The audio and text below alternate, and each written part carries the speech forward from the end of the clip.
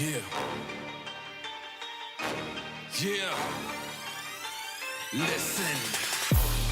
They got me cornered, I'm feeling trapped. Where can I go when I'm feeling like that? To the left or to the right, man? I need some luck like a dice game. 7-Eleven, but 24/7. There's plenty more coming and plenty with weapons. Got my head on the swivel wherever I'm stepping. Stay low and be civil for better protection. Cause there are consequences and repercussions. When you violating and be disruptive, they'll annihilate you and leave you nothing. Now I'm waist deep in these discussions. I'm waist deep, gotta get out. I'm waist deep, gotta get out. What I get myself in now? I'm waist deep, gotta get out.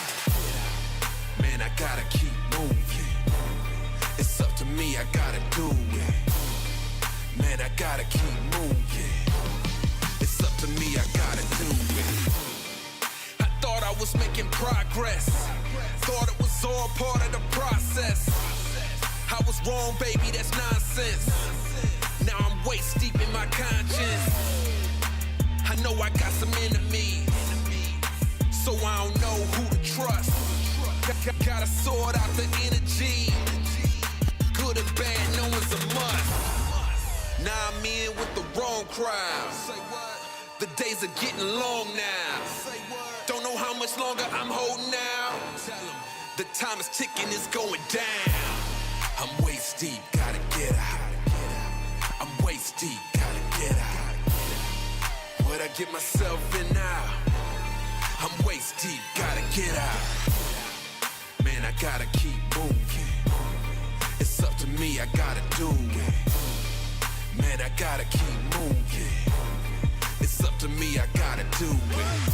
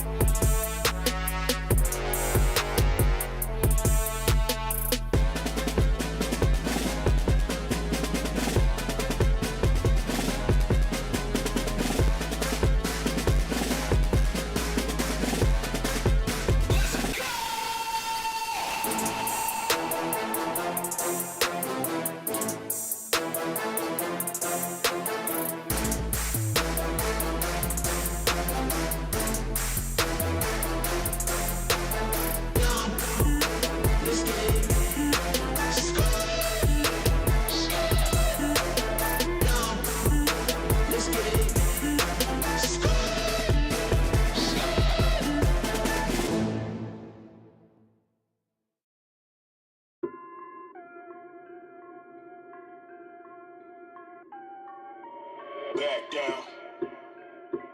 We don't back down. Back out, waiting for nothing, I get it right now. Seizing the moment, no time to lay around. Will we ever stop? Hell nah, that's not likely. Will I ever stop? Hell nah, that's not like me. Back out, waiting for nothing, I get it right now. Seizing the moment, no time to lay around. Will we ever stop? Hell nah, that's not likely. Will I ever stop? Hell nah, that's not like me. My plate need filling up, talk about it, I've seen enough. Off-road in a monster truck, never cried or complained. Jealousy not in my veins when they laughed at all our pains.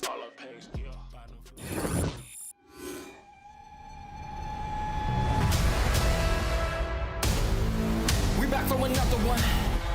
Another one. Here we go. How I like that. We back for another one. Here we go.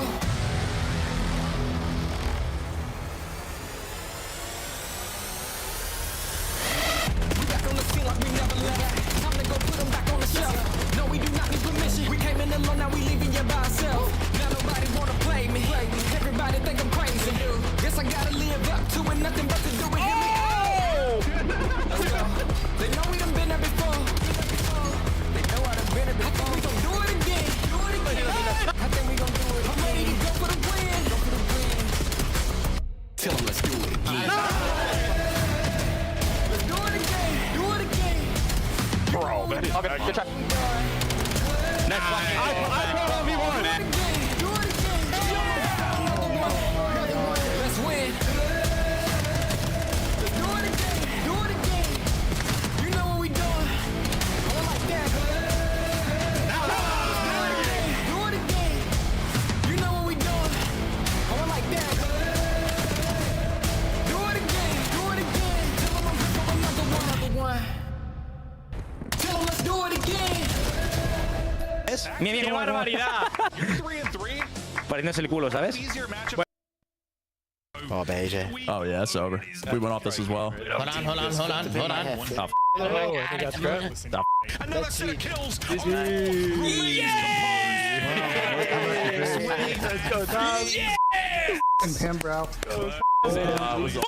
That's tragic. Oh my God! 3 seconds. Wait. Oh my God, that's crazy. Oh my God! Yeah, time to die. No, baby. Big win. Oh my God! What a awesome five. Holy shit, that was bad. Let's go, baby. He just did nothing. Huge match as well. Killed them. Welcome to Call of Duty. So just down to Ocus, 1v2 for the map. Oh, shots on Ngozi to go high. Ocus meets him. Oh my goodness. Knife. 1, 2. Oh my. Snoopy in a little tricky slide. And Joe deceives. That is how you do it.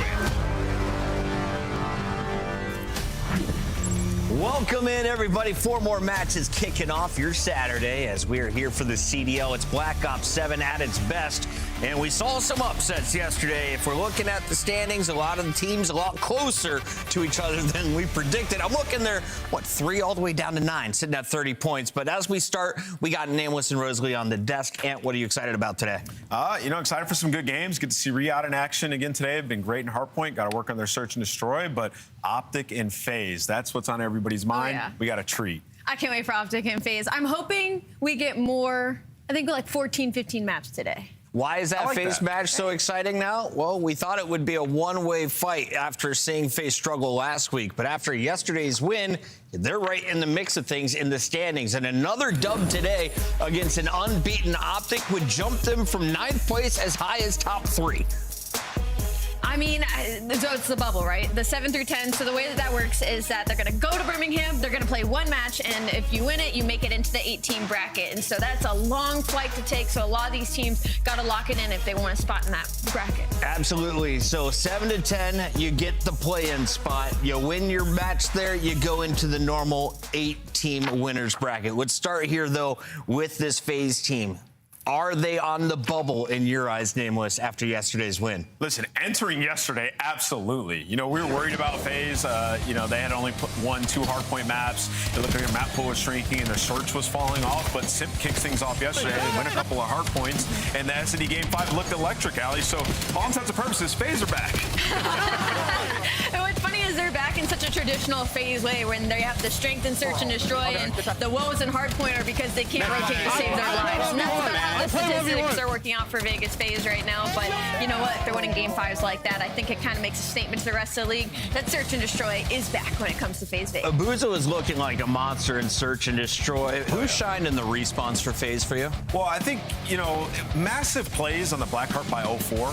He had a huge key moment where he was just sitting all the way back P4, find some kills, and that just changed the whole trajectory of that map. But to kick things off, it was Simp. I mean, he lit it up on map 1. So the pair of the SMGs yesterday and the respawns, I thought played incredibly well. Taking a look at the remaining matches for FaZe, you've got Optic today, Carolina Royal Ravens, Gentlemates, and Cloud9 left. We said they got to play the big 3, and you guys mentioned it. FaZe actually plays the top teams better than some of the mid-pack squads. Why do you think they match up against the better teams stronger? I was going to say that looking at the lineup, it's interesting. They lose to Boston, they lose Riyadh. Now they have that big win. They might win versus Optic today. They might win versus Gentlemates. And I think the reason is that they play up and down in their competition sometimes. The lower teams in this situation can sometimes play a little weird, and I think they get caught off guard. They're currently sitting at 3 and 4. Another squad that we want to highlight today, though, is Riyadh, because if you have been watching the green team, they have been dominant in hard points. Celium looking like one of the best players. So we've got Nameless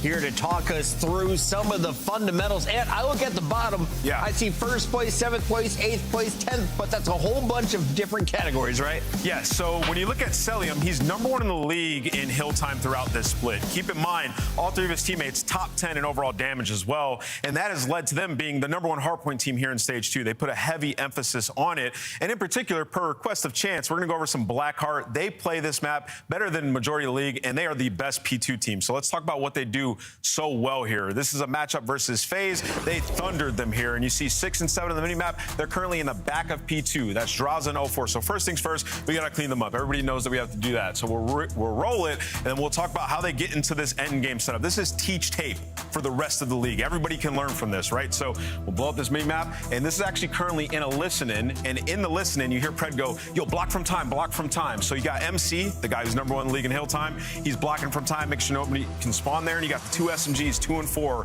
That's Pred and Extant pushing out. Now, there's a few spawns when you're on the bad side here coming trying to break P2. You can spawn back here, bad spawn, it's super deep, right here, bad spawn, super deep, close front, and you can spawn over here, right? So in essence, what Riyadh is trying to do is they're trying to block with just one guy and then block the first 2 spawns as well on their side, right? So this plays out wonderfully. You're going to see, because of the pressure in here and the vision on the side of Kismet looking, they block that spawn. And then you see you have Exnid. He's going to be pushed up playing over here to make sure nobody can get that close spawn front. This is poetry in motion. Watch this. You got Pred inside Dubs, Kismet applying pressure on the left if anybody's trying to go all the way around, and now we have Exnid. He's making sure nobody can get that close front spawn and make a play in the front, kill Simp, and now look what we have. We have everybody trying to go around. It's chaos. They're getting flanked by Pred. Exnid, the key play here, goes back to make sure nobody can get that spawn, and now look at where they're at. They're spawning so deep all the way back in this room. This is exactly how you want to play P2. And as this plays out, you see Kismet's in the back. He has the assistance from Celium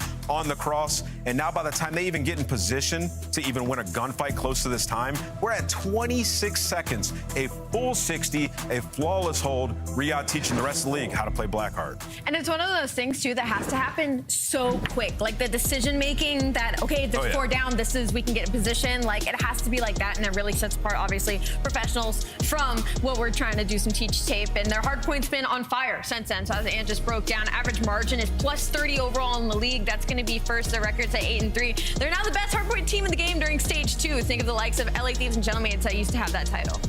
Kismet with some really strong holds. The whole team, though, the best in hardpoint. Do they continue to improve in S&D? I mean, you got to shift focus now. I mean, they're abysmal in S&D, right? Like, it's 1 and 6 throughout this split. They're getting blooded left and right. So you got to shift focus, whether that be, switching up who's carrying bomb, switching up the sniper, because on the year, I mean, they have 10 snipes on the entire year on the team. Yeah. So something has to shift in Search for them to break into an elite tier. After a terrible start to the season, they went into Major 1 with a top 4 seed. Falcons could do it again. Let's take a look at their, schedule for the day. They will be playing in our 3rd match against Toronto Koi, but since adding Kipson, Den has been looking clean for the purple team. Cloud9 looking for their 20th point as they would face off against Boston Breach, currently sitting with 2 wins. When we come back from break, though, it's a good one. Rosalie's Gentlemates, after falling to Cloud 9. I don't know what you're talking about. Taking on G2 that got swept 3-0 by Miami. It's going to be a great showdown.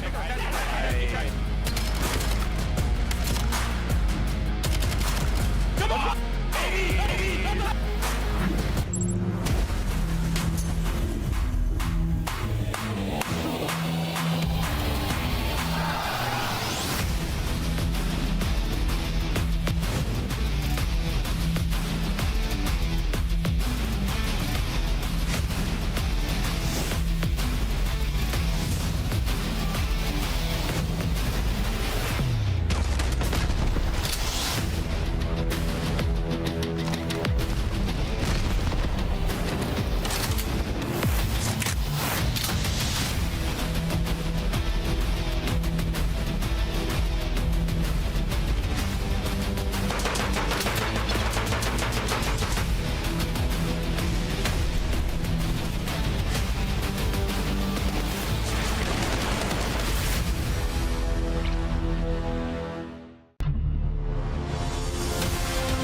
Let's find out who's built for the big save. Heretics ready to dive in. Thanks, Tim. 4 and Snoopy. Come on, wants some more. But Hydra with the switch impossible. He's making top room. So damn happy. Insights. Down a bruiser. Dominance on the grandest stage.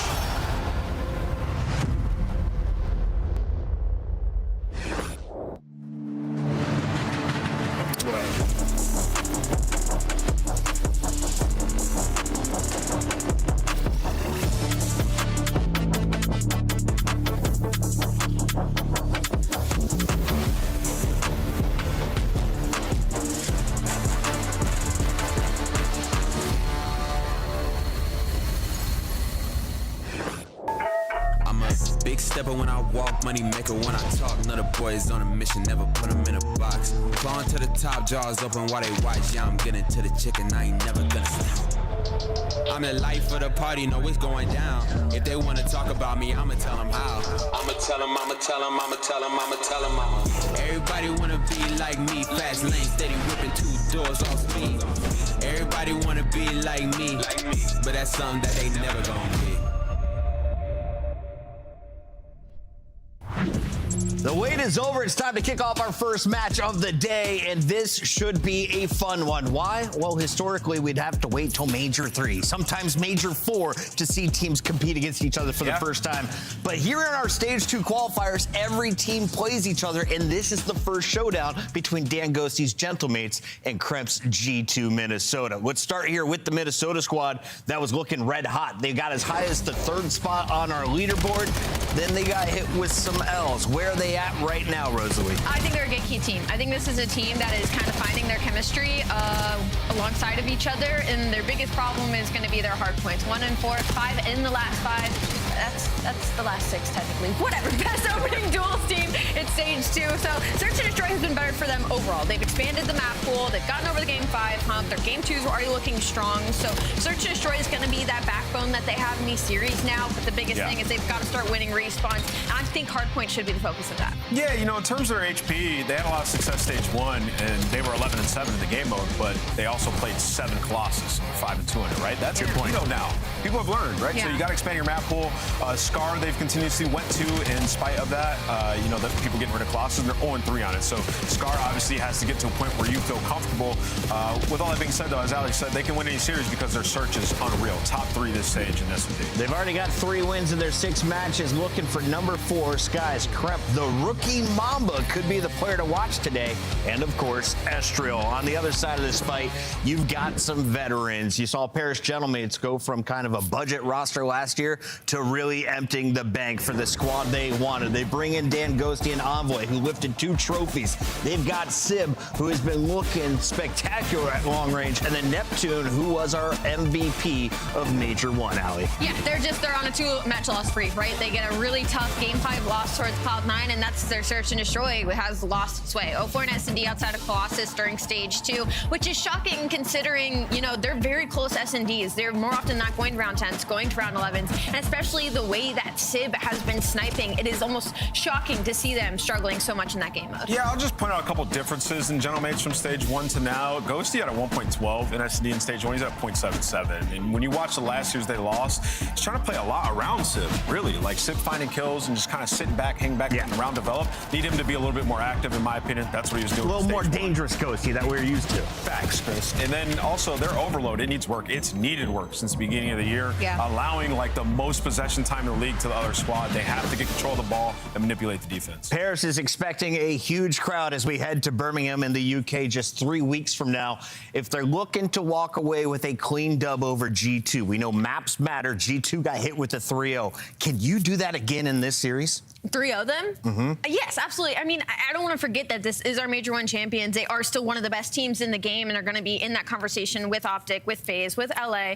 But G2 starting to enter that conversation too. So I don't think it's going to be a 3-0. I think it's going to be a battle, but I do still expect General Mates to win. And show me the numbers. Who do you got as we take a look at our scuffed maps and modes? It's a best of 5. First to 3 wins is going to get the dub. Yeah, I mean, HP is going to favor General Mates. You know, you talked about it. Like, Colossus getting in this series, I think, is kind of crazy. But General Mates feel comfortable there. So, yeah, I mean, if you're G2, I guess you're happy you got Colossus. You gave him Colossus game 4. You did get Colossus, which is a risky play from the side of General Mates. I don't see them testing really maps in this lineup. You can see they banned the Black Heart. That was one of the only hard points they need to add to their map pool. They're just not going to play it. If we get to a 5, honestly, I'm leaning G2. Den, also, we haven't seen a whole lot out of Paris General Mates, so maybe an opportunity there for them in the late part of the series. As you can take a look at the teams getting ready, I want to know, we've got Scar for Hardpoint, the first one around. Who on that screen is the most dangerous? If you're looking to put up most numbers on a fantasy site, who can give you the most kills on this map? I mean, probably you go Sib, but it's been weird. We've seen Sib have like 10 kills on a Scar. He's just soaking time and they were dominating. We've also seen him drop 47. Is there a safe play? Yeah, I mean, I would still probably go Sib. I mean, it's an AR-dominated map. If you trap them back green, he's going to farm. I'd say maybe Neptune. Like, if he starts getting up top and being annoying and like hitting some flanks, but it is hard with the sub on this map. But if they start flowing, and you know what I mean, with a lot of map control, I can see Neptune dropping the most numbers. 40 on Scar is always impressive. We haven't seen it for a minute. We'll find out if the Gentlemates can provide. It looks like all of Minnesota is back. We are just waiting on Mr. McLeod. As soon as we get Travis back in his seat, Neptune will be ready to rock, and we will be into this matchup, which means it's about time to do our Scuff Pick'ems. Allie, you are the Pick'em queen. You did not go 0-3 yesterday. Please kick things off. I still stick with Paris General Mates. I'm going to go Paris General Mates in 4, but if it goes 5, I'm leaning G2. But my pick is General Mates. It's Nameless? Yeah, I picked G2 yesterday. They got 3-0'd, so it's kind of easy. I got General Mates taking this one. I think, you know, Neptune, Sib, they pop off. I wanted to go Minnesota today, thinking they can just bounce back and look like the old Minnesota.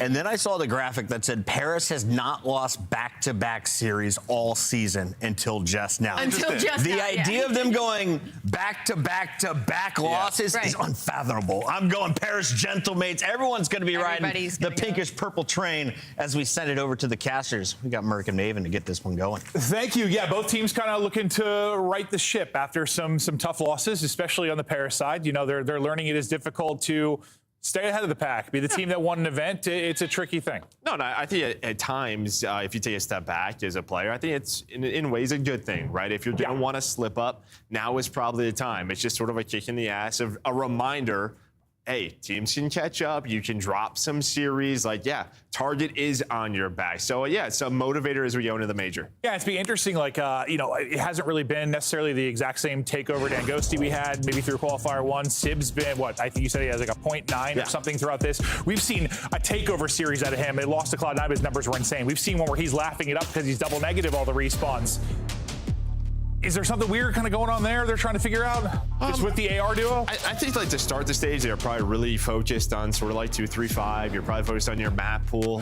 But I think the other part of it is teams are just simply catching up, right? You're watching what Paris is doing in hardpoint, and you're going to get caught off guard by that. Well, part of me wonders if it's one of those things where, like, Ghosty's trying to, like, play around Sib, and I almost want to be like, listen, Ghosty, go out and pump like you were. Let Sib do whatever the hell he's doing. Like, you go out and fry, don't worry so much about him. That might not be the case, but I guess I just kind of wonder sometimes, because you know he can be a team player for sure. First match, though, Scar We get into the action of this best of 5. Yeah, back-to-back losses for Paris. G2 all coming off that loss yesterday, but a nice little break off here to get into the action quickly. And while it's Estriel with the triple, everybody dead for Paris. So some nice early time, already pinning Paris at back green. Yeah, and well, this is going to be your first player. You'd love to get one if you were Crim. Damage was in, and now is going to quickly be 2 dead. Pressure back to that hill. Crim gets 1 or 2 there.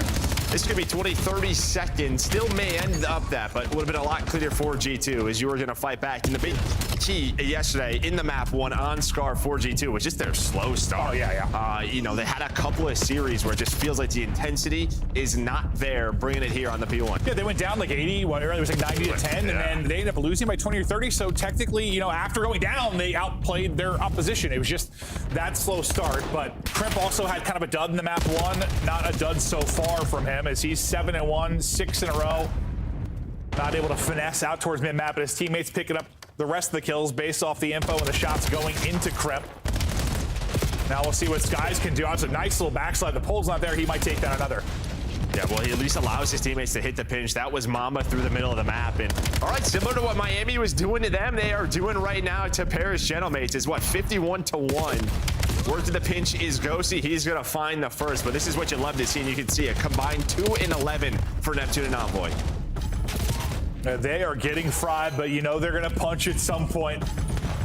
And we'll see when that'll have to happen, because it's looking like rotation is going to be 1 to 3rd, at least for now, for this G2 side. They've already rotated up, got a player out near boats, one watching mid-cut, and they'll give up the final 10 or so seconds, but sure, no problem with that. I would say you're going to hope Neptune can get a couple over towards blue to maybe slow this down. The only person that's going to get killed really is going to be Envoy on the other side, but he gets killed around the point, gets to the plane heady, and he's finding kills. Yeah, it's a massive kill, though. Massive double for him on the Skies. You'd already be on the time because you had Mamba all the way pushed up green side. And, well, you see what this does. So, Envoy, it doesn't turn into a ton of time for them, but it allows them to just reinforce towards the plane and now start to earn it. It just sort of messes up the chain that you had if you're G2. No, breaks up G2's flow 100%. And yeah, you might be looking at 100 to 10 point advantage if it's not for that play.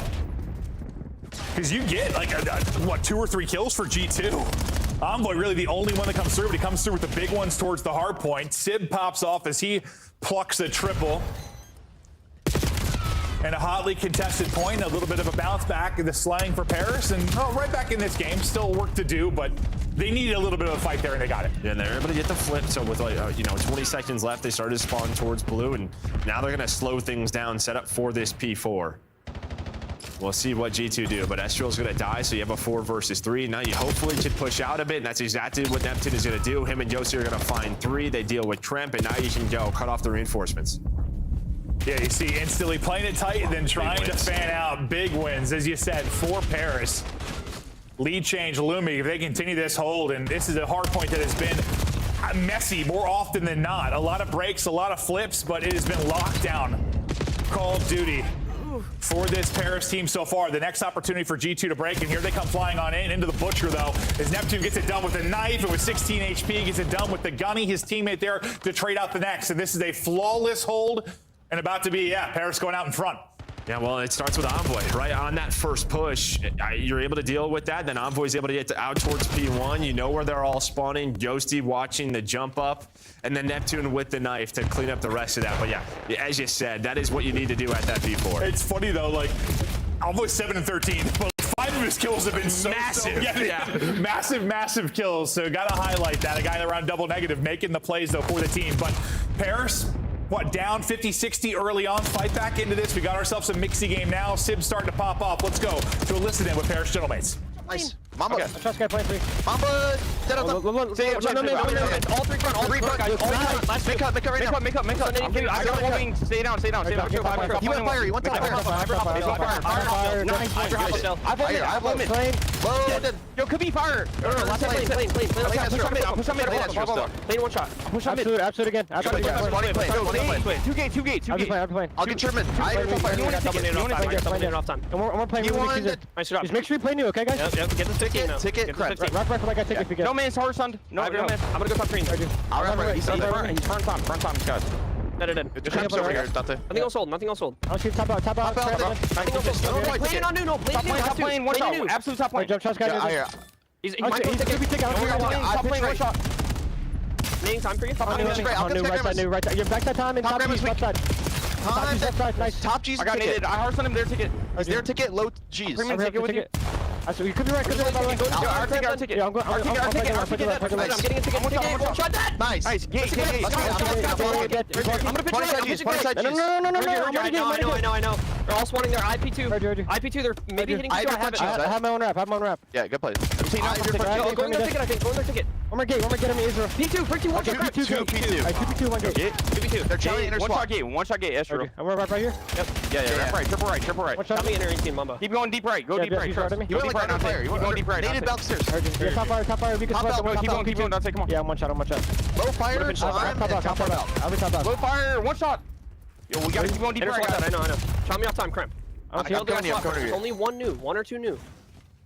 To listen into the action, still a very, very tight one as this P2 pops. Early control to G2, but what do you think about the comms and some of the sequences there from Paris? Listen, you and I were talking about it. The thing that stands out to me the most is they call deli cheese. Yeah, it's the first time I heard that. I don't know. It's like I was like, are they calling something cheese? I don't know if it was a spot, but yeah, mid-shop to them is cheese. But yeah, listen, I mean, it's some of the better comms that we have in the CDL from Paris and led by Envoy and Ghosty. Always going to be great to hear them. But yeah, that's what stood out to me. 100%. You looked at me, did he say cheese? I'm like, yes, he did. Mamba trying to get some work done, but it's Neptune getting everything done. Gets 2, damage into another. I thought set up his teammate, but Sky's there with the reinforcement for G2. Still, barely 10 points separating these squads as the war continues around the P2. Now keep an eye on the minimap for the rotation. That'll be Kremp starting to head out early. This is where Envoy was able to make a big play last time around to really get Paris back into the game. We'll see who goes clutch this time.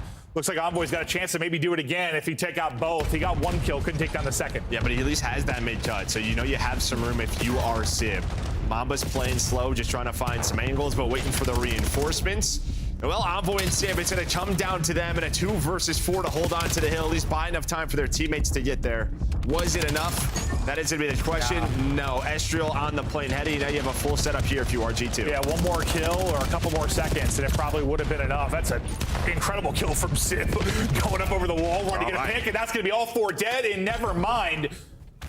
That looked like the ideal situation for G2, and then they just get ripped. Yeah, and it's a great spot because with right around 30 seconds, you have to go to if you are Paris, and that's your chance to flip. You get a couple of kills. If you're G2, then you push forward, you take both side, and while number 7 and Estriel is going to get a bit of a lucky spawn, is they are going to flip. That's tough. Yeah, I guess you don't get that time, but you get what you want. Yeah, I thought everything looked good until I saw, the number 7 pop, and I was like, well, they're not going to read that. They certainly are not. So Estriel will get 2 behind the spawn at back blue. This is where first time through Paris did an excellent job. Nearly a full 60 here. G2, they're in the lead. Their turn to answer back with their own P4 holds. Let's hear the comms out from G2. He's already blue. Not hit. Out of right. 1 bullet. I challenge. Hold. They're pushing us out. Yeah, I'm laying. I'm back check. You're in pitch zone. My back right. I heard you. Double, you guys are doing it. Watch out. Nice. Should be on the back. I'm trying from mid-cut. No, it's on me. I'm saying back. Front blue somewhere. Satellite. Step. Back left. Dante, we just hit time. Satellite. Time. No one there. I'll spawn the P2. Burn bump. Spawn me, cuz. Nice, good job. I'm gonna play Jet. Hold him again. Oh, he's out. Old Ghosty. I'm rapping. Last guy bump shot ready. Already shot that bench. One short. Tell me left. One shot dead. Stop dead. I can get on the back. I'm locking the back real quick. I'm staying right. Let's short again. Two short, both weak. Dante. Short, Dante, one shot dead. Three right, guys.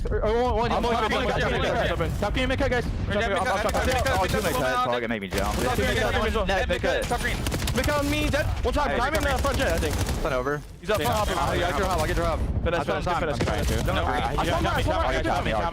Finish. Finish. Hold your chase.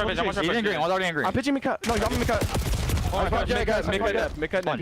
Challenge jet back. Top green dead. I need you. Bullet dead. One bullet jet. They're starting with you. I got jet. 15 seconds remaining on the hard point. Right now, Paris have that back green spawn. Chance for G2 if they can get the contest here and get a nice setup in mid-map. You know how many points you can get on that P1. They lose a couple of players. They still have 2 with a little crossfire setup. We'll see the spawns come in now with a couple of players dead on either side of it. Here we go. Third set, ready for action. 30 or so point lead right now for Paris. Yeah, Trump in that same spot again. The first guy, but he doesn't over Chow. Unfortunately, Mamba going to get taken down. Quickly traded on to Neptune Skies, having himself a game 33 and 27 as he's earning time. But the spawns do flip. Now they quickly have to react as soon as Krem spawns up, and they do just that as they're finding 2. Yeah, Skies and Sib, the former AR duo, putting in work currently.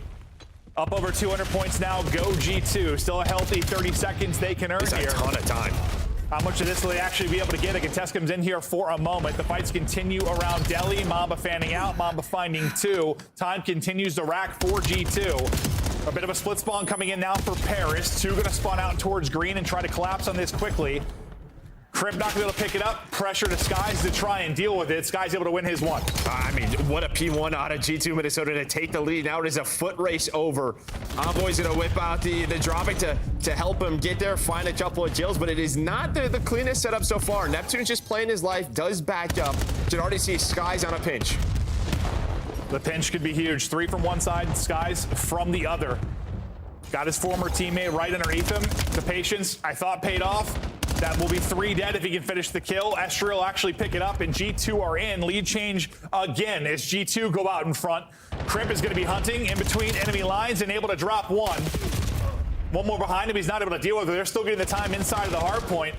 Paris kind of panicking, trying to get in towards the point. They feel the pressure. Is enough time here for G2 to get the dub. Well, I mean, G2, again, just sort of figure out where these spawns are, and they're reacting well. A couple of pinches at P1 and P2 based off the spawns that could have really hurt them, but they reacted. The toms were on point. As you said, Skies is frying. Right behind him, though, is Kremp was really starting to turn it around. Couple of seconds. I don't think you get the tick here, so on rotation, Envoy is there. Envoy, he's been the hero for Paris when they need him on some big rotations. Can he do it here? I think that nade, I thought a nade hit Civ and Envoy. I thought they were going to be in trouble, but still able to hold the bottom heady for now. Neptune trying to deal with the mid-cut. There's 2 players there. It's awkward on the slide across. Ghostsy's going to try and flank this and help out his teammates, but Envoy actually pushed that out as well. Back into the point. Skies been the fry man on one side of it. He's going to end up falling. It's chaos in and around the point. Kremp, Mamba, line up 3. That should seal it, and in they go. They couldn't win the Scar map 1 against Miami yesterday, but today they ice up behind the monster map from Skies. G2 strike first, and the struggles for Paris continue. I mean, they were the best map 1 team by a margin. Well, I mean, I guess them and Koi, I guess early on, but like they were the hard point team, the map 1 team. A little vulnerable right now. Yeah, I mean, they had a bunch of scars, especially in stage 1, where they were close like this that started, you know, to go their way, but now it's shifting. It's not going their way. And throughout this map, I think the big difference is for, I mean, Paris, your P4s were a lot better, but the P1s for G2 just earned so much time. And a big part of that is just sort of their comms. And I mean, Skies, a minute 33 on the time, did a great job, especially on that last one. But him and Kremp, I mean, you get 40 plus. And really, it's a solid map out of everybody. This damage coming in from just about everywhere. Civ, nearly 4,700 watt Skies. Kremp, 4,800 right in there. Yeah, I mean, even like, this is just such a close game. Like, Josie's stat line was like 26 or 28 and 40, but he had 4,000 damage and 20 assists. So yeah. This is what we talk about with Scar. I mean, everybody's got the M15 out, and you are just battling. And this was a battle throughout. A ton of team changes, especially, or team changes, a ton of lead changes, especially coming through late. No team changes, I don't think, for these squads, not right now. Not yet. Not yet. But yeah, a couple of big breaks from like guys like Envoy, who had some major impact kills. And well, he was the first one on that last hill on rotation, and he did a very good job. Like, Tremp wins a one-on-one, and that allowed them to get through middle cut. And as soon as you lose mid-cut, like, everybody kind of has to turn. The player on the hill has to turn. It just feels like sooner or later the flood's going to be there, and that's exactly what happens for G2. Yeah, I think Kremp total turnaround from yesterday, if I remember correctly, the map 1. Bad, yeah. Yeah, I mean, I think it was like negative 12 to 15, and his damage like 3K or something. It wasn't like a solid map. I don't remember exactly what it was, but it wasn't a solid map. He was frying here. M15 in hand. Absolutely putting in work. G2 will get the dub, and well, you feel pretty good considering the search and destroy prowess you've had on this particular roster. And Skies, I mean, he knows he just put in work. I love his reaction, and Mama's a lot of passion on that side. for Sib, who's been a little all over the place this particular qualifier. I mean, a great map out of him, just not able to walk away with the win. Yeah, it's just one of those, I don't know, one of those scars, man. It comes down to a couple of plays. They'll go back over in VOD, sort of just like where they wanted to clean it up. But yeah, I think both teams had chances. I just ended up with G2. I think the big thing is just that final P1. I mean, you got 50 points. They went 173 to 213. Yeah, and you have the one Estriel spawn that you'll probably watch back, and that one's tough because I would have to see what exactly happened. I thought they had a player like Ticket and a player inside a blue or something like that, or a player Ticket and a player. There must have had green presence. It must have just been somebody pushed up green side. Yeah, that we didn't I just know it's just one of those. I mean, it may have been logical with it, but I just know when I'm looking at the minimap, I'm like, that sucks. Yeah. You just don't read that. He ends up getting 2 for free, and with how tight of a game that was a massive moment. But the fact is, Spawn came in, and you got to deal with it. And speaking of that, I mean, you kind of highlighted that multiple times late. There were a bunch of split spawns that came in, which can happen kind of with that central horizontal hard point, and G2 did a really good job picking it up. Yeah, like a lot of the times like that, the first player to die, right, you usually spawn up, and someone's already died at that point, right, before you could really give that time that, hey, they're spawning behind us. But there were sort of gunfights on both sides, so it forced splits, but G2 came out on top of those. Yeah, no, they did a really, really excellent job reading that and picking it up. All right, so now we get to the search and destroy. But before we hop there, just to take a look through some of the S&D stats for these teams, and this is why we've been talking about it being really solid for G2. Over the Stage 2 qualifier, 6-3, second in the league currently. They have been terrific, and well, they've been better than their opposition. But wow, I mean, look at the final. That last stat is the biggest difference. Post-plan win percentage, 95% for G2. That is insane. Yeah, that's quite good. It's usually, I want to say on average, like 70 for like to 80 for our best teams. Yeah. Like that is a very high success rate. Yeah, especially with 9 maps, or sorry, 8 maps. 95% rates. Wow. That's terrific. So we'll keep an eye on the post plans. Yeah, and on the other side, it was 33. So that is where Paris has to clean it up. It's just tough because it's like Paris, you know, they struggled with search and destroy a bit going into the major, though. And then they won 3 in a final and won. So it's like, you know it can click for these guys. It just isn't happening online currently for them. Yeah, I just think we all know there was something going on for them those couple of days, especially that Sunday. There was some magic. You can't rely on that magic. Yeah, 2-5 comebacks aren't going to happen all the time. No, clutches aren't going to happen all the time. Yeah, Neptune's not going to actually turn into some mythical creature. All right, it's G2 series, so we're going to go to raid. We'll see a lot of raid search and destroy. Well, really from both these teams, it'll come into the mix, but we saw it out of G2 yesterday. We're going to get the typical 3-4-0 sort of start. Oh, dude, it was really the lineup from Skies that was disgusting. I wonder if we're going to see that again from him. Offensively, I mean, that thing was nuts. If you didn't watch yesterday, he had a nade lineup from a tree, like back garden, that it was a teardrop onto someone mid-dive, bottom apartment. It was disgusting. As I talked through that from yesterday, there's one player remaining, and that round would be done. Yeah, and I mean, usually on raid, we always talk about first bloods, but I just think due to the nature of this map, it's got to be more important than others. It just does. Just the way it turns out and how quickly you are rotating around the map. And normally those first bloods turn around wins. Well, Neptune will get 2. We'll get the final closeout as they'll take advantage here early. Sib's like, I'm probably going to slide around and try to quickscope people. There's a good chance. Shai's like, I'll do the same. Meet me mid-map. Yeah, right.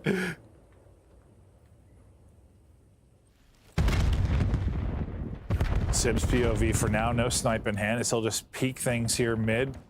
You know he's ready to take a chow at any given moment. Estriel for now is kind of playing back and shouldering. And they're not going to like what they see there. They're going to wrap out because number 4 in Envoy is starting to push up out towards ring. He'll have Sib here for some help. Neptune is going to drop, so the work gets a little bit harder. And now there's going to be a pinch presence coming quickly. Estriel, no hesitation, is going to send it. Yeah, I thought he had 2. Tree maybe saved the life of 1 there, but he did enough damage that it gets closed out. Suddenly it's going to be all on Dan Ghosty. It was 1 versus 3. Now 2 players to take out. Eyes on 1. Gun, he's still weak. Can't finesse away. And G2 will even it. And I mean, you just play a very spread round there from G2. You were pretty much playing a retake towards the B side. You had 1 player laundry, 1 player at court. But the big difference is they find a timing middle of the map. Right through the middle of the map, they're able to find the first blood, and that opens up the lane for Estriel to then flank those players who are thinking about planning or going laundry side. So just timing it well. I think that sort of showed how much first blood will matter here. I mean, you're kind of taking your time, setting up your plant, You lose one player and all hell breaks loose. Yeah, it just starts. You just start flying. And no, Estriel, like, there was literally zero hesitation. That first kill came in and he was hitting through pillars instantly. Because another second goes there, you probably turn ahead, or one of them does, but didn't happen. Estriel get a little info mid-map. Just playing it back. Envoy.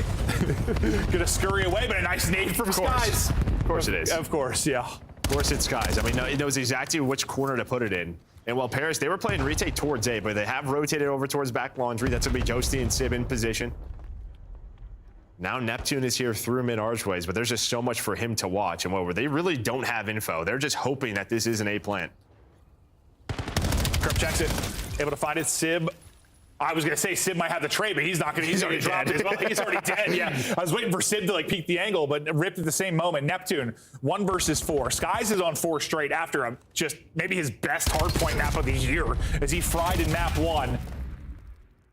Skies in form currently, and you have a lot of fun while doing it. Yeah, it just reminds me of, like, I don't know, like fundamentals. Like, I don't even know what to compare it to in sports, like free throw shooting, right? Just like, it just feels like the nades kills he gets. It just helps him secure his spot, dude. It really does. 100%. And I think if you're like a casual watching, it's like, oh, nades are easy, but there's a skill gap to it. There are some players that are a whole hell of a lot better than others. No, I mean, this guy's spending a lot of time in private match, finding lineups with coaches, with bots, whatever it is. I love that you ask him that, and he's like, no, dude, let's throw it. Yeah, no, you saw yesterday with the lineup. Yeah. That's not the case. 2-1 to G2, and it's a quick pressure out towards A, but a couple showing mid as well. We'll see how they opt to do this. The one kind of getting Eisman on the other side would be Estriel, but he's kind of playing deep inside kitchen. Crimp just going to be caught with his pants down. Well, I think Skies might have been watching his cross, but I think Envoy maybe was already in that spot. So he's thinking he's got some room to work with, Crimp. He does not. Well, first blood to Paris. Sib is now here, and you are seeing why we talk about first bloods on raid. Just every round. First domino drops and everything continues after that. We'll see who will be able to pull it off, man, down first. As the back and forth affair continues here, Sib gets the last one. Yeah, I'd have to watch it again, see if Envoy just had a pretty fortunate timing getting through there. Yeah, it has to have been some with Skies. Just he's like watching that like sort of ring cross into his front hop. Just Kremp's just thinking, I can do this? Yeah, yeah. Not do that. No, like it looks so silly. Yeah. He's standing there. He must be like, oh. Did not think I was going to get shot from there.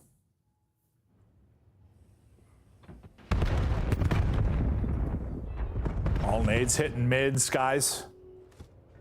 I'll hold on to his nade for now with Snipe in hand. Estriel will be your bomb carrier, and him and Envoy have had this little song and dance a couple of times. Yeah, the question's going to be, when is G2 just going to start going A right away? Because this has been sort of the default here for Paris, kind of just giving up the A plan, even giving up laundry. So just taking mid control, that's been the key for Paris, for Gentlemates. And well, it's continued to work. You just gotta hope, based on the stats we looked at, that G2 doesn't get the bomb planted. Yeah, no, that's what I was thinking. And well, I said it continues to work, but then you just flood through arches, you're able to take down 2, and all of a sudden you were the last player alive, and G2 takes the round. And that was the 3v4 we were waiting for, right? Well, no, it was because of the trade. That's right. That's right. Yeah. Okay. I thought Envoy had the blood for some reason. Okay. Well, I think he did, and then there was a trade. Yeah, it was pretty much instant. Yeah. Yeah, that's what's so funny though. Like when you said that stat, like I don't know if I'd be playing retakes against a team that's been not very easy to retake. The unretakeable. That's not a word, but it's unbelievable. I'm just wondering if that stat's accurate at this point. Unless they're just like planting in like 1v4s. Yeah, right. Yeah. We don't plant until they have one left alive. Exactly.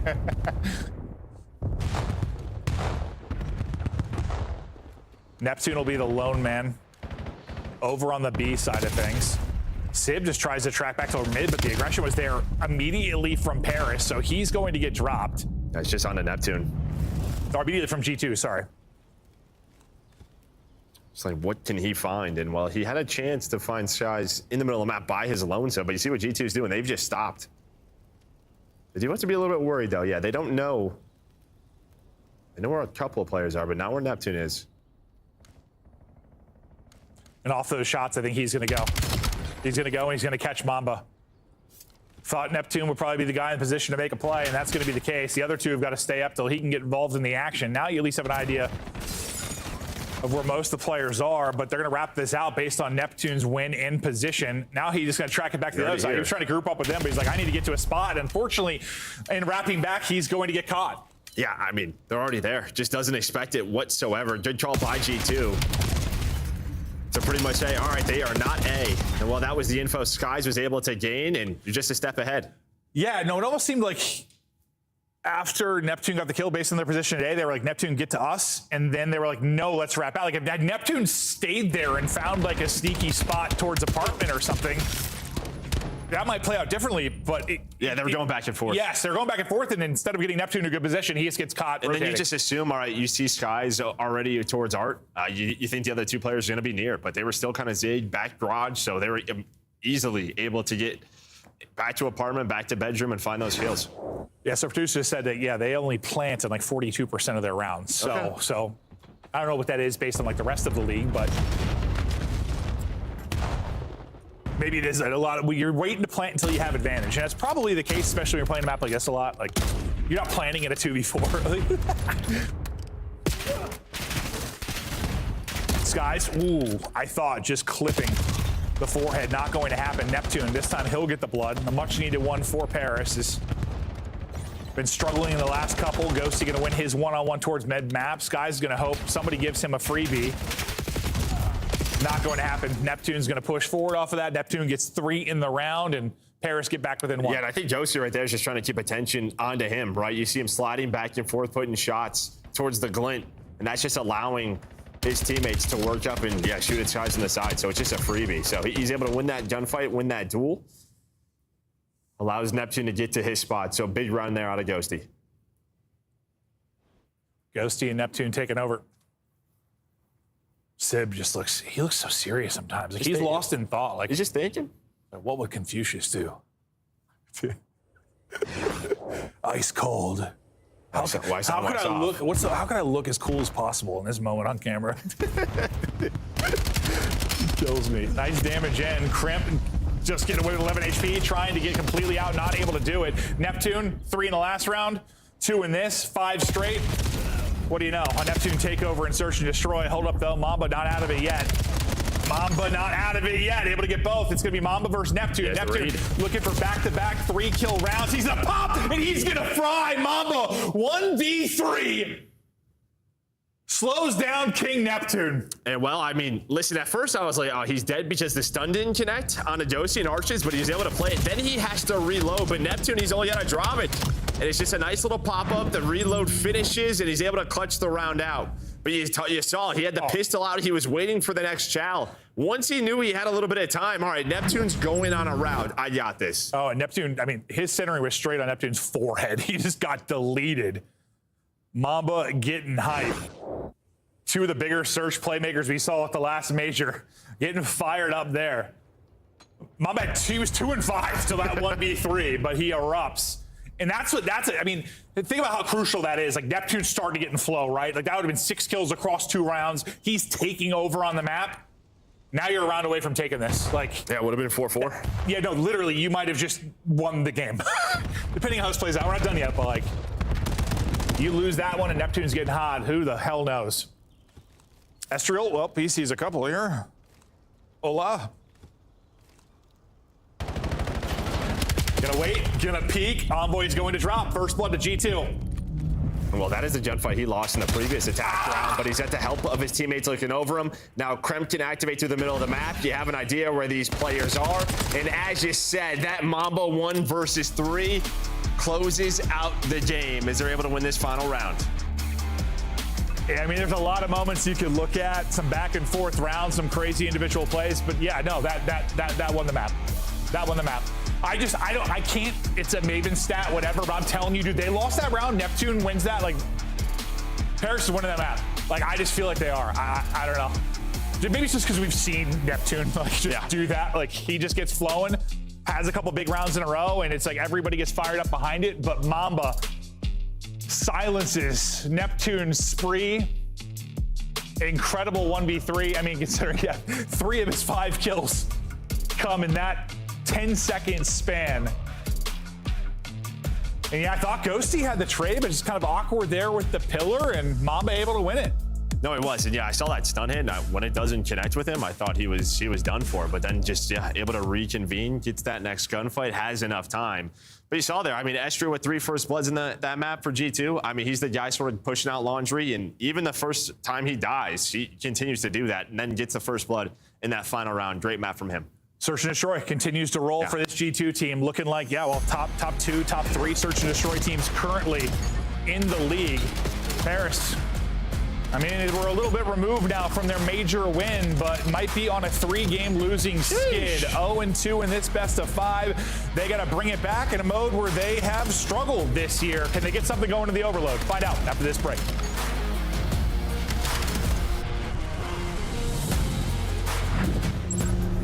COD Champs tickets are on sale now. Come see the best teams lock in for this season's grand finale in fabulous Las Vegas. All 4-day passes come with early venue access. Head to FazeVegas.com or scan the QR code to get your tickets now. Look like the pros to play like the pros. The CDL team skins are available now. Scan the QR code or check out the in-game store now. Scuff, official controller of the CDL. LA Thieves, your major 4 champs. 10 points down. Someone's got to get tagged. Someone's got to get on it. Abizi going to lunge into it. We are not done yet. Graza's got the help from the top. Graza is in.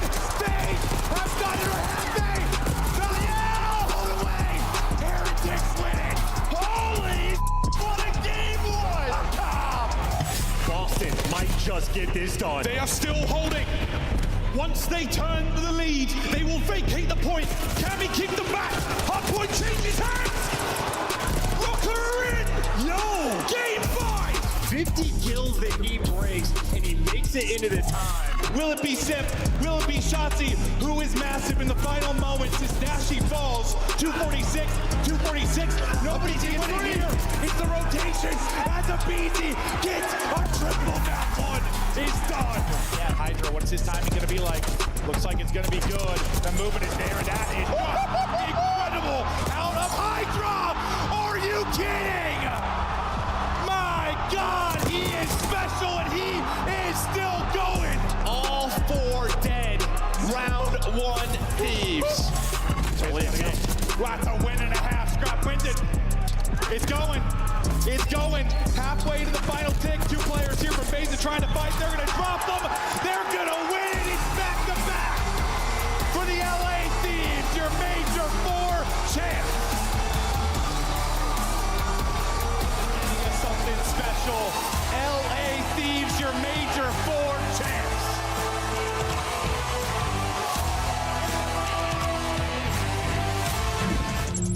I think we have no idea what's going on in the league currently. I mean, the more I think about it, like, I guess I thought, like, with everyone playing each other, like, I thought this would be one of the qualifiers more than ever historically. Like, we really had a good idea of where people are, but, like, I mean, a couple days ago, I thought FaZe were just ass. Then they beat Thieves yesterday. I'm like, okay, maybe they're not. I thought Paris were right up there with Optic, and now they might lose 3 in a row. I feel like I'm changing my mind daily. I think the only thing that we know right now is Optic. Optic's real good. They're real sexy. Is probably number 1, and everyone else we have no idea. Honestly, that's kind of how it feels. Legitimately. Like, maybe not no idea, but like it's like. No idea. Yeah, okay. Yeah, no idea, I mean, we have we have guesstimates. Yeah, guesstimates. Yeah, that's what I'm saying. Like, I kind of put them in like a window, like not even like a tier. Like I can put them within like 2 tiers. But look at where the standings are, and a big part of that is like, I mean, we have 7 teams right now with 3 wins. I mean, it's just like everyone outside of Optic has like a bad loss, or if you're like maybe a lower team has like a good win. It's just I mean, it's been fun. Don't get me wrong, it's awesome, 100%. But I'm a little bit surprised, I guess. Like, I guess we have talked a lot about there's a lot of parity currently, like in the league. No, there is. I mean, I think that's just sort of it. I mean, kind of what you were talking about with Paris. Now you have a couple of bad losses in a row, potentially 3 for G2. It's like, all right, we get 2 big game 5s in a row, then we get 3-0'd by Miami yesterday. So there's just a lot of question marks. Yeah, because like if G2, exactly, like if that series yesterday for G2 had been a win, or they had at least gone the distance and been tested, not been 3-0'd, and they won this, I'd be like, God damn. Top 4? Like, yeah, exactly. But because of how yesterday, when we cast that too, I was like, ooh. Yeah. And we know, listen, COD can be day-to-day. It is like a Twitch shooter. You can just come out flat some days. We have seen it, and it can happen, especially, I'm worried that some teams, as much as how we were viewing like the 11 games, it's like, oh, we have time. You know, like we have more matches than ever. Like, not that they weren't taking it seriously, but more it's like, it's okay if we have a loss type mentality. Where now we're getting to that time where it's like, no, not so much. No, it's just not where you want losses leading up to the major, right? We're a couple of weeks away now, and this is not where you want it, especially in this way if you are Paris. We're on the other side for G2. All right, throughout the last 4 with some big wins. Yeah, definitely starting to push them up. Yeah, no, 1,000%. I shouldn't even say push them up because they got a top 4 in Major 1. So it's like, yeah, they're still right there. Yes, but like there's been Minnesota teams in the past that pulled off a top 4, then kind of disappeared. We had Carolina pull off a top 4 last year and never replicate that. I guess I'm hoping one of these surprise top 4 teams sticks, which it seems like maybe. Yeah. Maybe. Skies, incredible. In the opening respawn, honestly, even terrific in the map too. But Sky's getting right back to work, and movement there, Gunny there, Caesar Sky's bueno is very, very bueno. Yeah, and you saw that right there, sort of the drop down. G2, they have not played this all year long. So we've talked about sort of overload map pool issues with some of these squads, and well, this could potentially be one for G2, but sooner or later, got to rip the Band-Aid off. Well, Sid was the man who was going to do that. He was able to find that triple. For the side of Paris, yeah, I mean, like 3 and 5 on the year, but it was one, especially throughout stage 1, they played a lot. Oh yeah, one especially at the major that got them roaring. He just had some insane ghosty performances and Neptune performances on this particular map. But yeah, what you thought was early control and maybe a score, all shut down by Sib's triple. Now you're playing this out from deep, just trying to work it out, but you lose a gunfight to Kremp on one side. Sky's going to get a kill on the other. EMP carrier and Sib just trying to finesse for his life. He had a little bit of help maybe coming from Ghosty, but Ghosty's going to drop. I mean, they're playing keep away, not really wanting to, just having to, considering the map control you have from G2 currently now. Okay, now we're able to fan out a little bit. Yeah, that's it. It was just sort of like that lead blocker was dying. So then Sib had to just re-wrap, go the other way. And he did take his time, right? Because that is one where if you just step out, end up getting shot, get destroyed, and then it's an immediate counter jab. So just good patience by Sib. And my man, he has had this EMP in his hands for so long. He's still off that life because he's on 4 in a row. He spawned up, got a triple, has had it since then. Yeah, this is one where like we talk a lot about damage numbers and stuff, but like if Sib ends up carrying the EMP for 7 minutes, then maybe not going to have that much. Is that even a stat at the end? Like I know you have scores. We like time carrying it. That might need a stat I need to see. But yeah, might be right. One player that can really get out in front, going to be put down. No nade's going to be able to come over the top, so that's going to be a score here for G2. And what are your thoughts on that sequence? Well, I mean, it's just tough. Yeah, I mean, Sib is just hoping, like, guys, you guys got to get a couple of kills for me here. And again, unfortunately, he can't drop it, can't give it to someone else coming off his hot game. And now you have a chance potentially to get 2 together. No, Sib and Ghosty going to find some kills. It's going to respawn. Finally getting somebody forward. That'll be Ghosty. That'll get in towards P3. The rest of his team fighting out Solar around the EMP spawn. Ghosty gets 1 weak and he wants to send it. Unfortunately, he's going to get dropped. Maybe took some damage through the window on his push up as Kremp puts him down. Kremp wanting an opening, not going to find it. I was going to say, this is probably a decent chance with numbers here for a moment for Paris, but as you lose Neptune, it's really going to be on Envoy to make a play. Envoy in behind. Envoy with 1 damage in. Hope his teammate picks it up. Nice movement there to win it with the pistol. You got to grab EMP and get forward. Sib's still finding kills. The EMP has been picked up now by Dan Ghosty. They're flooding forward, looking to tie this up. The nade, of course, it's on point from Skies. Mamba's got the gunny. EMP picked up, but the nade and the shots do enough to get a stop. Yeah, I mean, just so close there. But as you said, no trophies are down. And you set up Envoy to make that play, and well, he does it to give you that chance. But it's the players off spawn and Skies again with a little teardrop. Now counter opportunity. Oh, he's got a finesse. He's trying to. He's moving. He's got some help on the bottom side of it, but can't get across the gap. He gets the Mamba, and who knows? Maybe that ends up turning into a score, but can't quite thread the needle. Or if even he can get it down the stairs, you know, instead of like just 100%. Yeah, if he slides down those stairs, maybe they can pull something off. But they still have a player to deal with on the bottom side, like towards Spiral, I think, as well. Not a ton of scoring in this first half. Just the one strike from G2. Under a minute to play. Flanking will be Mamba. We'll see what he can come away with, because I thought it was going to be really awkward. He was going to be getting shot in the back. It does end up being actually a little bit awkward. I was like, is this going to be 2 freebies, or is this going to be nothing? Going to need to play a little bit of defense here for G2 again. Well, defense has been the name of the game for them so far. The first time it was Skies. This time it is Estriel. Going to be 3 dead. The last player in a good spot is Ghosty, and everybody spawns out for the Paris side. So relieve the pressure, can move the EMP. Maybe one more chance here for G2. Well, that's going to be 2 dead, so it's going to reset, and they can go. That's going to be 3. That's going to be 4. So, I mean, Trent just plays to the middle of the map. Mamba's going to be the lead blocker.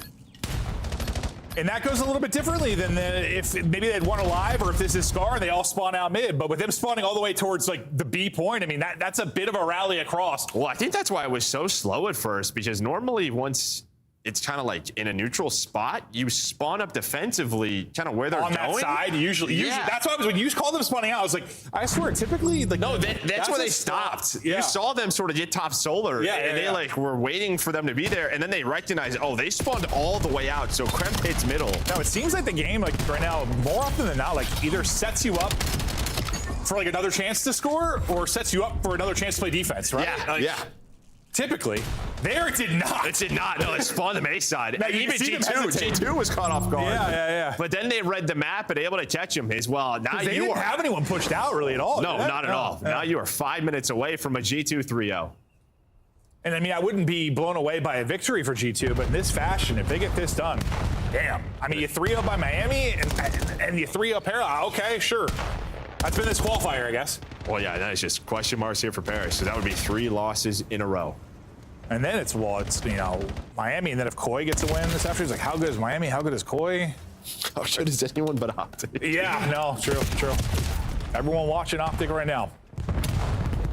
Still some time to the major, though. We'll see how it looks before we get in there. But Paris being tested, and they need something here. Not going to find it. Skies in the defense still good for G2. Krem's all the way pushed up, too. I mean, if EMP can get through mid-cut, they have a chance. He's just got to get across. Go. Just able to fly, but there's one player behind him. He throws that nade, but Skies has his back. Kremp, though, only finds 1, so now you're going to need the pistol. Sib a couple of times on defense. Been going big, does it again. Yeah, and whoever had that gunfight mid-map, if they got 1 there, I mean, they were 2v1 shouts, so they're probably dead, but if they get 1, that probably goes a little bit, probably goes smooth, probably ends up being a score, honestly, but need more defense out of G2. So far, they've been good enough. Finally, a score is going to go through for Paris. They got to play this right, though. This could be a quick counter-type opportunity. You already have Crimp all the way pushed up on one side. You have 2 players holding EMP. This could be disastrous right now for Paris just due to the top side spawn. They're all rallying back. Every kill, a huge one for this Paris team. But they're only able to get 1, and that is a quick score. And, well, you saw that on the minimap right away. It's almost like you wish a couple of your players died earlier. I was literally going to say, do you just jump off the map? Yeah. No, you can jump out of bounds. Yeah. That might be one of the things you have to test. Because that might cut a couple seconds off getting back. G2 played, they gave it up. They were like, all right, let's just play this reset. They were a step ahead. And, of course, you have to get the kills, have to read the pinches. Or that's a situation where if you're Paris, you had more control and you realize you could have waited a second. That's probably what you need to do, is just wait a second to put it through. But they hadn't seen a score yet, so they're probably like, get the damn thing in. No, we've said that, though. Sometimes it just feels like dying is better right now on your pushes after you score. Yeah. It can be. Especially, just depending on where EMP is going to spawn. But really, that's the key. Yeah. I just view that as a heads-up play from G2, really. I mean, fantastic stuff, and now they got a chance to pour it in again. Not through yet, but we're through now. Crimp gets the final 2. Able to bait his teammate and funnel it on him. Sib is having a pretty good series statistically, but hasn't mattered much.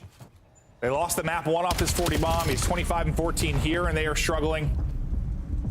Skies is solid. Honestly, Skies and Crimp have been really, really good across both respawns. Yeah, it's been a team effort, and then on the other side, yeah, you've just had some stinkers, honestly, from a couple of players for Paris.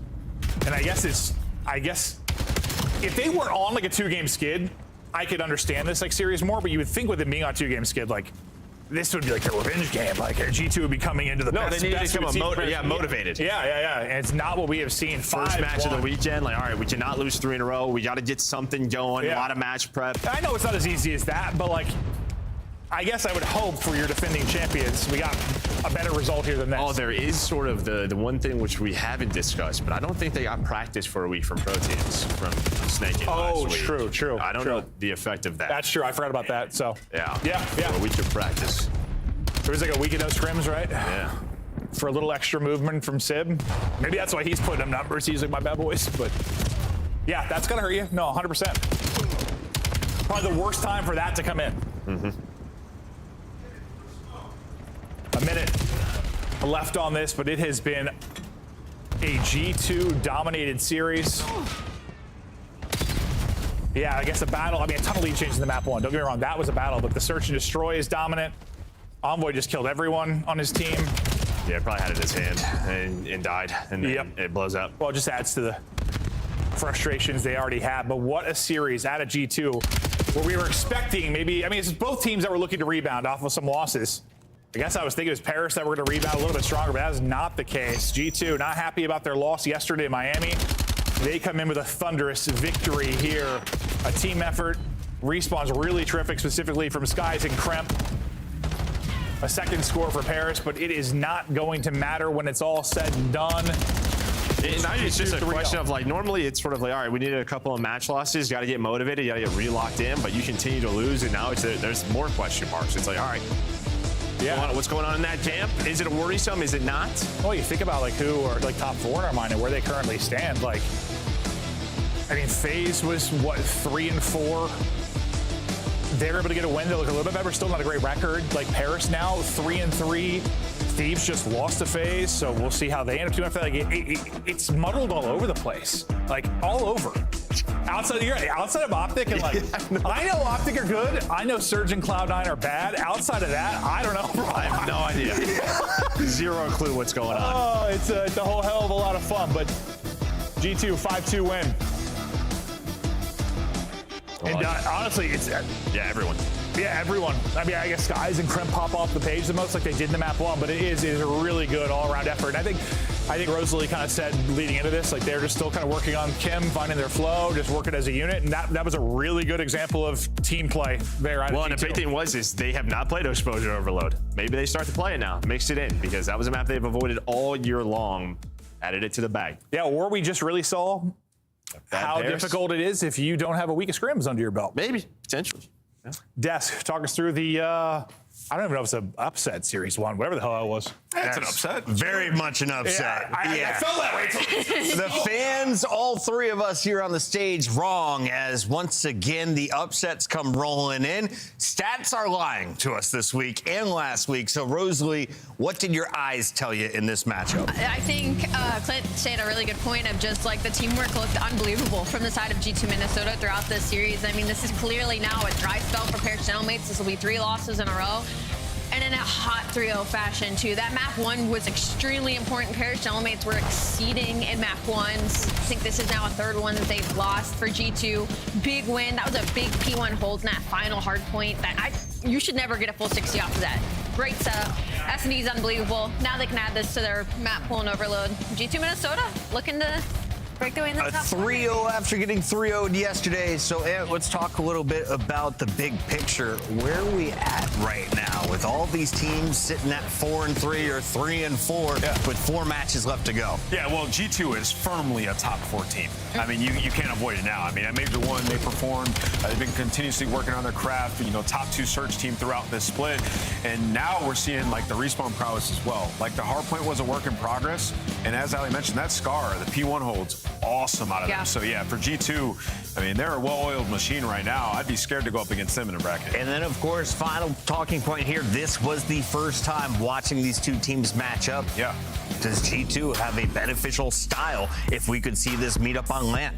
Yeah, I mean, you look at, they definitely, it feels like they have the massive edge in S&D. Yeah. And in terms of map pool, like, you look at this, if we were to even go to that game 4, it was Colossus. Yeah. Because of Gentlemate's auto veto on Blackheart. So matchup-wise, G2 love that matchup against Gentlemates, and now they love the matchup against FaZe. So G2, man, don't count them out. They are a threat to win this championship. On Friday of last week, Gentlemates rocked a 3-0 record. They were in the number 3 spot, challenging for the number 1 seed. They are now sitting at 3-3 in the 7th seed. Why?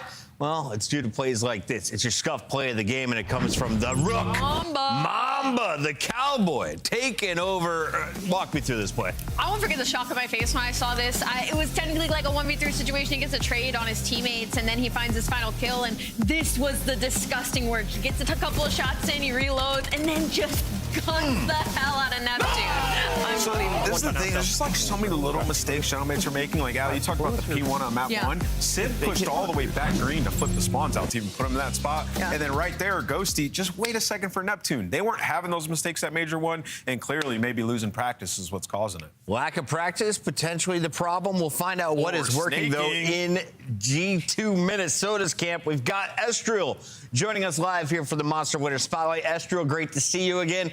First question, though, what changed between last night and today? Because this was a different G2.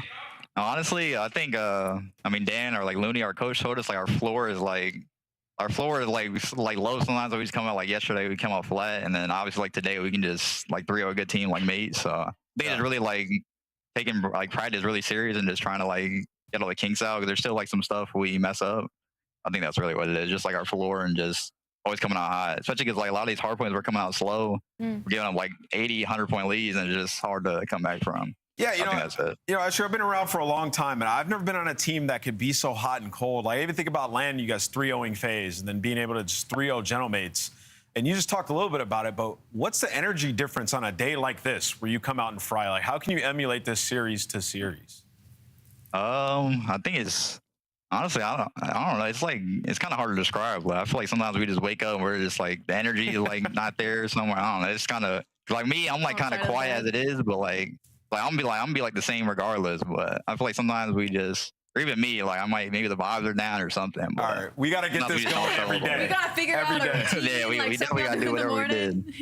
So we got to definitely repeat this. Talking about practice, y'all's tactical usage throughout this series versus Gentlemates was unbelievable. In the hard points and in the search and destroy. I wanted to ask, for y'all's practice, do you like go into search and destroy? Do you set somebody up and then practice to try and hit nades in that spot and the timing? Do you hear from word of mouth? Does somebody come into practice and be like, you won't believe what I found out at 4 a.m.? How does that work for you guys? To be honest, like it's really Caesar's just like he's like a genius with that. Like he was randomly like hop on the game, like I got a nade, like I got something. I'm like, all right, like, we just go in the lobby and just test it. Like that's really mostly Caesar. I'm gonna give him his credit. Like he does randomly just get like something in his brain and just bang, I got a nade. I'm like, all right, bet. I think it's really like he's a big part of it. Estriel, thank you for a fast 3-0 to get the day started. We got 3 more matches after this. You got any prediction for me? Does Optic go perfect on their way to Birmingham? Wait, who did Optic play? They play FaZe. Today they're taking on FaZe. Honestly, I think it might be a grueler, but I think it's gonna be like a Optic 3-2. That's one of my predictions. Okay. That's a good guess there. Yeah. All right, Estriel, thank you so much for joining us. Thank you. That is G2 Minnesota dishing out the first dub of the day. They do it in just 3 games in Paris. Well, they've got a lot of questions in their camp after 3 straight losses. With their record aside, we've got another record brewing. Can Optic make it 7-0? He wants that gifted. Pay the people. Here he goes.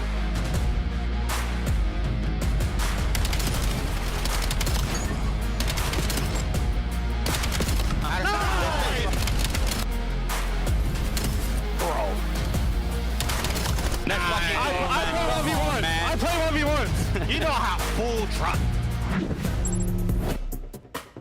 Black Ops 7 returns to the Esports World Cup in Riyadh this summer. Scan the QR code to be notified when tickets go live later this month. Start the season strong with the 2026 Call of Duty League Pack. Grab yourself the CDL operator by scanning the QR code on screen or check it out in the Call of Duty store in-game now. Scuff, official controller of the CDL.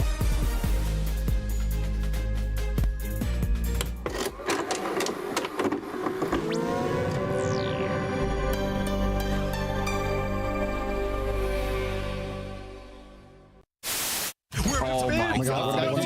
GG. Nah, this is GG, bro. GG's over with. It's not GG Coach GG. It's not GG Coach GG. GG's over. Not GG Coach GG, Bob. Oh my God! Oh my God!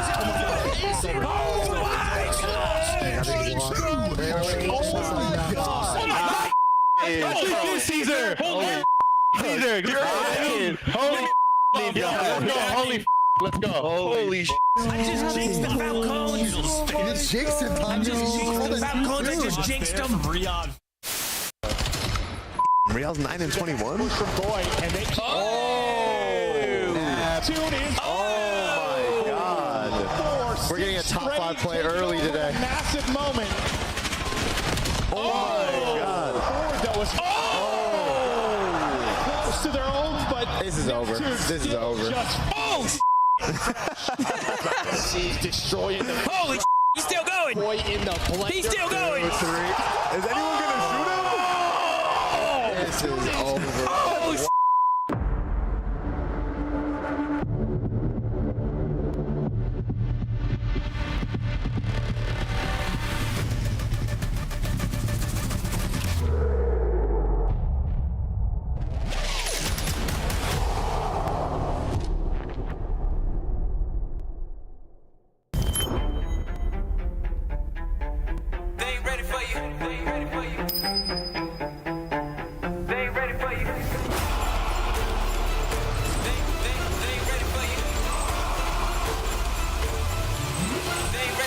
It's your time, better go get it. No slow with it, move like you're so in it.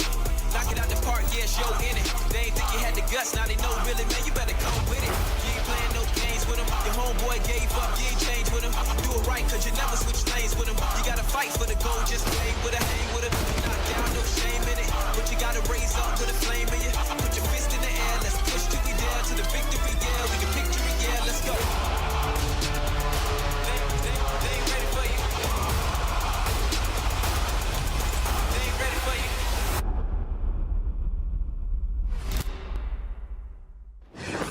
At COD Champs, the fun goes beyond your seat. Welcome to Vegas. If you're in the starter ranks, you gotta slide over to the iconic Vegas sign for a quick photo. Then drop into the playground made for adults. And then go swimming with sharks at the Shark Reef Aquarium. Now at the next level, full send the obstacles at Spy Ninja's Adventure Park. Then get active at Lake Las Vegas Water Sports. For the ultimate experience, take a helicopter tour of the Grand Canyon. Then jump off an 800-foot building at Sky Jump. And that's how you make your Champs weekend unforgettable. I've jumped out of a few airplanes, but never off of a building. Would you guys do that with me? Yeah. No. I'll watch and I'll support and I'll stand down ready to catch, but I won't jump off the Ready building. to catch. I appreciate the honesty. He's not a faker, camera. All right, let's talk a little bit about this matchup and where we're going, because Champs is going to be in FaZe's hometown. Allie, we've got an opportunity for all of the fans to move their seats up at Champs. How do they do it? You gotta show up in this exclusive t-shirt, scan your QR code. It's sick, you know, especially if you're a car person as well. The back is super dope. I'd wear this to any car meet. Cars and coffee starting up soon when the weather gets nice. Cars and coffee. Cars and coffee. Allie's got some nice cars. Thank you. I'm jealous. Me too. I drive a Lexus. There's some nice cars in Vegas too. Let's take a look here at what happened with Vegas' last match against LA Thieves. Everybody, including the fans, went LA in this one. A lot of people expecting a 3-0-3-1. Instead, it was FaZe walking away with the Grueler dub. What did you see in the victory for Chris Clare's crew? Yeah, I mean, the hardpoint looked great. Yes. And, you know, the Game 5 S&D, they figured it out. Capitalizing on some mistakes on the side of the LA Thieves. But for FaZe, there were definitely still some issues in this series. The overload, for example, Neum go absolutely crazy. And, you know, you look across the board, and it's just been about trying to get everybody to be consistent on this roster. 04 has been up and down. The ARs have been up and down throughout the season. And that's why they just haven't been able to replicate the same success week in and week out.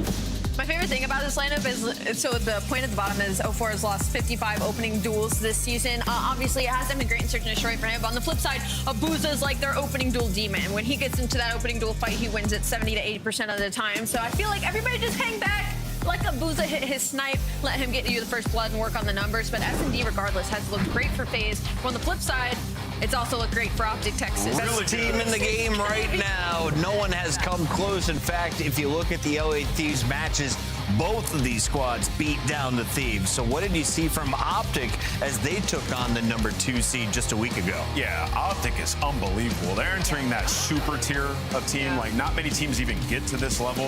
And for them, I mean, they're 12-1 in Search and Overload in Stage 2. I mean, only, 2 of those searches have went to round 11. And these guys, I mean, they're just ridiculous. And you're looking at them improving in game modes they're already dominant at, like Overload. Dashy now, like, leads the league in damage in the game mode. They're winning it by a wide margin, #1 in possession time. Everything with Optic points to them potentially winning out. This will be a huge roadblock in their way in FaZe. Last split, FaZe was able to beat Optic. I think we can all agree this is a much better Optic than we saw in the qualifier stage 1.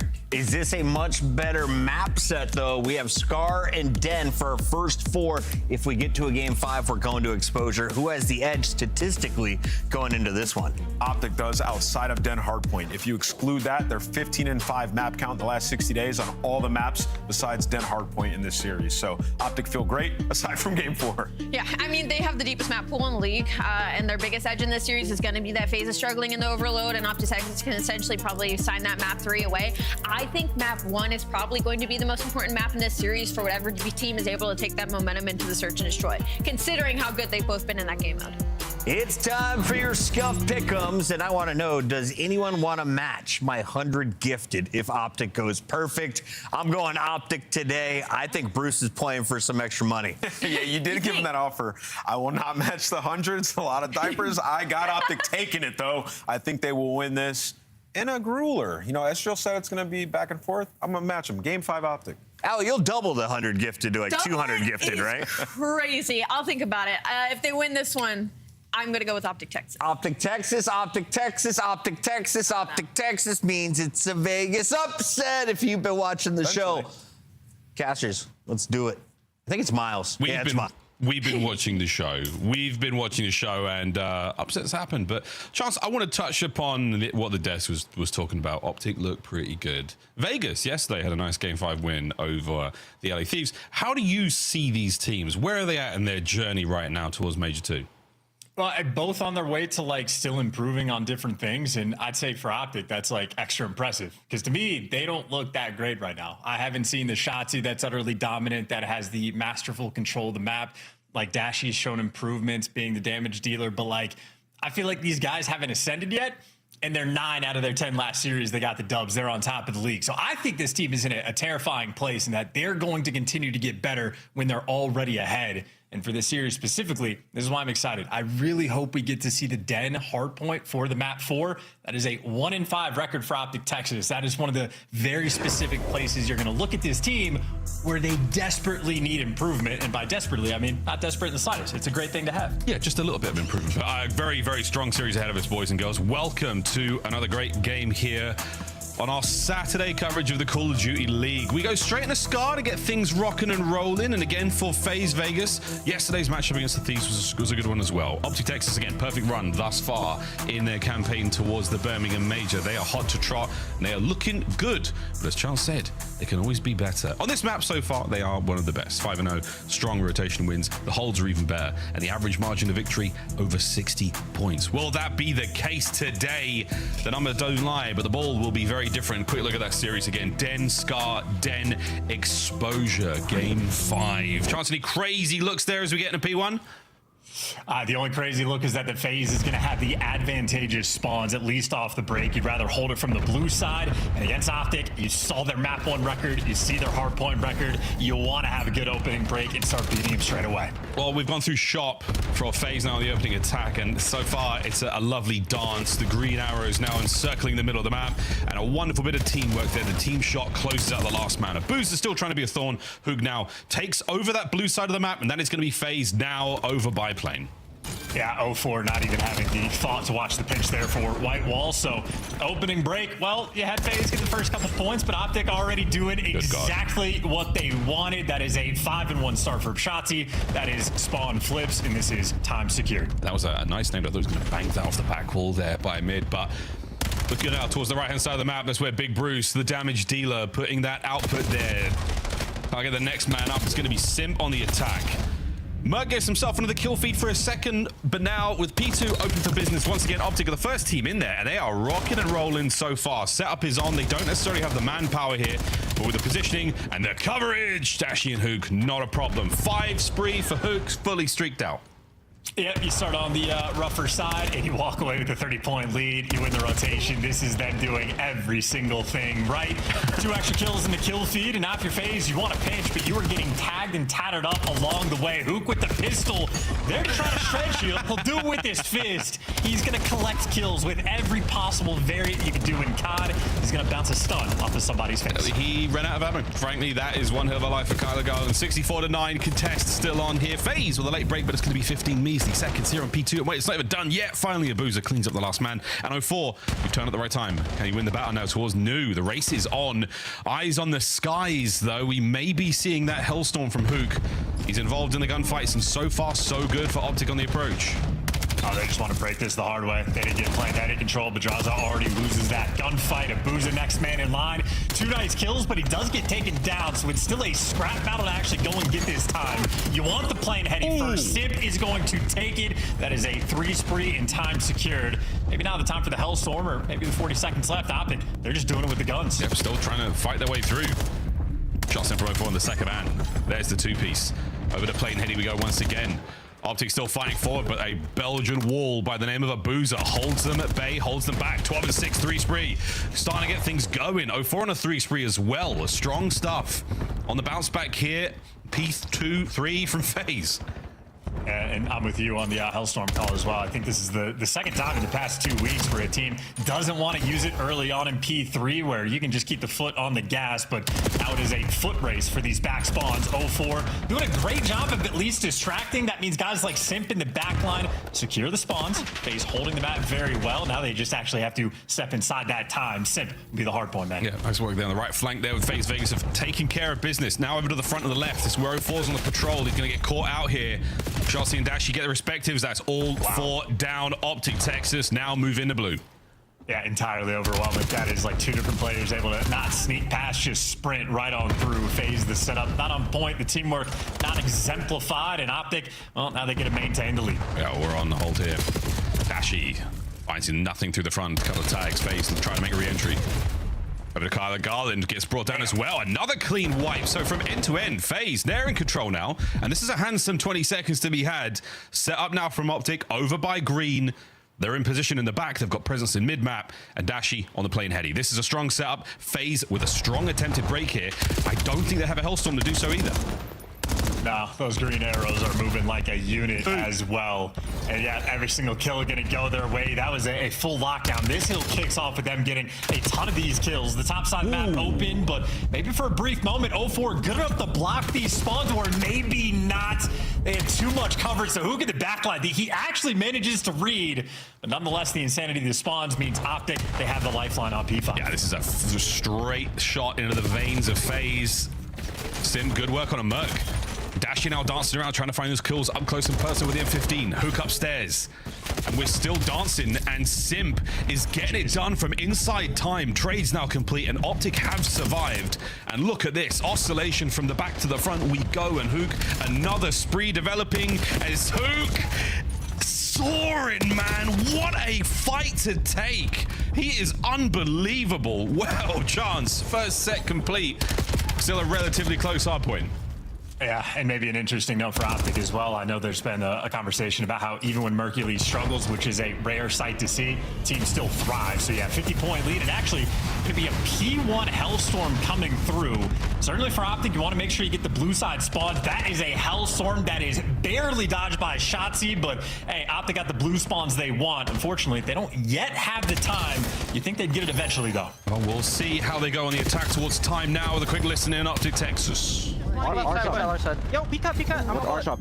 lose it. Left side time. Left side. Our shot. Left side time. On our side time. Nade time. Make it absolute. Hey, what's your time? I'm nading it. Stop this off. No, pick me. Make shot. He has a trove now. I saw no time. Left side time. Pinch. Go for it, challenge. One shot. He's going intergen. Absolute. Sim. Oh, we're good. Now let's go. One's already set. One's already low set. I got naded set. Naded? Might chop me out. Dead. Low gens. They have a trophy on there. Oh, pushing out. Okay, heard you. Was it dropping me? On the gen. I'm on shot. I broke trophy. Close left dead. Actually, they're low. They're low. They're low.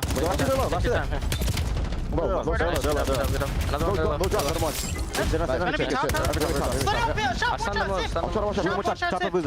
Top ironing dead. Sim pinching.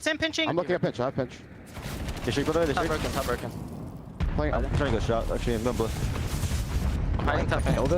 Push me out. What? Dead. I think one could flank by there. Yeah. Simple's pinching. Yeah, he is. There's a shot. Actually, he's not pitching. They're all front. I have top. Maybe cutting. I got stun top. One shot. Sliding top paint. Laying down. Middle. Hey, on time. They're low. Two top. Another top. Top. Really. Last guy top. I stunned it. One more top. Top got me. We're good. Winner. Little bit. Drop low. Dead. Nice. Good job, brother. One's the cut. He's top lane. Yo, P1 in the top lane. Top bullet. Top bullet. P1. Alright, 04 was one shot going big P1 drops one shot. Nothing else top lane. I hit him top lane. Fantastic listening from Optic. 50-point game. Now to the other side to FaZe. Play me heavy. I heard you. After in the back, guys. Yo, you got shot. Take it, brother. They can be top back. Mark. Push two. Okay, that's fine. I'll be both. We're in Jump P5. Two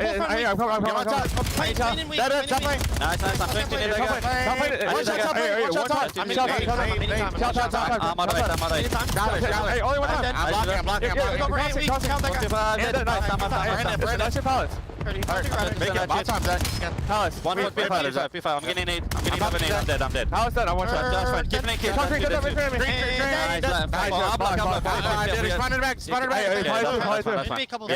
Maybe split. Brandon dead. Maybe one They're going mid from They're going mid. Look left. Nothing mid, guys. I left. Take it. One shot, take it. I'll take it. Dead P5.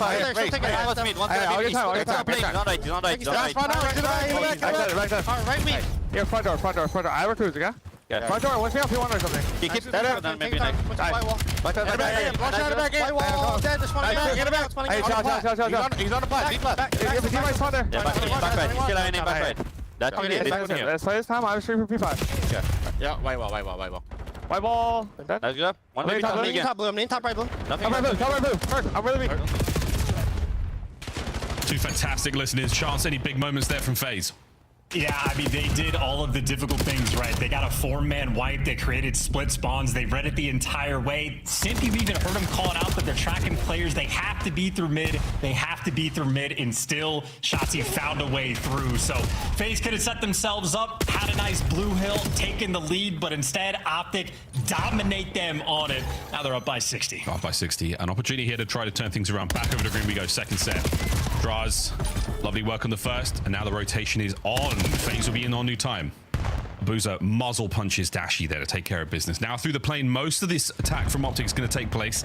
An unfortunate team there from Shotzzy is going to roll downhill and right into the pocket of Mercules. Unfortunate for him, continues his technically bad game going, but with a technical bad game, what a lead you've still got. Battle on time now. Here we go. Sim getting involved up close and personal. Big Bruce is the next red dot to deal with. 04's got that covered. And the first wave of Optic down and dead. Yeah, 32 kills for 04 as well. He's been thriving so far on map number 1, doing everything they can to stave off this Optic pressure. But here it comes. Shotzzy for 2 in the feed. They've got the time, and it is Simp versus the world. He is overwhelmed by Mercules. You try to walk out of your spawn. You got Hook shooting you in the side. This right now is looking like a nightmare, a funnel system where Optic are bullying them from the front side of the time and handling the spawns as well. 50-point lead on the reset. A 50-point lead. Third set. Here we go, folks. 212 to 168 FaZe. We've seen the goods. Just not quite enough. Here we go. Draws. Hellstorm on P1 once again. This is the second time now in the game we've seen it used here. Desperately trying to not let this happen. The blue spawn still looking good for Optic. 2 quick hits there with the Sidewinders. The slow connect take care of the last match. Still spawning on the right-hand side of the map. Optic, good look so far. Phaser in. Yeah, great job taking care of Shotzzy as well. Make sure the nuisance doesn't exist inside a shot. Now you gotta watch the pinch though. Number 3, taking the route for free, and there you go. Mercury strikes, get fades out of the time. Now it's gonna feel weird. Oh, it's getting weird. Mercury's getting involved in the kills. Draz. Oh, from behind, another one. Oh, what a win from Hoog. That is disgusting. And now the time goes green. No win here. Full identification of the spawns of where FaZe is going to be coming from, and Hook, that is a disgusting angle. That's going in the repertoire for sure. As again, keeping these players from FaZe pinned in. Pinned in on the approach towards P2, but 04 and Sim, they punch a hole. Now the foot race on towards Nu. 4 seconds for the win. Here we go. Well, trying to do some damage. They're going to need some trophies in this time as well. Optic off spawner, about to hit him with the barrage. Here we go. Opening hit. Nades connect. And a big win. It's an immediate 3 down. It's an immediate 3 down. And it's all down to Abuzo, who's been taken care of as well. It's a clean dispatch. And it is a strong map 1 from Optic. The Scar record still unblemished. And I think that is now 7 hardpoint wins in a row. Not only do they have the unblemished record on Scar, at least throughout this stage, it is the win differential where they are dominating teams, and another convincing win as well. FaZe had their moments. They certainly had their chances, but I'd love to take a second look if we could. Just the minimap of FaZe again in those comms, tracking the spawns. They know they spawn him out over towards P5. Simp is calling out. They have to be through mid right now.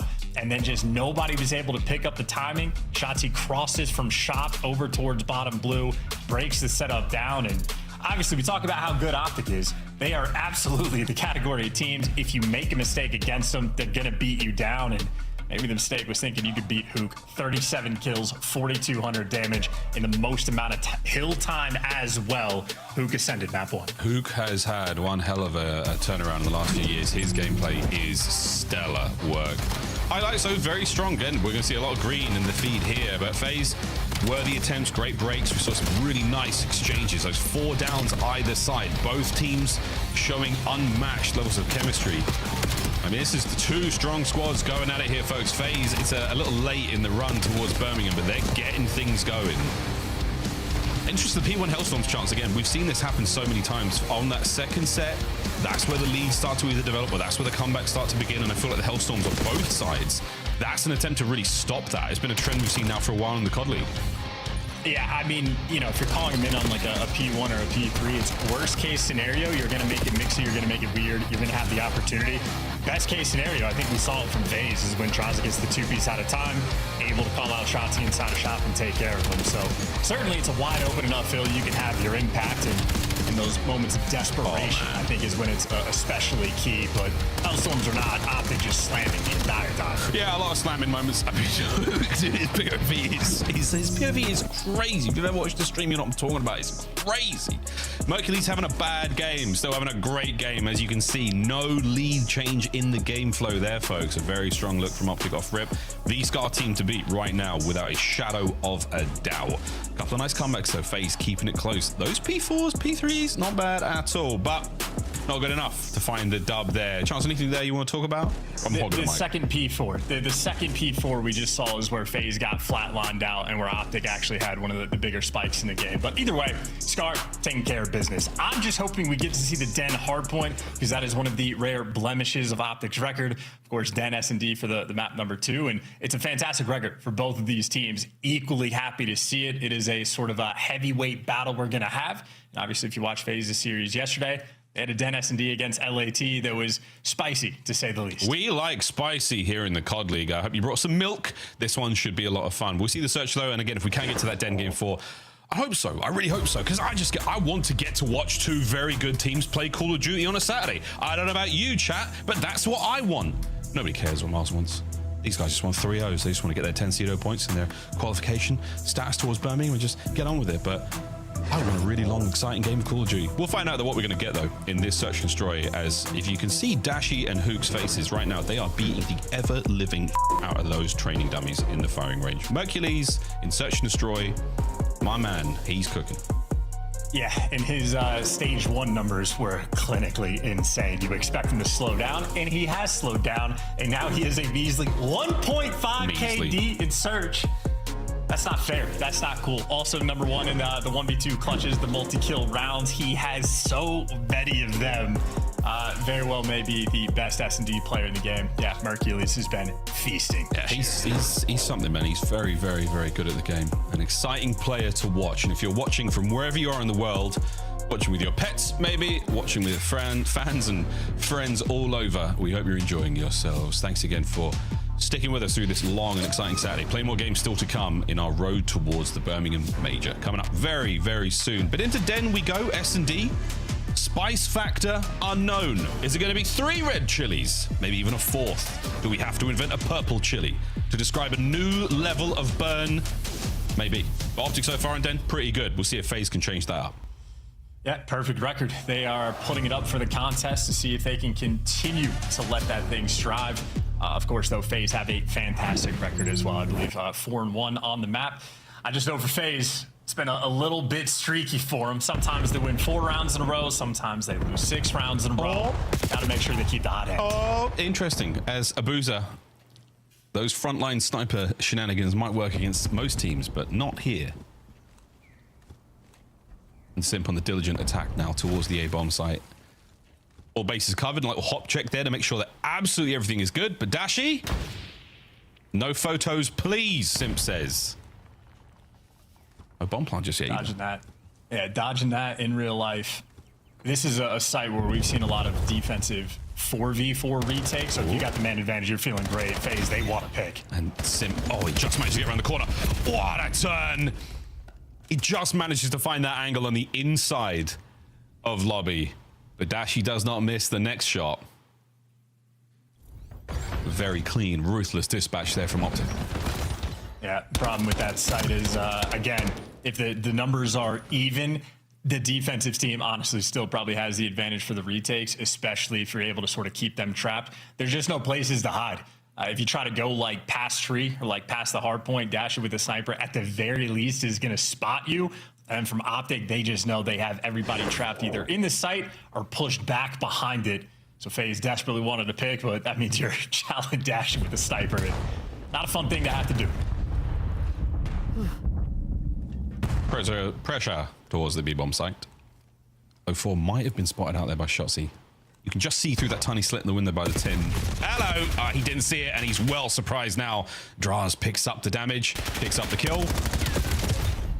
And another big battle there from 04. Beautiful stuff here from FaZe early on. Huge wins, and well, there goes the massive man advantage. Dashi getting run down, and he's got the coverage. Merc for the help, and Dashi with an execution snipe there on Simp. And poor Abuza. That is from a 4v2 to a 1v2 in a matter of moments. Oh my goodness. Well, good news. Optic have left the bomb. Bad news, they're coming back.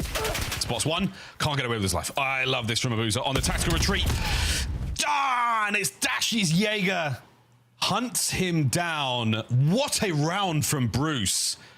Those 2 snipes is what I'm talking about. We're gonna maybe see those again. Goodness. So the final kill though here. Mastery from Dashi. Take a second look. And again, we talked about this in round 1. If you're challenging Dashi sniper, it's not a fun thing to do. And you had Draza full sprinting in, looking for that trade, Simp thinking he's there for the follow-ups, and both of them get obliterated off the map. Yeah, Dashi absolutely on form. And again, you pointed out him hunting down players with the pistol. He's been doing that all year. His ego with that weapon is out of control, but the amount of practice he is getting with it, it is going to just be such a valuable tool as we continue through this year. I mean, I remember seeing Dashi do that back in World War II. Big pistol guy, always has been one of the meanest trigger fingers in the league. And Abuza showing quite a lot of skin there. Dashi, the little top of his head just pokes around the corner. Simp, an opportunity to get involved here. Mercury's good coverage. This setup from Optic nearly impossible to break, but Chris Lair taking care of 04 now. The smoke, how long will it go? No way. Mercury's kills everything. And once again, we find Abuza in another 1v2. And that time, Mercury's technically 5 kills on the round, I think. I mean, hey, got to get those stats up one way or another. Count the team kills by, don't you? And he's doing this, by the way, with the Dravik in hand. So whatever he's doing off the opening break, he just knows once he gets the calls from his teammates, very fast to be that protective coverage. The teamwork always on full display. In multiple times now, in every single round, FaZe has tried to run at Dashy with the sniper. Granted, Dashy playing very aggressive over towards 10. But Merc consistently there for the coverage. 5-0 start. Our smoke plays have been very interesting thus far in this season of the COD League. We've seen good, bad, insane, and much, much more here still in store.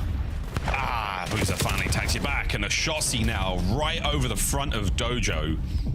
Doesn't catch a single thing there. Hook now a pixel away from death. Oh no, Abuza does get him, and that is that. Well, blink and you missed it. FaZe right back in there. Yep, finally bounce back round. First blood doesn't even go their way, but they clutch the 3v4. Credit to Abuza for the very quick, effective trade of the kills there with a snipe. And good coverage after the fact. FaZe definitely needed to stop the bleeding and also needed to reevaluate how they're trying to take care of Dashy. Abuza said he'll do it himself.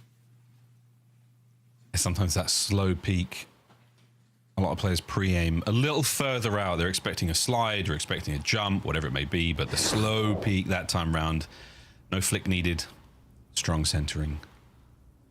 Doesn't always work out though. Abuza this time it does. 2 on the last round. Is it enough to ignite the flame of ambition in FaZe? Let's find out. Well, Shots is going to be going on a pinch this round. Optic have 3 players in mid. That means Hook is in fact trapped, and he still manages to get a kill before he falls. Hook has done his job. He's giving his team a 3v3 where Shotzi is behind you. 0-4 trying to call him out. I think he's, again, the instincts are there. And the patience right now from Shotzi is sensational. Here we go through lobby. It might, no, backing it up. Okay, change of plan. And bad timing. Shotzi, perfect work. Plenty of intel passed over, and now Mercules. You will be devoured, Abuza. A perfect situation to find yourselves in, Optic. And mentioning at the start of the series how I think we're still in a spot where Optic are going to be improving a great deal over the course of time. That's a great moment there from Shotzi. Of on the pinch, doesn't get over aggressive in not Spidey senses, but his Shotzi senses were tingling the moment you go for the bomb plant. And simultaneously, not only did FaZe go for the bomb plant, the guy in tin that was helping watch the pinch also turned at the exact moment Shotzi goes to get that kill. So dialed in, the instincts really starting to develop.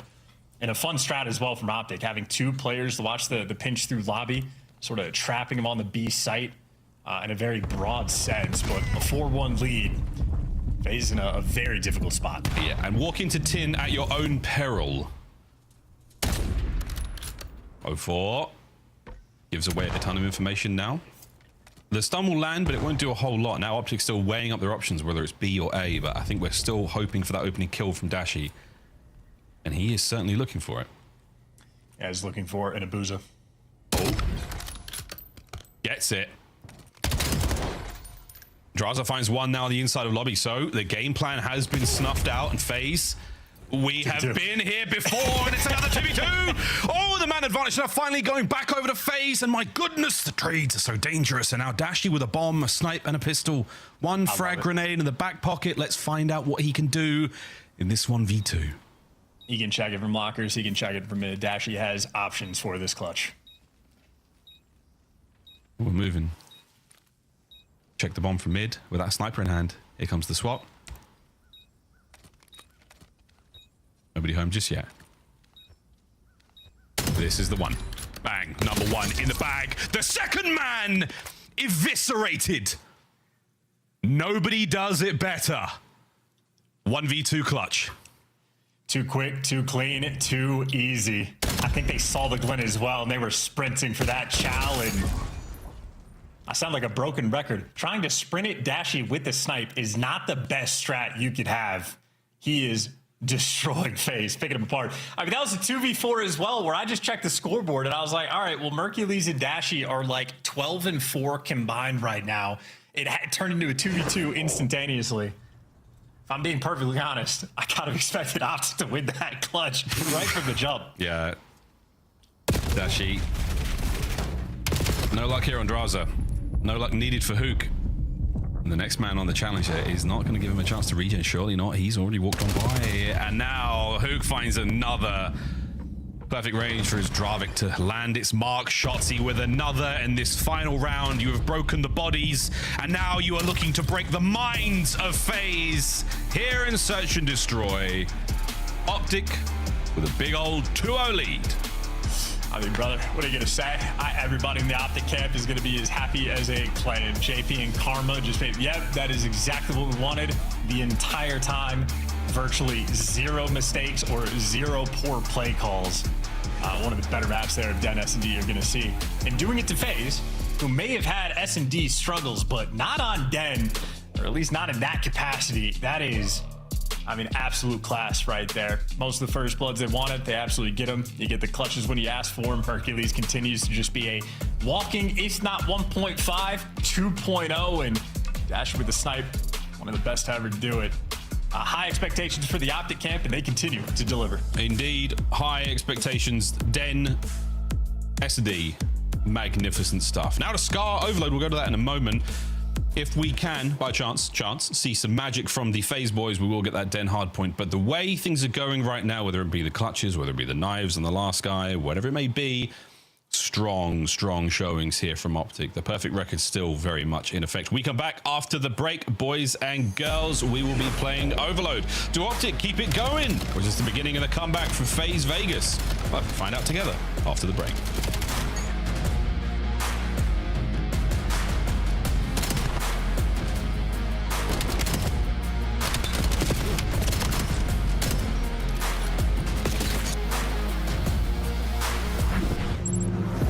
Scuff, official controller of the CDL. Monster Energy, the official energy drink of the CDL. COD Champs tickets are on sale now. Come see the best teams lock in for this season's grand finale in fabulous Las Vegas. All 4-day passes come with early venue access. Head to FazeVegas.com or scan the QR code to get your tickets now. It's history in the making!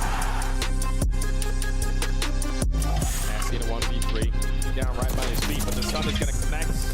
This is on the inside. There's the step attack. Nasty pushing forward. The Sun finds it first. Does he have the opportunity to get the reset back in? Just down to 22 health. There's the regen. Shots over to inside or decent. Now playing with the claw. A 1v3 for Nasty. Cellhead down to 30 HP. Easy to get dropped as well. It's another multi-kill from Rancor. He's been the untradeable. They're trying to send him home. Celium is out of it. No response to go. 3 versus 7. All the favor to Heretics to close this out. It's all on Sim. Last one up, and he is gone. Heretics send him home. Two of the most lethal submachine gun players in the world. Hydra.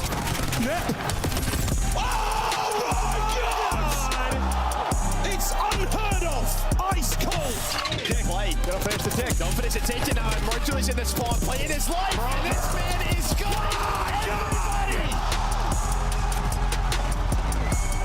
Just flips the round on its head. Mr. Takeover! Going crazy in the control! Optic pull a miraculous comeback. Lead change. Optic are there. And they're spawning there too. Every single player here in Shotzi to seal the deal. Final fight. Shotzi's there. Nasty dives. It's history in the making. Back to back. World champions. Optic Texas. The 2025 Call of Duty World Champions. Back to back. Optic Texas.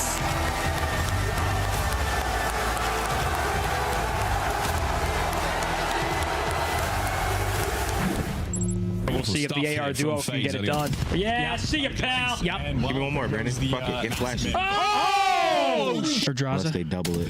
Yup. Don't play with him. Don't play with him!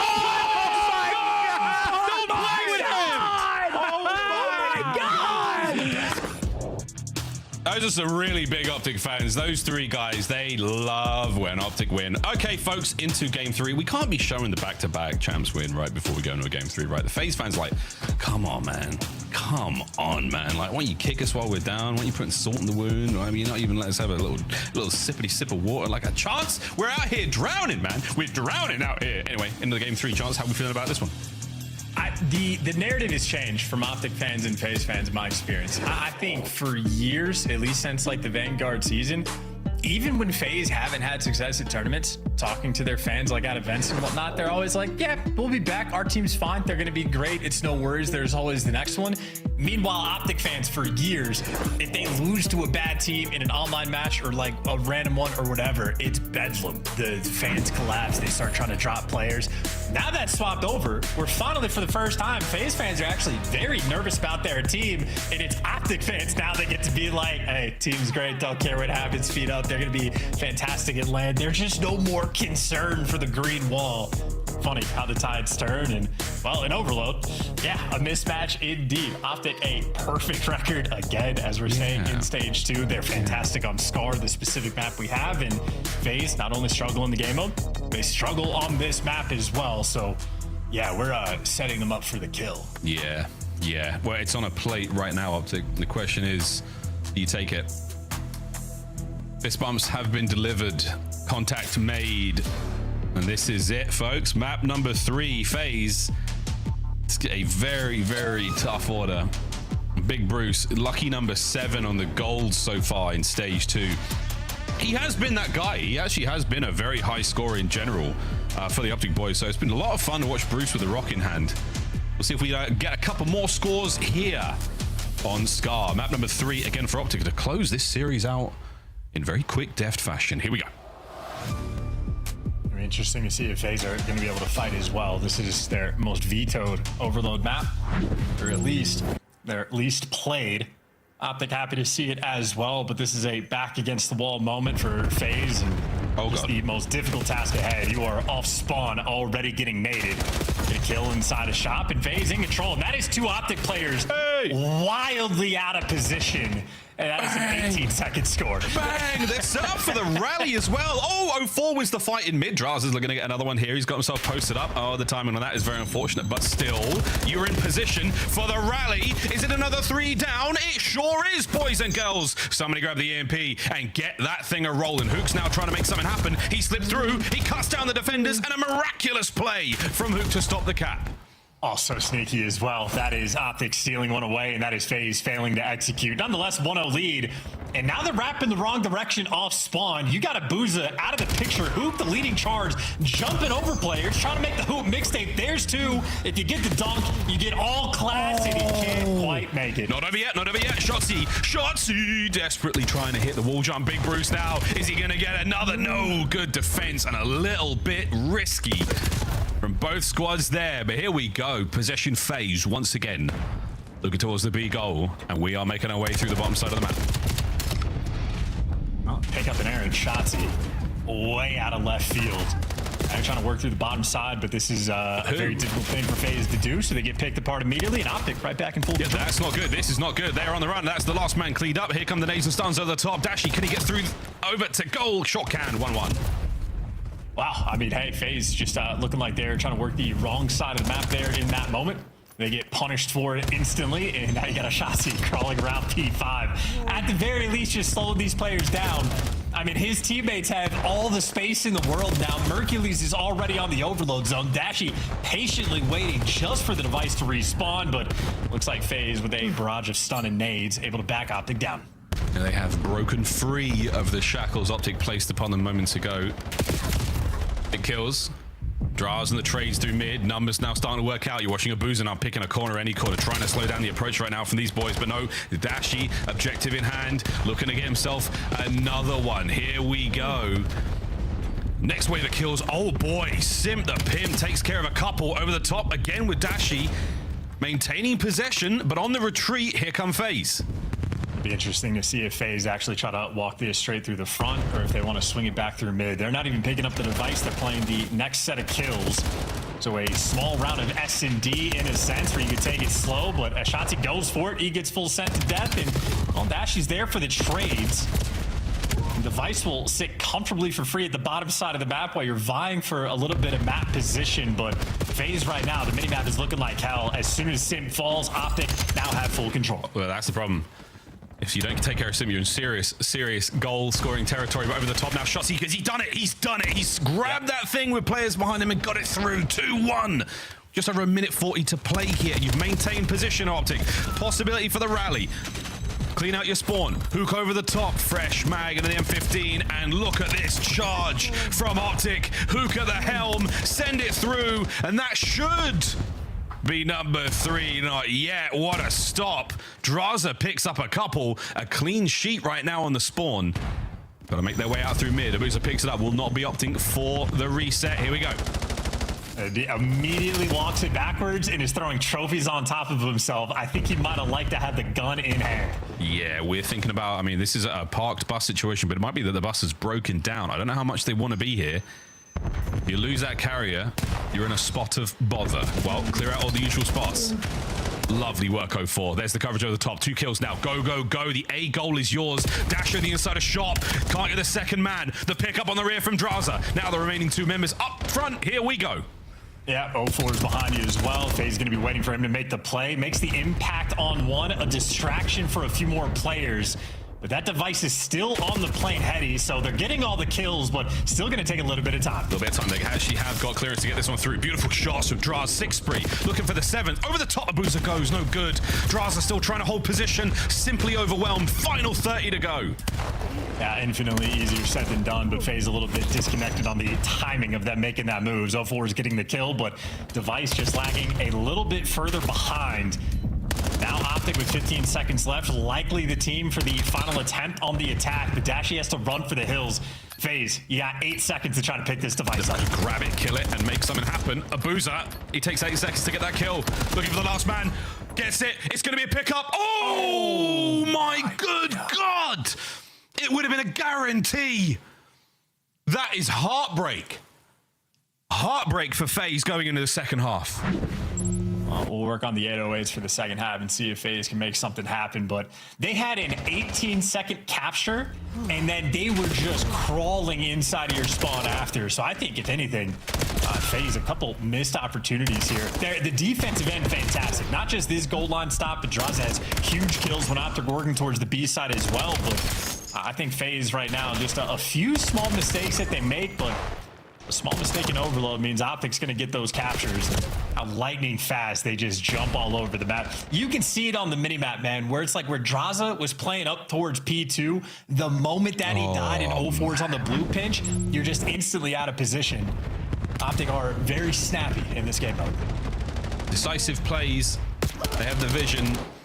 And they execute very, very well. As you can see, a relatively even amount of possessions. So both teams desperately trying to make the most of what they've got here. But that's a clean 3. Last man gone, and this should be a capture. That A goal is looking wonderfully attractive right now for Dashy. Here we go. Oh, on the goal line. What a stoppage. Hook's still in there. Mercury's still getting it going. And surely somebody picks this up. There it is. 3-1. A little bit scrappy, but we get it done in the end. Watching out for the rally now. Optic are still set up for this. Yeah, this is how you set up for the rally. Keep everybody alive. Mercury's healing up as well. Oh, nice hops, free kills. There's the 2, and this should be the capture. Mercury's dominance inside of your base, and this is now dominance on Scar. Optic, they are making light work of this series. Bless my soul, Merc is on a roll. There's the first one of the 2026 season. Beautiful, beautiful stuff. Well, back to the bottom side of the map we now go. FaZe. We are going to have to see one hell of a run. At 4-1, and barely the whistle has left our ears of the second half. What an attack now, and a column for FaZe to fight their way through the bottom side of the map. We need to see some nades and stuns over the top here. Anyone in position to help out? Shotzi's got himself a good corner. A pinch is now potentially on. This could be a cap, and it sure will be. Over we go. FaZe back into it.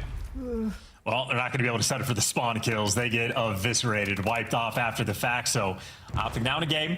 With it being a 2-score lead, you're just playing for kills. You're not in any type of hurry.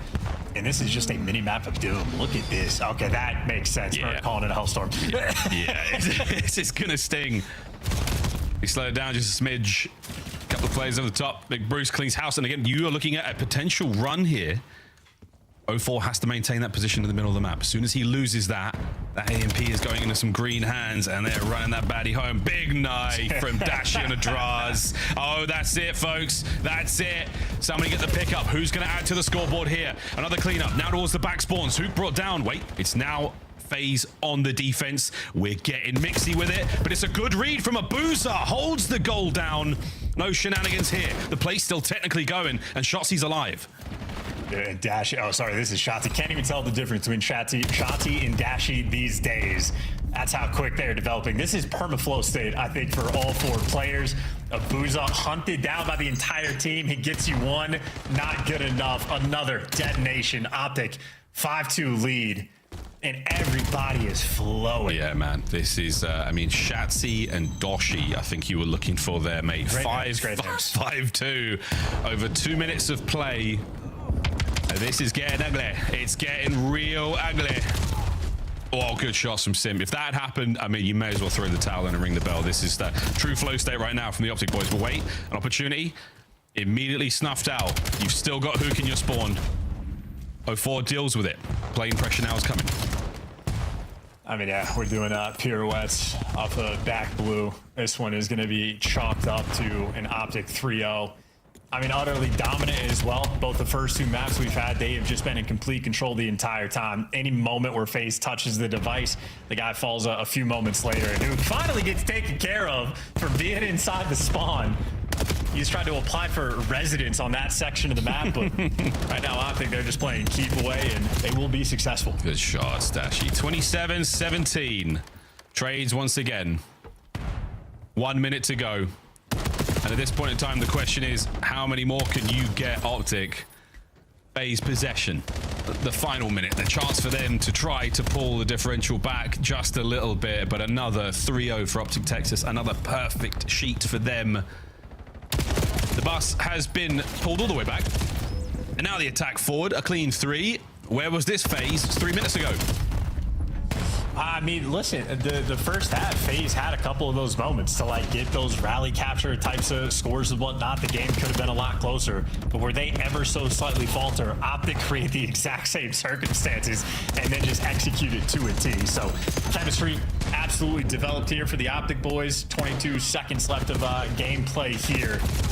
04, if he could teleport, that would have been a capture, but unfortunately, no FTL jump in this game. I was just about to say how hard an FTL jump would go when you have the EMP. Good lordy, that would be very fun in this game. Very fun indeed. But we don't even use camo, so what are we talking about? Here we go there, ladies and gentlemen. 3-0. Optic Texas pick FaZe apart. Nothing but bones after that one. Abuza draws at 04 Sim. Yep, they're out. See you, boys. Back to the lab. That is the top dog here in the league. 3-0. Absolutely run them down. Yeah, losing is learning. Optic right now, the professors in the league. I think they have like 47% of their series are 3-0s. So they've been dominant. Their map streaks they're developing are absolutely spectacular. Again, they've won 9 of their 10 last series, but at this point it might be like 13 of their last 14 or something along those lines. Hook, another monstrous performance. Top of the damage. He beat out Draza by 3. Top of the kills column, and of course objective kills as well. Hook is an absolute menace. Shots he's shooting 41% as well, by the way. That might be one of the highest I've seen this year. Might be. We'll talk to the stats wizards to truly get through that one. But a wonderful, wonderful series for up to there. 191-3 is all that FaZe could get in the bag. No Den hardpoint today, and hell no exposure such destroy, but that is that, folks. FaZe taking to task, get a big way, and a very, very decisive victory for the Optic boys there. Many questions answered for the Optic performances, and for FaZe, still strong work against everyone else. Not quite enough to get that top spot back over to the desk. Guys, what do you know? No upset. No upset. No upset. I'm starting to get nervous. Like, I was just checking the bank account. I was like, 100 gifted is now over $500. All right, Optic is looking perfect. A clean 3-0, and Vegas, unfortunately, not able to prove the storyline that we were trying to stir up. Allie, let's start, though, with Optic's impressive performance. Who got the most damage in that final game, but who do you give the series MVP to? Ooh, I don't know if I can have a series MVP, to be honest. No, there's one. Okay, and Are you going Bruce or are you going Shotzi? I'm going Hook. Hook took over in the respawns in this series. He's him. Yes. I mean, you were talking about back there. If he plays like this, I mean, they're going to go undefeated, like legitimately. Let's take a look at Kyler. He is the most vocal player. If you guys are listening in with Optic, he is always screaming and calling out. And Nameless is fired up for this highlight. And walk us through the overload. Yeah, I mean, they just had them in the blender. I mean, we talk about Optic coming into it, what they do so well in overload. One, they have the number one possession time in the league, and they're constantly trying to misdirect you. And on a map like Scar, where also they've been dominant on defense, like there's just not much FaZe is going to be able to do up against a team like Optic. Well, so the reason I felt like I couldn't pick one is because, like, in the map 1, for me, it was the SMGs, which is unironic considering the map that it was on. And in the map 2, it was the ARs taking over Merc and Dashy. And then you get to this overload, and it's just the whole team. I mean, they just play this game mode head and shoulders above the rest of the league, and it just doesn't feel like... It doesn't feel like you ever get an inch of Optic Texas in map number 3. Yeah, on Scar in particular, too, like, you can have constant pressure, and I just talked about them with the ball in hand. Like, you're going to get preferential spawn when you have ball control, and you're just going to constantly be able to funnel into their base, and that's what Optic is able to do and just smothered FaZe on this map. Optic walks away with the clean 3-0, but who earns our scuff play of the game? That is the question. I have a feeling I know who it is. Oh, it is not Luke. It is Shotzi. This has got to be his routes. We've been playing ranked. We've been bitten by the bug. Yeah. Our observer, Joe, said, you guys got to watch this guy. Yeah, beautiful plays. Back-to-back Grandma's Hill. They break in early. Letting him get up here. Yeah, Shotzi gets top blue, just runs through freely uncontested to the back spawn, flips these spawns. They get a huge chunk, but he's not done. We get later on a final rotation here into Grandma's, and it's a similar situation. They're getting scrapped. Yeah. You see they're set up over at New of Your Face. Yeah. Guess what happens? Shotzi gets it one-on-one in time, runs past the guy, gets to the back spawn uncontested, and guess what happens? They get a big chunk here. Even though he dies, the damage is already done. Teammates are spawning in. We're going to win Grandma's. Sometimes the pressure is more important than the kill. Yep. Positioning. Get to the spawn. I'm just sitting back, relax, enjoying my Shotzi theater here. Stop letting him do this. I played ARs like all up until this title. Now I'm running the Dravic. I feel like I can still shoot across the map with this thing, but the movement is what's different. I feel like Shotzi and Hook are showcasing that in every single one of their matches. Who do you think has the best teamwork of all the teams in the league? And is that what is separating Optic from teams like FaZe, or is it individual gunfights? What is the difference here? It's Optic has the best teamwork for sure, and you're right. That's exactly what's separating them, because like in that situation, Shotzi off spawn, he knows the timings. They have so many reps. He's like, yo, I think I can get to back blue here. That's going to affect everybody else on the map simultaneously. Like, okay, I'm going to do whatever I can to engage and distract so he can go and get us these spawns, right? So it's teamwork. Everybody's active at the right times, not all the time, and that's why Optic finds so much success. They're on another level in the rest of the league. They're all taking turns being MVP, but their champs MVP joins us live in the Monster Winner Spotlight. Welcome in, young Mercules. How are we feeling today? Good. Another quick 3-0. You guys are stopping the competition, but if you look at the leaderboard, it's like 2 through 9 is all within a win or a loss of each other. What is separating your squad from the rest of the 11 in the league? I would just say our teamwork and our pace. I feel like all 4 of us can fly at them, which not a lot of other teams have that. So yeah, just our pace, to be honest. Mercules, talk to me about, stage 2 where you guys are at right now. It seems like you've put the sword down for a second. You're letting everybody else fry. Last week it was Dashy. This week it was Hook. Why is everybody performing? It seems like peak performance around you right now.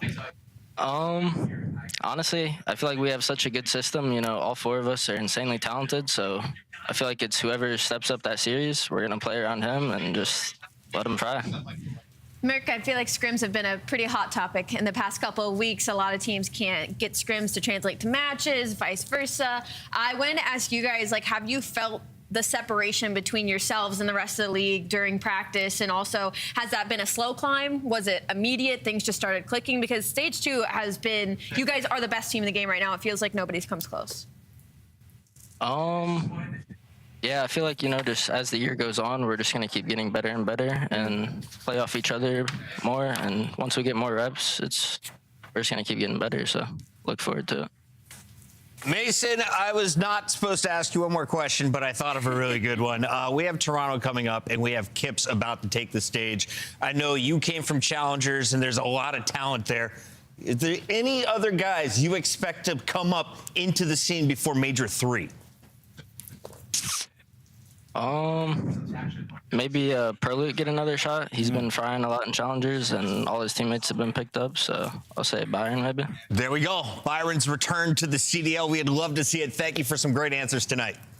Yep. Thank you, guys. Have a good one. That's Mercules, another hot 3-0, making his parents in Indiana proud. We're going to a commercial break. When we come back, it's Toronto looking to continue their den dominance. Do they get it in this best of 5? Stay locked. It's the CDL.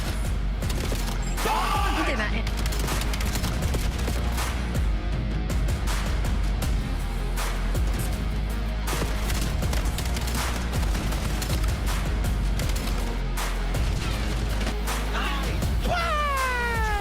Let's go, baby!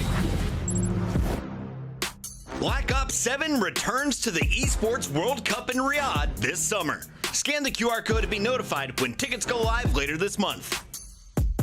Start the season strong with the 2026 Call of Duty League Pack. Grab yourself the CDL operator by scanning the QR code on screen or check it out in the Call of Duty store in-game now. Scuff, official controller of the CDL.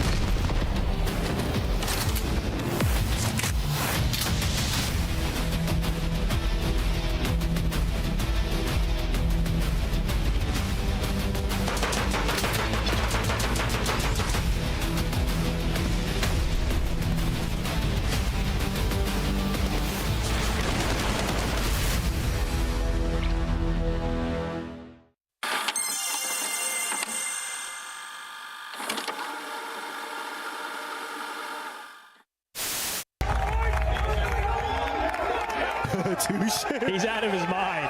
He's actually out of his mind.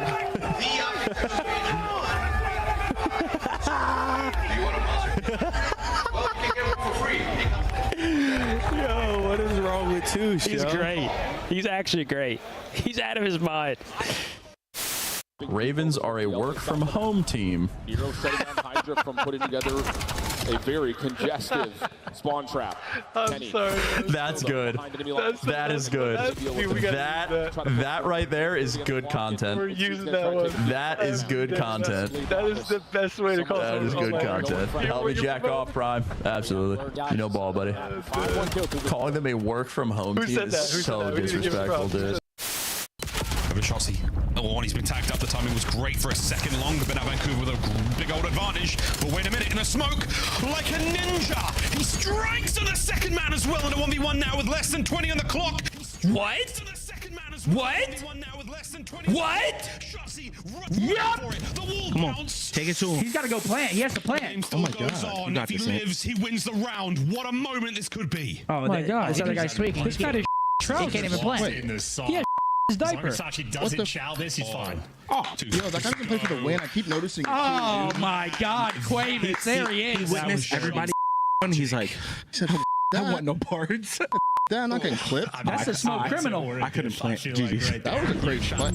Get a fresh diaper on. It's time for another battle between some big dogs. Toronto looked like they were out of the fight. They're at the bottom of the leaderboard.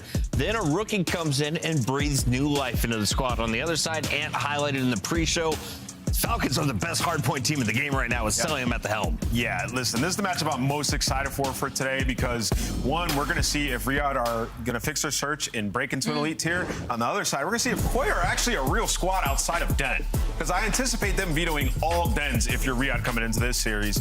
Yeah, and as you said, for Riyadh and Hardpoint, they've been electric, dude. #1 Hardpoint team in this split so far. Everybody's playing well across the board. It's just search and destroy that needs improved. Now, Ali, I've been watching this squad. I've been trying to replicate Pred and Xnid's playstyle, which seems to let people run by and then shoot them in the side or the back.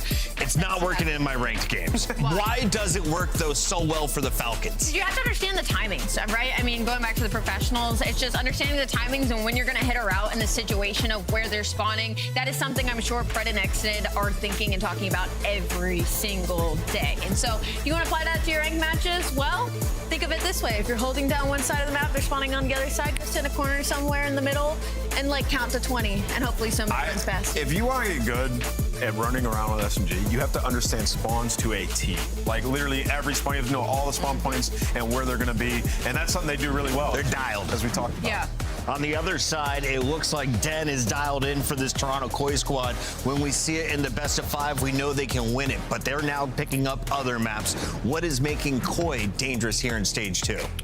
Picking up other maps, I don't know. I don't know about that just yet, Chris. I mean, like I said, they're 10-9 map count in stage 2. 8 of those have been on Den. All their Hardpoint, all their Overload wins are Den, which Riyadh are, funny enough, the inverse of that. They have 8 map mode combination wins throughout the split, which might be the most. So Riyadh actually has a game pool, and then Toronto has a puddle. Exactly. That's the best way to put it. But yeah, for Toronto, it's just, I don't know if we've seen enough. It's hard because the map pool thing is such a big issue. Because when you look at the numbers, you're like, okay, they have some strength in Overload. They're top 5, but then they're like 5 and 2 specifically on Den Overload. So that's going to make the statistics a little weird. They're strong in Hardpoint. But again, Den is gone. Riyadh doesn't let a single one through. So this is where we truly get to see where Koi stands right now. Because now we have to see them on every single map that they're uncomfortable on. Yeah, Riyadh are happy. Joe, there's 3 exposures, a Blackheart, and a Raid. Do I still go Koi? Yeah, I mean, Koi, with Kips in particular, he's been insane. There's no one smarter than in the CDL than Joe Merck DeLuca right now. This man knows his game. We sit in the lobby. He just tells me who's going to win. Today he said it's Koi. I'm following him. It's the Purple Squad. We're locked in from Scott Pickham for Chris Puckett. It's now to Nameless. All right. Yeah, I mean, I just haven't seen enough from Koi. I'm going to go with Riyadh. I think they take this. Really? The best hardpoint team with 2 hardpoints in the first 4 games. That makes sense. They're going to win an S&D this series. I'm going to go with Koi. I'm going to go with Koi in this series. I like what I've been seeing out of them. Wow, and the fans agree. So Merck is on to something, potentially, or is Nameless the wizard after breaking down the hard points? It's time to find out. We got Merck and Maven for game 3. This was the smartest man I just discussed. Optic, very good. The rest, shit. Yeah. That's kind of how it seems right now. Yeah. But no, this is an exciting one. The sense of another one where we're going to kind of get a little litmus test to see where these two teams are, sitting around similar records. And Koi on this 3-game spree, yes, there's been a lot of Den, but you kind of believe, yes, they've been great on Den, but just because they're only winning Den, it's not really their fault. It's the teams that have been letting them play it. Correct. I mean, should be pretty good elsewhere. Yeah, I mean, it's just a question of how many times were teams going to let them continue to win now, win spree. Yeah, but only Respawns in their 9-0, their last 3 matches have been on Den. They're going to get tested a little bit here. Well, that's sort of the big question, but I don't know. I just imagine the way that they're playing as a squad that they're good at everything. Yeah, I mean, well, maybe not as good as Den, but they seem to be playing COD the right way. Things have improved with Kips. You hope they have some strengths elsewhere, as we haven't been seeing all of their scrims, obviously, but excited to see how they're going to fare off against a very good hardpoint team now. But a very big Falcons. test. Yeah, this map 1, this is Falcons' best map, as you can see. Blackheart hardpoint. I mean, it's what Ant literally did at the start of this show when they talk about their Blackheart. And this was a map that Koi avoided for a long time. They didn't play it, but since adding Kips, they've ran it once, so they're going to go for it. Into it we go. And yeah, no, excited to see how Koi is going to face off against this team. Going to have to keep track of the likes of Xnid and Pred on one side of it. Celium has just been back to insanity, and he's kicking it off in the right way here to open things up. Yeah, using both guns. Yeah, swaps to the pistol, able to do the cleanup. But he does get traded. But yeah, just a great start. I mean, you do have Joe kind of lurking. You can kind of see Xnid's waiting for him, and Joe's just going to come back. He was sort of baiting the P2 pinch. Well, that's going to give the numbers right now to Koi, but it's Celium again, but it's a 1-for-1. Koi trying to find any kind of time, but Falcons not making it easy. Xnid popping off around the point with 10 seconds remaining here. We're going to get set for next. And Falcons in a good position for that. Got Koi spawning out exactly where they want him. Opposite side of the map. The kills came through at the right time, but these engagements now going to be the crucial ones. Pred the first domino, Xnid another pick, and this is going to be some easy time here through the opening of this P2. Yeah, at least to start, but Kleenex is already through. He has a timing. The problem is like he's just the only one there. His teammates are still dying off a spawn, and now there's a big problem. They know his position. He doesn't get a kill. Somehow Pred gets in between all of them. Tips, well, he's able to knife him, but again, you're just sort of waiting on Kleenex to make the play, and there we go. Now his teammates are here. Should be a break for Koi. Yeah, that got weird. No, it really got real weird with a little song and dance kind of between Pred and Kleenex there for a moment. But now they get through with what, 35 seconds remaining on this. So a good chunk of time that you're gonna be able to earn here if you lock it down for Koi, but not gonna be much of a lockdown unless Joe Deceives can take out just about everybody. Now it's 2 players off to the races for the final time. Kips wins his one-on-one and he'll get the remaining 15 or so seconds, but having rotor to next, Falcons are fine with that. Yeah, I mean, that's just it. I mean, that extra push there in the 3-piece from Celium forced them to back all the way up. But you can see Pred's going to spawn out. So numbers advantage right here for Koi. They just go right through the front. And well, it's just one of those things on this map, just the timing. Even with 3 seconds left, you can spawn out, and that is what happens. So Koi just go to the front. They don't have back spawns, though, so they need to find the kills. And well, Falcons, they're going to hold on again. And well, it's behind this man. No, you're right, though. Some maps will literally say, like, you want your kills right around like 10 seconds remaining in the hard point. Yeah. Here, it's like 2 seconds remaining in the hard point. But yeah, Celia makes the play. And Kismet tries to make him pay. And he'll find one. And due to where he's pushed out and getting gunfights out towards middle, I mean, you're spawning in Narnia right now if you are Koi. Falcons have been so good on this map, and you're seeing exactly why here, creating so much space for themselves. And the first time you're going to maybe need to get a look at this since, well, the opening moments if you're Koi. You might actually, never mind, you're not going to get another look at this. No, you're going to just set up for next. Yeah, that was it. I mean, you just had, Kleenex push out. He's just trying to play for middle of the map with Joe Deceives. Joe Deceives will finally slow things down. Kleenex spawns out, but he's going to get the cleanup. And all right, you need a response here if you're Toronto. And that was a triple at an opportune time, right? His news about the pop. Now, you haven't been able to get a push out mid and get these spawns pushed out as far as you'd like. So these upcoming fights are going to be crucial. Joe Deceives seems to be heating up. He's going to find another triple here. I thought all 4. One more bullet, he gets it. He's like, inside, please chase that down. But Pred is very fast. He's going to get away. They're going to try and hit this from topside. But due to the no-hesi push from inside, he gets in behind and he shuts that push down. Yeah, so Falcons were thinking, all right, there's only like 1 to 2 players left. Someone's going to have to pick up the pinch. So let's go front quickly. But yeah, that timing just allowed Insight to have a free pinch. So through dub window. And well, you're going to hit around a 50-point kill there for Toronto to get back into it. And I think that's literally just because Joe Deceives got so much damage in the last player that he's like, I'm chasing this down for you, brother. I know he's 1 bullet. At least, yeah, the perfect kind of timing on the flank. But yeah, Koi, back in it. If someone's moaning in my ear, 20 seconds between him, his next gets ready to go. Might be my favorite part of the game, honestly. Honestly, yeah, no, it gets me, sends chills down my spine, Joseph. That's what that does. That's the whole ASMR thing. It's all about the chills. Well, it's all about these gunfights around the point. I think 7 and Insight is going to spawn in the back. They'll be here to fight for this early time. Insight, maybe you can have a one-on-one here with Cell, the nade. Not going to connect. That comes up a little bit short. So Falcons just stacking this through the front, sending 1 through mid. That'll be Kismet that's going to try and find a timing through. That's not going to happen. Kleenex pops a little popcorn there with the double, and some great time here for Koi. Looking at a lead change. Yeah, I mean, Koi right now, they're just they were like, where is this push coming from? They don't see anything. It was all through the front. The nade is going to connect. And speaking of Koi, let's go to a listing with Toronto. One shot, Fred. Secret, and then they're inner. 2 they're inner. One's our close left, inner though. They're jacking help in a sec, bro. I'm nading the barrel, okay? Long to me, Fred. Still close left, by the way. I'm trying to take a shot left. Nothing close left, nothing open. Open, Sal, half out. Absolute close left. Oh, no, barrel. Dubs, challenge side. Yeah, on side. Oh, wow. I saw you, R again, Jamie. It's 2. I saw on both sides, Jamie. Repitch. I already got it. Okay, I got you. Yeah, one's a dub. Long. He went back to you. We long, Chow. Long, absolute. Long. Where did I go? You went back in. Dead end. There's Exo, so 1 secret though. I'm waiting for you. He's laying out on our barrel. And pinch me, deep for him. Dead one shot, so. It's 1v4. Yeah, I heard you. P2, dead end. Nice. Give me long, Give me long. Yeah. I'm saving that door. Yo, long. Kids one shot. He went back to the dubs. That door. I don't see the long. Absolute. He's going back to the wall jump. Gonna be from P2. Almost died. Nice. He tapped me. Yeah, you're alone all time. I don't mean dead. Nice, 2. I'm not long on us. 1v3, okay? I'm sure we're blocking. One blocking. I'm blocking. Right side. Absolute dub. I need RP one door. Kismet's open, one's enclosed. One's left. I didn't see it long. Two left. Heard you. Could just run out. Kill me cross. Yo, one already front of the P4, 3. Front dead. All back left. Yeah, arch. Right half up. Okay, one back white. Stay down. Stay back white. One back door. Help me back door. Wavy front. Chow, half health. Nice, bro. I'm in your cross. Back door, okay? Heard you. Chip it 2 up. Yo, back door, dead. He might be Back door again. Back door, dead. Nice, good shot. Shoot my cross. Shoot the cross. One's close, one's further. I only hit once. I'm coming front now.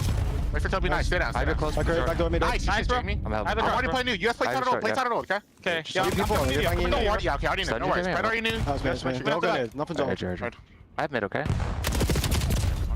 Koi listening, and Koi go out in front. And Joe, you like some of the playmaking there at the end of that? Yeah, I mean, another great P1 there by Falcons, give them that lead, and then they have immediate pressure, right? As soon as we got to the listening, Tips dies. He says 3 through P4. They flip the spawns, but the way Toronto were able to react to that, Kleenex gets some big kills on the hill, and then you're just cutting off the spawners through the middle of the map. Not easy to do, but they found all the right kills. Find all the right kills right now, though, is going to be Falcons. They'll go 3 for 1 in that sequence, and they'll be set up. Everybody's spawning out top left now for Koi as they'll try to rally across, but Celium's got into a power position. He's laying in damage. Kismet trying to get the crossfire or just the nade through. That might hit 2 players. Well, it's going to drop 1, damage into another, and then he must have been weak. He was, because he just gets clipped by Kleenex. Yeah, but again, finding space is the SMGs from Falcons. Nice to cut down, though. 20 seconds left. And yeah, maybe you send one more towards this, but you have to be careful. Number 3 on Kids is going to take a route. See where the spawn comes in. Still safe right now for Toronto, but now they're not going to be. You're going to get aggressive through the front of this hill. You see where Chips is going to spawn, where Joe Deceives is going to spawn. This is what Falcons do. An incredible play there from Falcons. That is just timed perfectly. You take out the last man now, and now time to chain it together. So after that great sequence from Koi, you basically shut up everything here with back-to-back strong hills for Falcons. Well, you still have to turn this one into a strong one, but you've got the position here at least early. Now you got to hold it from the front because here comes the pressure. Kismet, though, in between the push. Yeah, but he's able to stay alive somehow. Finally, Kleenex is going to trade him out, but it does not matter. Exit on a 6 spree. My man has been playing so well in hardpoint throughout this stage, and a big reason why they are the number 1 hardpoint team that we have seen. You might get another crack at this. Well, you're gonna have to. You can win it here if you're Falcons. So they're gonna get a spot to shut it down. You're spawning out so deep, and it's desperation moments here for Koi as you try to rally across, but you were getting cut down due to the spacing and positioning of Falcons. It wasn't perfect every single hard point, but there was perfection in multiple moments throughout this map 1, and this is going to be a big victory from what was a tie game. I mean, that lead change happened at 153, 152, somewhere in there. You score 7 more points. You beat 100-7. Falcons turn it on late. Impeccable. No, honestly, and even at the start of that P3, like, you had forward pressure if you were Koi. It almost looked like we saw Kismet throw that nade, hit 2. That was sort of the play, because then that allowed them to get forward. Then they flipped the spawns, and once again, just timing's on point there for Falcons. Yeah, first I was like, dude, just get cut up. Just get cut up. Like, you have the crossfire with Cell, but the nade, it worked out perfectly. Smokes 1. Damage into another couple players between the nade and the bullets. Beautiful out of Falcons, and they'll get on the board. I mean, that's one I think we expected the Falcons to come on and win. That has been one of their bread and butter maps. They've been so good in hardpoint. I would have been, I think, surprised if Koi won that one. They're going to have to get some wins as we get deeper into the series. No, I mean, they still sort of have this problem, Koi, even that they had stage 1. It was like, are we going to allow Colossus or Blackheart through on the vetoes? And they still don't have a comfortable footing there between those two. For Blackheart, maybe just based off scrims, how Colossus has gone, and, well, yeah, Falcons gonna punish you. Yeah, it's one of those things where you've been playing maybe the best Blackheart hardpoint team currently. And you played them tight throughout a lot of it, just kind of fell apart at the end. Because for the most part, I mean, you battled them. You went back and forth until you didn't. You just get totally flatlined. what changed there at the end, or was it just that perfect sequence from Falcons? Yeah, I think it was the P3 and into the P4. I mean, their P1s were better than Koi, but Koi always kind of had a response. Yeah, just the end. I mean, you just have to make that. We saw in the first rotation, it was a great response by Koi at the P4. That did not happen. They got a little too aggressive, a little too antsy, and almost sort of caught in the middle of, are we pushing, are we not?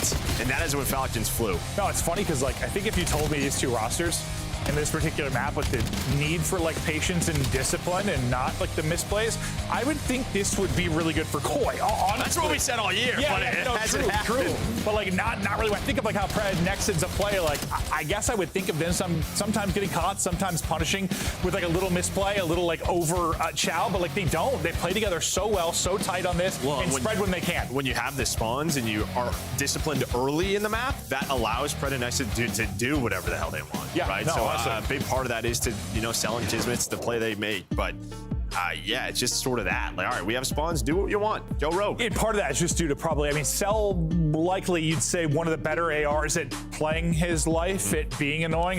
In some of those situations, like where if he died, sometimes things will get a little bit wonky maybe from a spawn standpoint, but yeah, due to him being that solid sort of, not like old school anchor, but call what you want, it probably helps a ton. Yeah, tough kill. That's what we would call it, but you just saw sort of, just that final little bump up there from Falcons in, kind of what we talked about, no den. There we go. There's their response from Falcons. They veto that map. We're not going to see a den here for Koi. Now it's just a question of what else do they have in the bag. Yeah, can they get it done in Search, which has been a work in progress for them? Can they get done the exposures as we get deeper into this? Yeah, I didn't really, this was like a coin flip to me, this particular series with how these two teams have looked, but it's every series. Yeah, no, honestly, that's kind of how, unless Optics playing, it's kind of how it's felt, to be absolutely fair. Any thoughts, though, just going into the Search and Destroy, how to maybe Koi strike back? Well, I mean, this is what Falcons have been struggling at, right? At the start of the year, they were such a strong Search team, but the big focus was on the respawns and coming into the stage, and you looked at it now, 1-6, trying to find something, anything to get some success going in your 2-5s. Let's see if they can get the 2-5s rolling here. It's been it just doesn't feel like the players are comfortable. Yeah, where they're so comfortable in hardpoint. Yeah, once it slows down in Search to Destroy, not the case at all, but hopefully with more reps as the year extends on, you find that level of comfort. X is very vocal now heading into the Search and Destroy. We're going to take a look at some Cell stats, though, before this map. And, well, that is a massive difference. Oh, I mean, yeah, don't see that often from Celium, but this is kind of what we're talking about. And when you're 1-6, this happens. But yeah, almost a one drop. Like, that is crazy. No, it really is. But yeah, I mean, this was their strength in stage 1. So like, I think as the players and the coaching staff know, like, it's there. But like, what adjustments do we need to make it? It doesn't even have to be their strength right now, but back to 50-50. Yeah, get to 50-50. Like, because with your respawn improvements, you'd be in a pretty damn good spot if you could get it to 50-50. They're really chatting through things. On the other side, Koi will look to even the series. We've been seeing a ton of raid Search and Destroy over this qualifier. We get back to it here. Yeah, I mean, Koi's one that's always sort of like, they've matched maybe like the G2s of the world with this. Yeah, honestly, it's hard to tell if it's just what we've been casting or if it's just... So we have seen it more, that's for sure. It's been a lot of raid, yeah. And there's just like this ebb and flow in vetoes. Kind of what we've talked about. Like the first couple of weeks, we've seen so much den overload. And other teams have to make adjustments. It's the same question. A good ebb and flow. In Search, right? Like we're seeing a little bit less Colosseum. Or Colossus. I don't know why I always say it. Well, it's relatively close. It makes sense as like a map. Colosseum. Yeah. No, you have done like 5 times. I have. I don't know why. That's okay. It's okay. Kind of like it. Might as well change the name officially. I'm all right with that. It's just a battle. Yeah.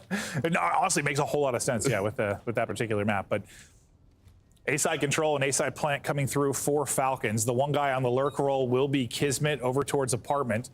He's going to be in between 6 and 5, which is Kips and Joe to Sieves. What's the timing going to be like for Kismet as we watch this? He's going to be able to rally back to his team, and I'd love to be able to get one there. Not going to happen, though. And honestly, he's going to be frustrated watching that one back. Yeah, there was a timing through Zig where he probably gets 2 kills. Both those gunfights. Instead, Pred and Kismet, they find nothing. They leave them in a 2 versus 4. Cell is able to fight back. You still need to defuse if you're Koi, so you have to go. Connected and Cell clutch up. All on Cell now. 1 versus 2. He wins that one, just maybe. But nah, probably not. Yeah, I mean, that was just like how do you another player in laundry? Definition of COD timing there for Tiz. Just takes a different. If he just goes right through Zig, as silly as it is, it's at least one. Yeah. It's just one of those things. He's like, so much time has gone by. I've seen nothing. I'm worried my team's going to be in a 4v3. I got to get back to help. But like that, and then like the Pred gunfight both look so awkward. It's just like two players. You kind of spray some shots in between them. You're not able to take down one. So round to Koi. And yeah, I imagine Kiz will be pretty frustrated when he sees how that one actually played out. But that's like, I don't know, it's just that role, bro. When you're that like offsite guy, that lurk role, it's the game of timing. It's this map. Happens very often.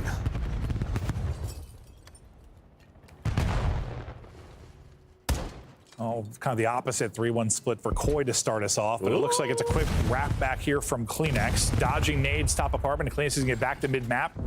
Pick that up, get some info as Kips finds the first blood. They're very spread. They really haven't showed their hand yet. Now you have 2 in rain, 2 bedroom. Why do we just not see the skulls on the mini-map? Well, I don't know. Like, sometimes we just don't. I'm like, I was like, where'd he get that pick? And then once we hop to the POV, I see where. It's helpful sometimes when it's off screen.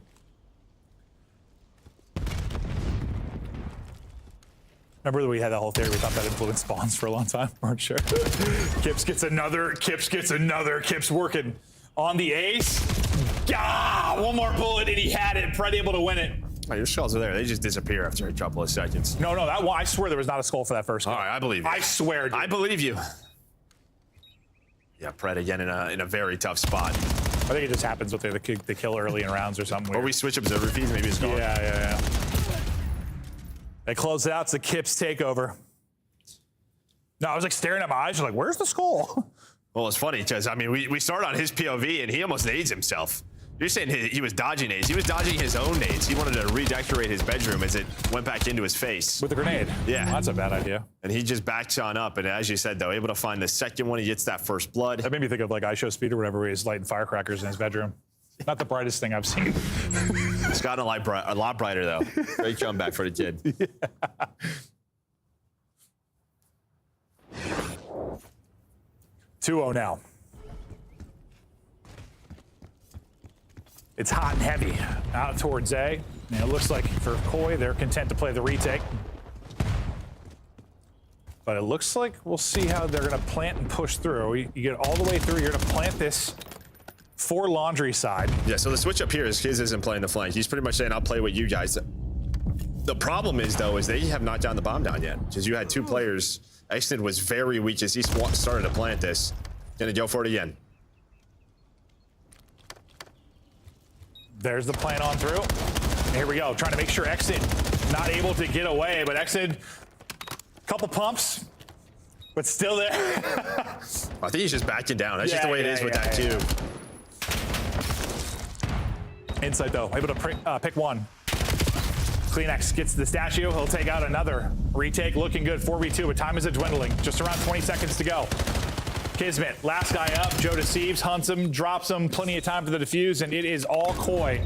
Offense, defense, bomb stop, retake. They're doing it all. Yeah, I mean, it's honestly just the retakes on defense. They're saying plant the bomb A. We will destroy you in a 4 versus 4. We know exactly how you're going to play this or how we want to retake this, and so far it has been perfection. What do you try to do differently on offense if you're Falcons? Yeah, it's tough because they're giving it to you, right? They're giving you the bomb plant. If you can get a plant at 4 before you take the plant. Yeah. Right?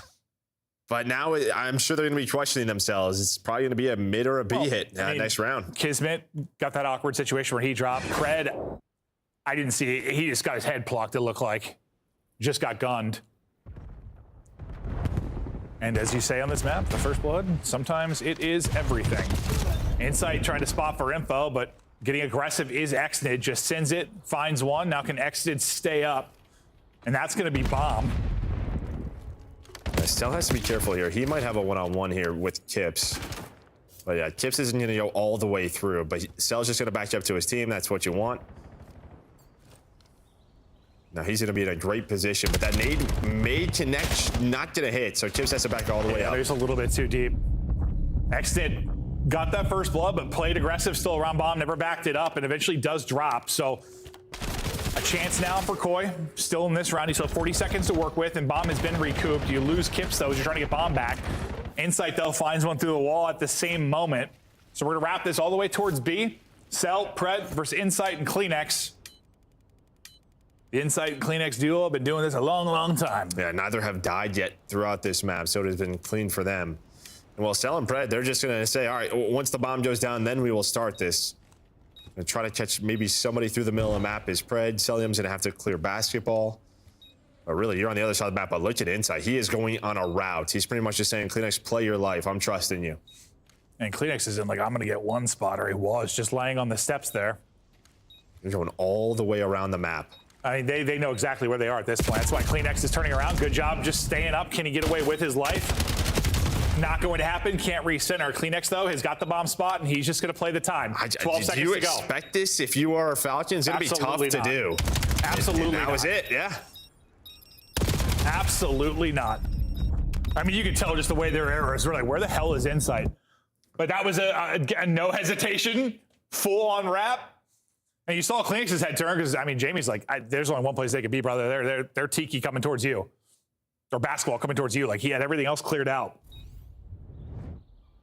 I thought at maybe some point, just with how much time had gone by, maybe you'd someone was going to turn like money. That's what I was thinking, money or Chada. I just don't, you never expect basketball at that point in the round. Because that's where you're cleared from. But that is just a heads-up play from Insight. Yeah, you just don't think he's been just trailing you by a second and a half the entire time.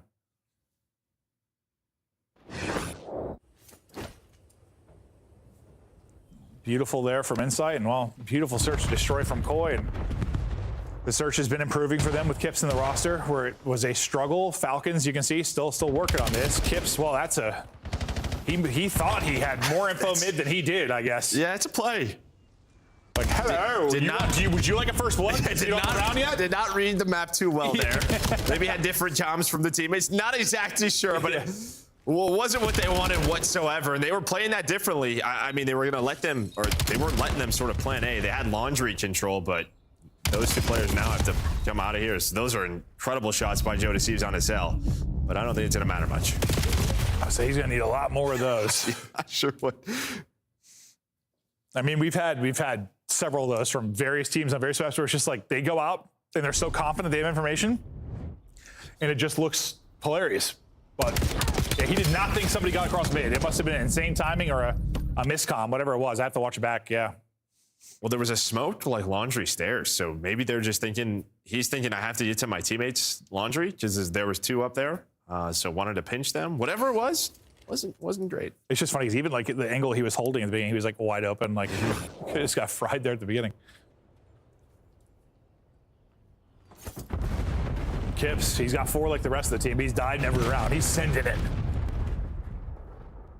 Okay, so where some of our teams have been pretty content to let them plant and play retakes on A. This time, it seems like you're going to fight for this a bit more if you were Falcons. We'll see if they back it up and play the retake. Keep an eye on that number 6 in Kips. Yeah, Nexted on the other side. He's the one kind of lurching. So you have 2 lurk players right now. Celium's going to get to Xnid, but he's just sort of playing a killer. He's playing for 1. Stun is going to potentially connect, and there we go. Kleenex is going to clear it. So yeah, I think the stun hits. You get the indicator, hey, I stunned an enemy, and I mean, that is just great shoulders out of Kleenex. Very strong, broad shoulders. Insight gets some damage through. Pred will find 1, but that'll be it for now. 5th round seems to be looming. Bomb carriers all over the place. He's flanking on through. Cell, well, there for the gunfight, but instantly deleted. 5 straight for Pred. Now he's going to need to find 3 more if he's going to take the round. Not going to happen. His streak comes to an end. 5th round on the board for Koi as they are dominating here. It's just really tough to sort of play like we've seen in the last couple of years, just sort of these cheeky spots where you can at least guarantee 1 with Omni movement. Because the shoulders are just so fast. Like, they're so quick. Yeah. And if you get caught prone, you're screwed. Yeah. No, 100%. And we saw the POV right there from Exton. And that's what I think has been interesting this year. Just in general, that's like one example of several where this is just a very different title than we've, even though it seems similar kind of to last year, like the Omni movement part of it, sure, but there's just a lot of changes. I think players have had to go against their normal habits in a lot of ways, right? Like 100%. And it's just, I mean, that's the beauty of our esport. We talk about it, switching to jetpacks, going back, 5v5, 4v4. Like, you have to adapt. And right now, yeah, whoever's adapting quicker, you're going to have the edge early. The question will be once everyone starts to adapt, does the playing field start to level? And well, I mean, it kind of has a little bit outside of Optic. All right, we're doing it again. I mean, they have done every single round. Koi have played for the retake, and it has worked. And this time they had Pred kind of playing where Kiz did in that round 1. I mean, Pred's the guy I would kind of like in the lurk role because his brain just seems wired for that. We'll see what his timing's going to be like. He's going to go all the way through. The problem is, is he going to have any kills, or is Koi going to be all the way through mid when he gets involved? But he times it to perfection. Sell and exit. They got the ARs in hand. And all right, we got an A plant successful. There we go. We are good. There we go. And honestly, they may have held that without him, but he did get damage into 2. And I mean, honestly, a part of why that push was delayed is you can see they were worried about him. You saw arrows kept snapping towards Zig, snapping towards water steps, just worried about where that flank might be potentially coming from. Because, yeah, if it's less delayed, maybe you just get through immediately. Yeah, I just don't think you expect it with like 20 seconds. Yeah. So if they go faster there, they don't know. We know. I mean, Pred could potentially just be out of the play. That's what I was saying, yeah. And they get screwed. They don't know. But sometimes I feel like those gambles Pred takes, he just got a sense. He has a sense for it. Usually works out for him. Kleenex up the gut, damage into 1 or 2. Bomb carrier trying to help him. Can they take this? 2 for 0. What? What? Oh, I don't know how that situation played out, but cleanup duty. What? Kips. I thought maybe Kips was going to get 2 to put that into a 1 versus 1. I thought game was done. Same. Whoever finessed there at the block. I don't know how they're alive. Is that Kids right there? I'm guessing Joe DeCeves must have got, so we're watching it from Clean's PV. Joe DeCeves must have got zapped because he goes prone, I think. Otherwise, like, that goes a lot clean. He must have got zapped. Yeah, but I think Toby just stopped shooting. Like, he thinks he has a kill. And then, yeah, Cell is able to find that one. Because I guess I kept waiting. Just watching Clean's PV, I kept waiting for Joe DeCeves to, like, get shots in as well. But I think he was the guy laying prone, so I think he got fried. Yeah, I thought that was done, too. I thought it was over. But, all right, Falcons survive. Extending this map. Wouldn't be the first time they've ripped up 4 or 5 straight on a raid search and destroy. Yeah, it wouldn't be the first time Toronto's kind of allowed that. Yeah, true. Very, very true. Well, Toronto's been really good at retaking it on the A side. Can they retake it on the B side? Kips. He's still playing the I want to die in every round game. Uh-oh, man. Things might be falling apart. It's just Kleenex now.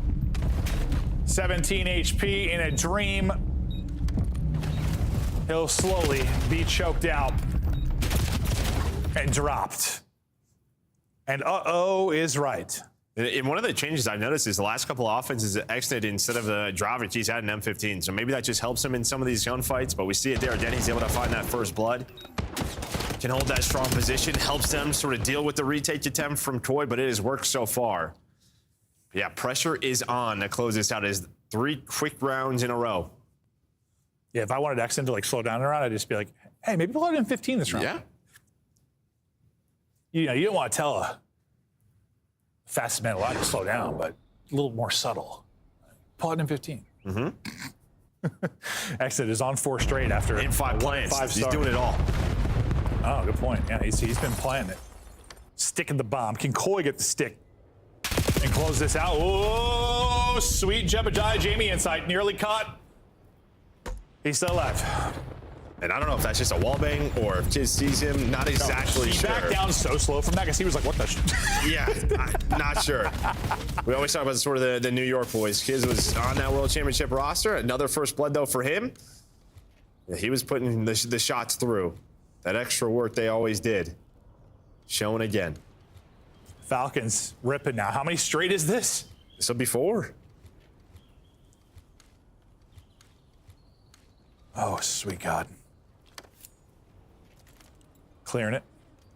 Planting it. Can they hold off in the 3 versus 4 now? Pred getting angles. Exited, M15 in hand.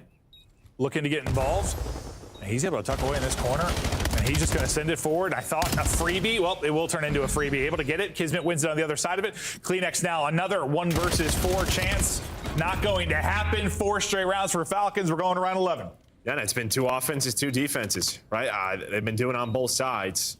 Just great stuff for them. And I think Koi's just still that round. They probably feel like this map should be over. Saw sort of Toby just laughing about it. I need to watch that back for like all POVs. That was weird. Yeah. But somehow we are in a round 11. It's like was Kleenex thinking like someone else was going to finish it, so he was thinking about the next fight, or did he just think he got the kill? I don't know what the hell was happening. But that was definitely the independent round, or the important round. When you were just like, what the hell is happening? Usually I know something circus-like has gone down. Another CDL season, another round 11. And this could decide the series. I mean, honestly, Koi lose this, it might just be 3-0 day.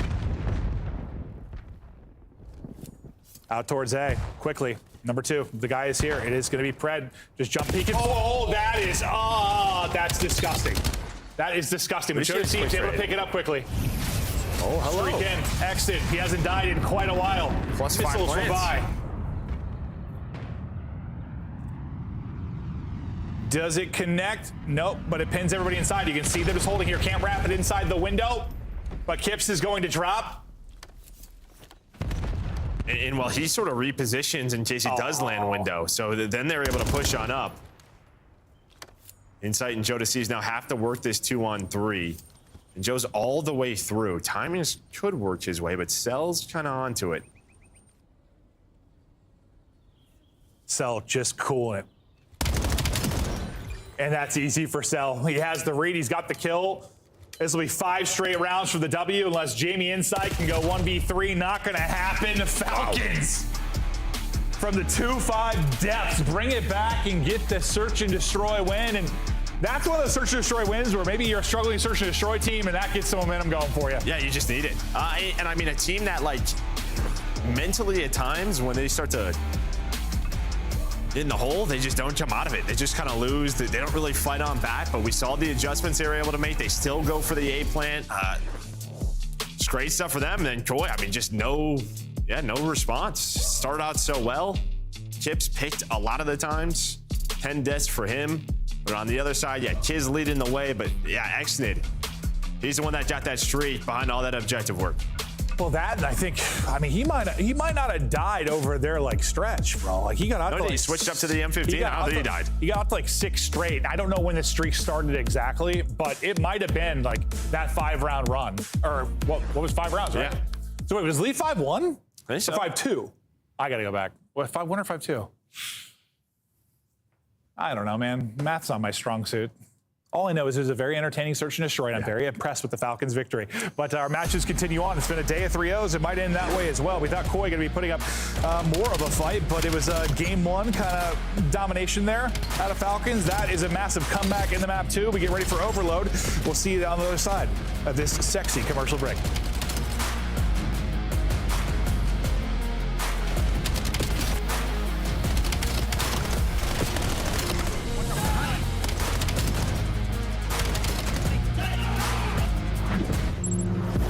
Champs tickets are on sale now. Come see the best teams lock in for this season's grand finale in fabulous Las Vegas. All 4-day passes come with early venue access. Head to phasevegas.com or scan the QR code to get your tickets now. Look like the pros to play like the pros. The CDL team skins are available now. Scan the QR code or check out the in-game store now. Scuff, official controller of the CDL.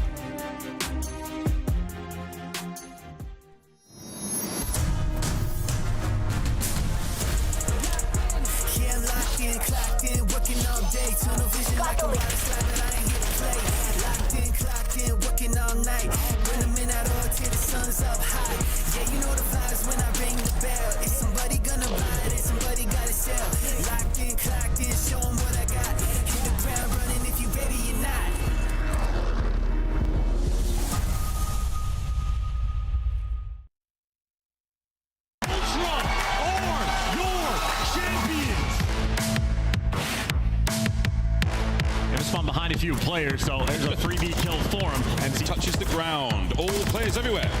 Close left. Slammed! Absolutely slammed. 1v2 and the ace is what's going to be the requirement. And at the very least, going to spot him on the cross or give away the freebie. 1v1. Call of Duty timing at its finest. The 1v2 in ace for Lins. He finds 2!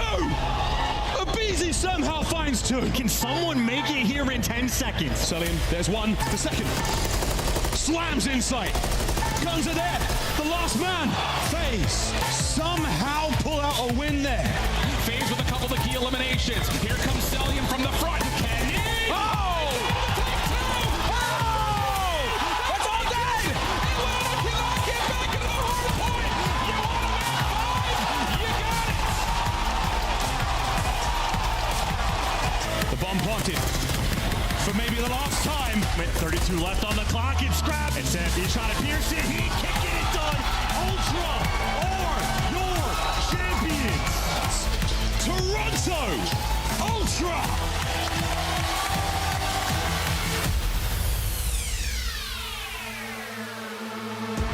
Hello and welcome back. We continue on. Falcons up 2-0, looking to run through Koi, see if they can get it done on the overload.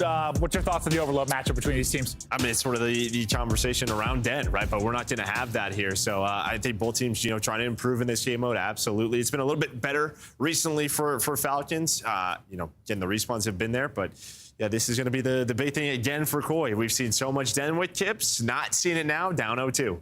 Down 0-2. We'll see if they can bring this one back. We're looking at the overload square up. 4 and 2 are the stage 2 metrics. But again, you take away the Den wins, and it doesn't quite look the same with Kips in the lineup. They've won 4 straight, and it's it. I mean, 3 of those are Den? No, all of them. All 4. Sorry, all 4 are Den. So yeah, it doesn't look the same at all. No. So that's one of those graphics, like, great. It doesn't happen to mean a lot for this overload when you actually go to the nuance of it. And we get ready for what? Exposure, yeah? And I don't know. Yeah, like I feel, as much as I said they're getting ran through, not really. I mean, they've been competitive maps. I guess it was just that they got smoked the end of that. They got smoked. It's just like the fashion happened. They got smoked the end of the map 1.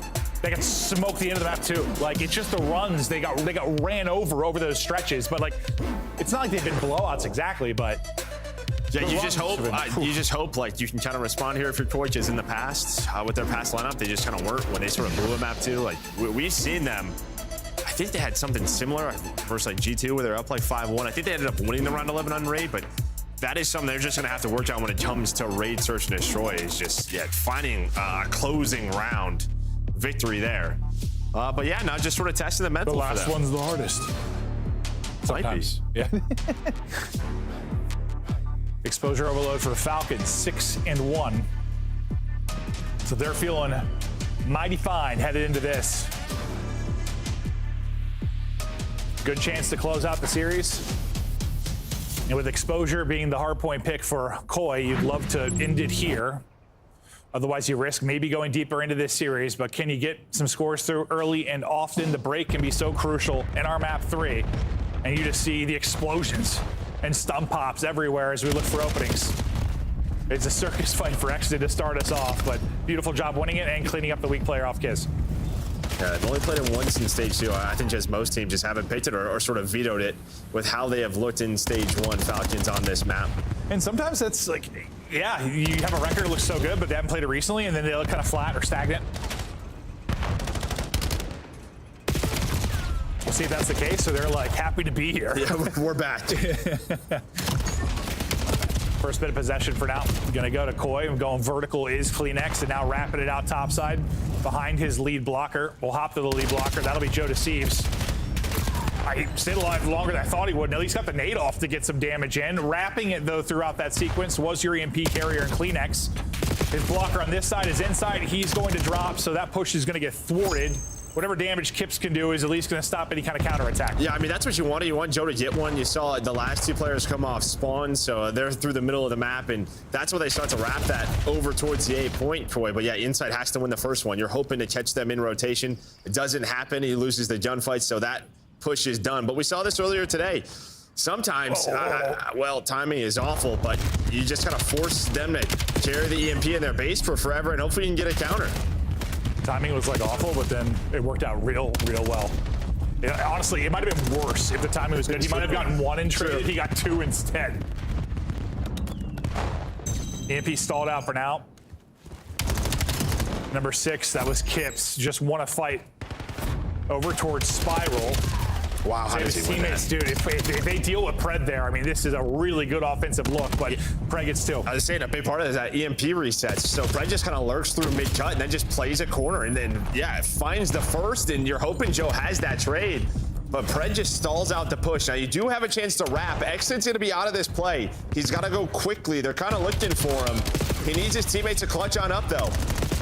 Do they buy time? Can he get there in time? Exit racing, trying, not gonna. He's just gonna play around the reset. They're gonna give up the score. He's gonna try to get back towards mid-map, but he's gonna get cut down. So Exit takes a long route, and one of those situations, he's utterly out of the play. Yeah, it's just tough because you're thinking we're going to take this EMP and go top B side. The problem is yeah, they didn't have EMP control. Koi, they spawned up low dirt. They're able to find that gunfight. They just go. They just react quickly. They know someone was going on that route or on a pinch. So they're able to go up one and now fighting over EMP towards dirt. Exit, last guy up. He'll get you a one to at least pause this out for a moment. Now the reinforcements have gotten here, trying to cut it across mid-map again will be Koi. And Pred finds two again, two big ones for you mid-map. That's going to be 3 dead. Here we go, off to the races. Now, where are you going with this? You have 2 through window, and then Cell is all the way towards B side. Looks like you want to end up going towards A. But you're going to have to find the kills, and they are doing just that. Exit and Pred both find it. Exit finds a third, and well, there's a team kill, so all 4 dead, and this is a problem because EMP is resetting down low. Someone's got to track back and scoop it, and that'll be Kismet's job to go back and get it. You see how number 2 is playing it in Pred. He's worried about them spotting up B side, kind of overextending and wrapping back, but they've all just spawned deep, grouped up in the back. Pressure still here from Falcons as they wrap it out towards B. We'll see how Koi deal with this. And you're hoping to chain those together, but Exit ended up getting hunted down. If he finds 1, maybe 2, that's probably another score. But they still have EMP control, and they're going to wrap this up towards B. As well, Exit's able to come off spawn right back into the fight. Still a chance here to find more. Last guy up to try and help is going to be Celium. Kismet wins a nice fight with the pistol. Can Celium somehow pull something off? One more player to go through. Little wall bounce. Not able to get gun up in time to win that, so Koi will hold it at the line. And then number 8 off spawn is Kleenex. He's already all the way pushed up. There's going to be 1 player there, though. That was Cell off of spawn. They were hoping to try to counter that quickly with dirt control, but he ends up getting caught. And from behind on the flank, Kismet, I thought maybe damage in to set up Celium to shut these down. It leads to a team kill ultimately, but with 25 seconds remaining, Koi have EMP. Pred's found so many multi-kills in clutch positions mid-map, and that's going to be another one to silence any kind of, not really counterattack, but any kind of momentum there from Koi. Yeah, he's just kind of like stalled their pushes or mid-map control. Yeah.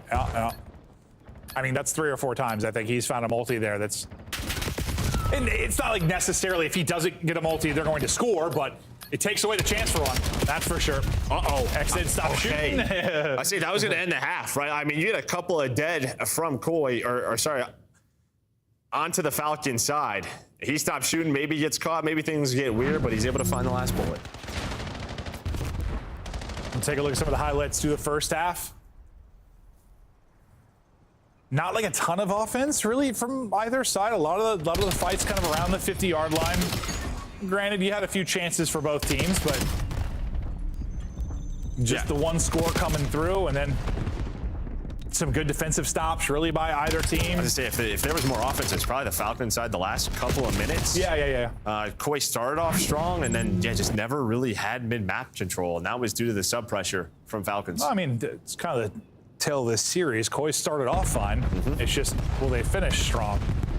That advantage has been to Falcons throughout the first 2 maps. We'll see if that'll be the case here as well. If they have a strong second half, we will be done. Kismet got 2 from the window. Kleenex not going to flank that, and well, Kismet, Spidey senses tingling. He's trying to get forward, and that is very frustrating then for Kleenex, and this is immediate pressure now for Falcons. Yeah, the only good thing is that it took a little bit of time to get the EMP, but I think he's going to get stopped. Insight's able to find 1. There's just so many players here. They do have to track all the way back, though, but it does not matter. They find all 3 kills. Great opening here from Kismet. He's on 5 straight. Pressure is still here. Push forward on the other side of things will be Kips. He's going to have a one-on-one against Pred. Kind of around EMP control and the B point for Falcons. Yeah, but they were so fast on the wrap, like they spawned Koi top B. Like Tips is hoping that someone else is with him by this time, but they were just able to cut off the spawner. So that's a heads-up play there from Falcons. Falcons continue to make the plays. They've got the edge. And for Koi, you just haven't been able to enjoy that many, like, there haven't been many 3, like, 4-down scenarios where they've been able to take advantage of, right? No, I just don't feel like they've really had EMP, like, on their side of the map in a long time. Yeah. Like, every time they pick it up, it just feels like it drops again, right around the 50-yard line. Yeah, it's like getting it out of our half has been the name of the game for a lot of it. You have some awkward engagements over towards Solar, and, well, Fred will capitalize on one. Nearly put down, but staying up. As Accident gets a kill, that's going to be the call to push this EMP forward. Kismet has it in hand, heads one way, wraps it back the other. They're going to play behind the kill on the other side, and it's a perfect timing and opening for Exton. You just got to finish that kill. It still might be good. Matter? Still able to get it through. 3-1 advantage. You had your hands up over your head because it's like you thought that one might cost. Well, it was such a good play because honestly, they sort of fake rotate with the ball with Exton's spot, and then he just lays prone, right? He's able to stun and nade a couple of players, but you do have a counter right away from Koi, so still going to be a 1-score game.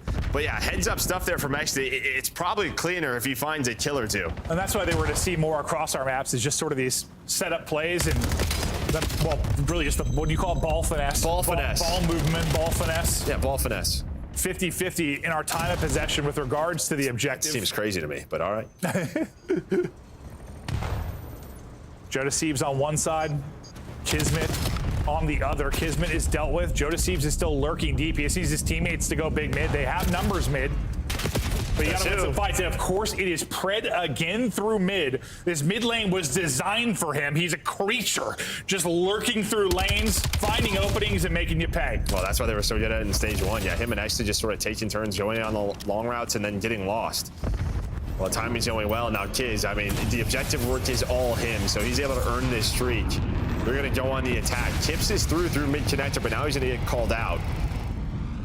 Well, starting to work your way up. That's going to be 2 dead. Can Kips and Joe Deceived hold on to this? Not going to happen. Perfectly played out of Falcons. Beautiful stuff here out of Falcons. Up to a 2-score cushion again after the quick counter from Koi.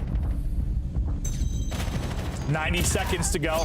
Still some life for Koi, but the end game has been all about Falcons, and this one might be the dagger. 5-2, 3-point lead, bottom spawn for EMP, and you've already got X into position and Pred in a position mid-map. And yeah, this has been a team effort. There's been some really great moments from everybody on Falcons, but like Pred has been the mid-map demon. And even though he's only 20-18, just some really crucial kills to slow the flow of Koi.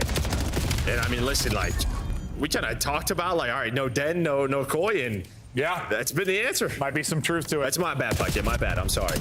I let you down. That's all right. He lives in the under 500 realm. That's Puckett's home now. I mean, now then this team just slang-wise gets so ugly. Dude, literally, this has been the end of every map has just been a Falcons ass whooping. Here's another one. 5 straight rounds in the search, 100-7 score line at the end of the hard point. Now they're scoring like there is no defense. It's like well, there isn't. They definitely gave up. Game. It's over. Oh, yeah. No, they're getting tucked. Night to Koi. Wait, 5? Stats page gonna look ugly. It absolutely is. There has been a murder on the main stage. Well, it's just a day of 3-0s today, huh? Yeah, it is. No, this was one. Again, you look at the schedule, it's like, all right, we're going deep in some of these, and we are so wrong. Pred ends it on a 5. No, it's just Brian going deep. Yeah, they're just going deep. So they're going to win this one 3-0, a 7-2, and that was why they are 7-1 now in exposure overload. Yeah. We were wondering if it's going to be a little rush shaking off without playing it much. No, not the case at all. They were happy to get there, and where I think for the most part with Koi, it's been about the rebound, about figuring stuff out again. Maybe a little shell shock there. They did not see that series going that way. You can see how frustrated they are after that one. They get beat up, bruised, and battered. Yeah, and even as bad as this map 3 was, nothing really, there's just no excuses to the map 2. Like, they should at least have another hard point here, their hard point pick, and they just don't now. It feels like we've had so many of those series with all these 3-0s. It's like, there's a very winnable map for a team. If they win that map, we're probably going 4 or 5 games, but that one map falls apart and then it's a 3-0. Like how often have we had that these past couple weeks? Yeah, a lot. Like so much. A lot is. It's like you throw one map, you throw one pick, bro. Night. Yeah. A big part of that has been in the overload. Sort of the closeout game there is what a map out of Kiz. He's able to put 4 scores in. My man was doing it all. Kiz Well, how many missiles were called at the end of it? Every single player calling in? Yeah, all of them.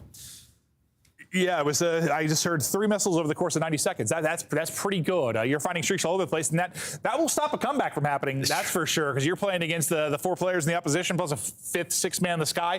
Can be very difficult to do. But a statement game from Falcons. That'll do it for Joe and I. Des, talk us through it. 5th, 6th, 7th man in the sky. These guys were doing everything. Falcons lock it up with a 3-0, and Nameless. There's a lot of content out there. There's a lot of people talking about Call of Duty, but some of the best are on the Codcast. And I heard this former world champion coach, Rambo Ray, like giving some advice and stuff. And he's like, Toronto is a great team. You can see it in the fundamentals on Den, and that will transition to all maps. He did say this, yeah. What did you say to that? Yeah, I mean, it's tough, right? Because, you know, with this team, you want to believe in them. They have a star-studded lineup. But, yeah, I mean, I just think back to teams I've had in the past and games if I got to play my best map every single series. And for them, you know, it's been all year. And it wasn't even just with Kips. It was also with Real that they've liked that map. So for them, they really need to get in the lab and actually just try to learn the game. Because you look at that black card, like we get, it's like even, you know, at the halfway point throughout that. And then Riyadh just take flight. And you could just see there's levels to this. Toronto are on the outside looking in of the elite tier right now. We got Optic as the best team in Overload. I need to see exposure between those two squads, Rock and Green. For now, Allie, let's take a look at the Falcons team putting up the numbers in that game 3. Highlight reel. Kismet and crew taking over. It was 1-1. We didn't finish with that score. No, we did not. I mean, the first half, this was competitive. You know, this was, all right, Koi, like, we're getting a couple of moments of map control. We're keeping things pretty even. But then you get this final little push in from Kismet, and then you just get put in the blender if you're Toronto Koi. Map control, all in the favor of Riyadh Falcons. If I had to give somebody an MVP of impact in this series, it has to be Kismet. I mean, 2 and 3, he was kind of everything for me. However, you look at the series as a whole, I almost want to give it to Exnid. I would give it to Exnid. The consistency across all 3 maps that he showed, the rebound that he showed in the search and destroy after a couple of blunders and mistakes. Like, I don't think we've ever got to firsthand watch a player essentially start from like the bottom of fundamentals in Call of Duty, thrown into the Pro League, and then improve as fast and as consistently as he has. Joe loved watching Kismet. Clearly, we've got a lot of his highlights as he was involved in all of the scoring. I know we see a lot of Pred and Exton highlights, though, from the hard point. What did you see from Exton? He was the young guy that everyone put the microscope on when they started 0-2 in this stage, saying he's got to go. Yeah, I mean, I saw a lot from him. And, you know, I'll talk from him from an individual standpoint. Like, a lot of the plays that they're setting up, like, it's Exton getting up into their base, playing his life for a second and waiting, and then pouncing when his teammates are ready to make that push. So really, it's like, it's just impressive from a team side of things, but he's playing well with the team in those situations now, which is huge for them. And also, I like pointing out, the search and destroy, he was getting blooded within like 20 seconds. The first like 4 or 5 rounds, he started to stay alive, and all of a sudden they win. So shout out to Exton. I also want to kind of credit the Falcons camp. It seems that behind the scenes, you've got a great organization setting them up for success. On the other side, when I saw those faces from Kleenex and Jamie, and now I have Kips who's losing next to me, just not knowing what to do in that moment, you need a coach to run in. You need a guy like Sender who comes in, gets the vibes back up. Toronto, you got it back in order. And for now, though, I got to get to our Scuff Play the Game, I'm told. Let's do it. It is a 5-round comeback. Allie, we don't see these often. From 5-1, it looked like Toronto was going to take it to a tied Game 3. Yeah, no, for me, it was just, Toronto was just flying at them at first. And I don't think Riyadh Falcons are used to, I don't want to say a team doing that, because obviously we have teams like Optic and Miami, but I think they just weren't used to Koi doing that. And you could see when they started riding the ship, they started letting them come to them, holding a couple of frames, not playing as aggressive and playing more as a unit to try and work out these traits in their favor. Yeah, you know, in Search and Destroy, we have this thing that's called like throwaway rounds, Chris. And it's when you have a fat lead and you can just take some unnecessary risk. Yeah. Unfortunately for Koi, all those risks did not pan out in the 2-3 rounds. Exactly, that they did that. And usually, like, you can just throw them off and you get a quick round win and end it like 6-2, 6-3. Unfortunately, Riyadh was ready for all those pushes and we're combating them. Absolutely incredible stuff there, and we have to talk about it now live with Pred in the Monster Winner Spotlight. Pred, I was trying to look at your stats. They're too good across the whole squad to just call out one player today. But how do you feel you played individually in this matchup against Toronto? Honestly, like, I feel like I played good. I feel like the team just played good, man. I think we had a really good, like, honestly, I don't know why they played us on Blackout, to be honest. I was pretty confused about that when, like, we spawned in. And even Exposure Overload. I feel like those two maps were, like, really good at. So, like, I feel like as a team, we just have really good flow on those two maps. And I feel like the only thing that, like, we had to really, like, dial in on was the S&D. You guys were moving, that's for sure. Absolutely. Yo, Pred, you know, I've been seeing a lot of clips from your guys' camp, especially you in practice, sort of being like the vocal leader. And then even when we get the small glimpses of listening, you're always kind of directing the troops. Have you become sort of like the leader of this squad over the last couple months? How's that been for you, if so? Yeah, I mean, I feel like we haven't really, like, spoke about it. I feel like that's just how naturally I am. Yeah. You know, I just feel like I really want to win for this team. Like, I really like playing with this team and, like, the people we have and, like, the organization. So for me, like, if I can, like, you know, motivate people or, like, have, like, a certain, like, set a certain intensity to, like, make everyone, like, you know, treat practice really seriously and, like, come to tournaments and be prepared, like, that's my biggest goal. Absolutely. Nice. Doing a good job. Pred, you brought up the search and destroy. I want to ask you, like, what was the change? Because it was a pretty stark, like, y'all were down, then you knock off 5 in a row. Like, what happened during that map number 2? Oh, man, I think we were just, like, the first couple rounds, we were just scamming, man. We were just running around dying. I don't know what we were doing, to be honest. And then we just started, like, saying, like, yo, like, let's actually lock in and, like, let's do something together. So I think we just started running around together and, like, clutching up on some rounds. It's big to be able to flip the switch like that. Yes, sir. Yeah. So jealous of Black. Can you talk to us a little bit about the development of XNIT as well? Because every single series he's getting better, and today was like the first search in a long time where he's starting to value his life. Albeit it took a couple rounds. Took it 6 rounds, but we got there. He did it. Took him a couple rounds, but he got there. Nah, honestly, man, like I said, I'm so happy for him, man. The kid's so passionate. I think that's the biggest thing I love about him is just his passion. He just enjoys the game so much. He wants to win. So for me, like, just seeing him develop and be better and, like, you know, really show what he's capable of, for me, like, that, like, means so much to me. So, like, I'm just so happy for him. Statement win today for the Falcons. We'll let you go celebrate with the team. Yes, sir. Thank you, guys.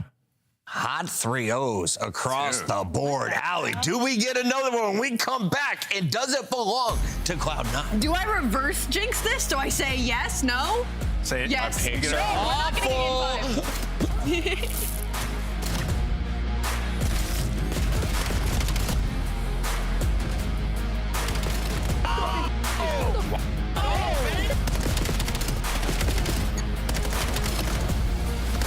in 5. Oh my God. The most unexpected of results. Black Ops 7 returns to the Esports World Cup in Riyadh this summer. Scan the QR code to be notified when tickets go live later this month. Start the season strong with the 2026 Call of Duty League Pack. Grab yourself the CDL operator by scanning the QR code on screen or check it out in the Call of Duty store in-game now. Scuff, official controller of the CDL.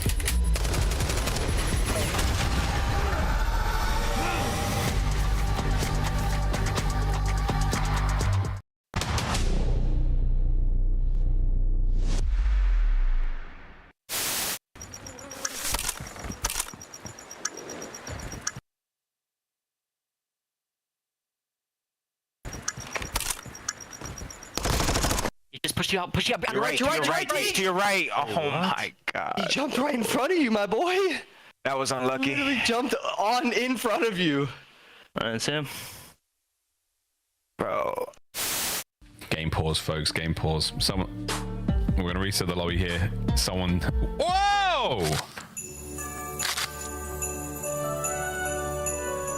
That is horrible. Do it again.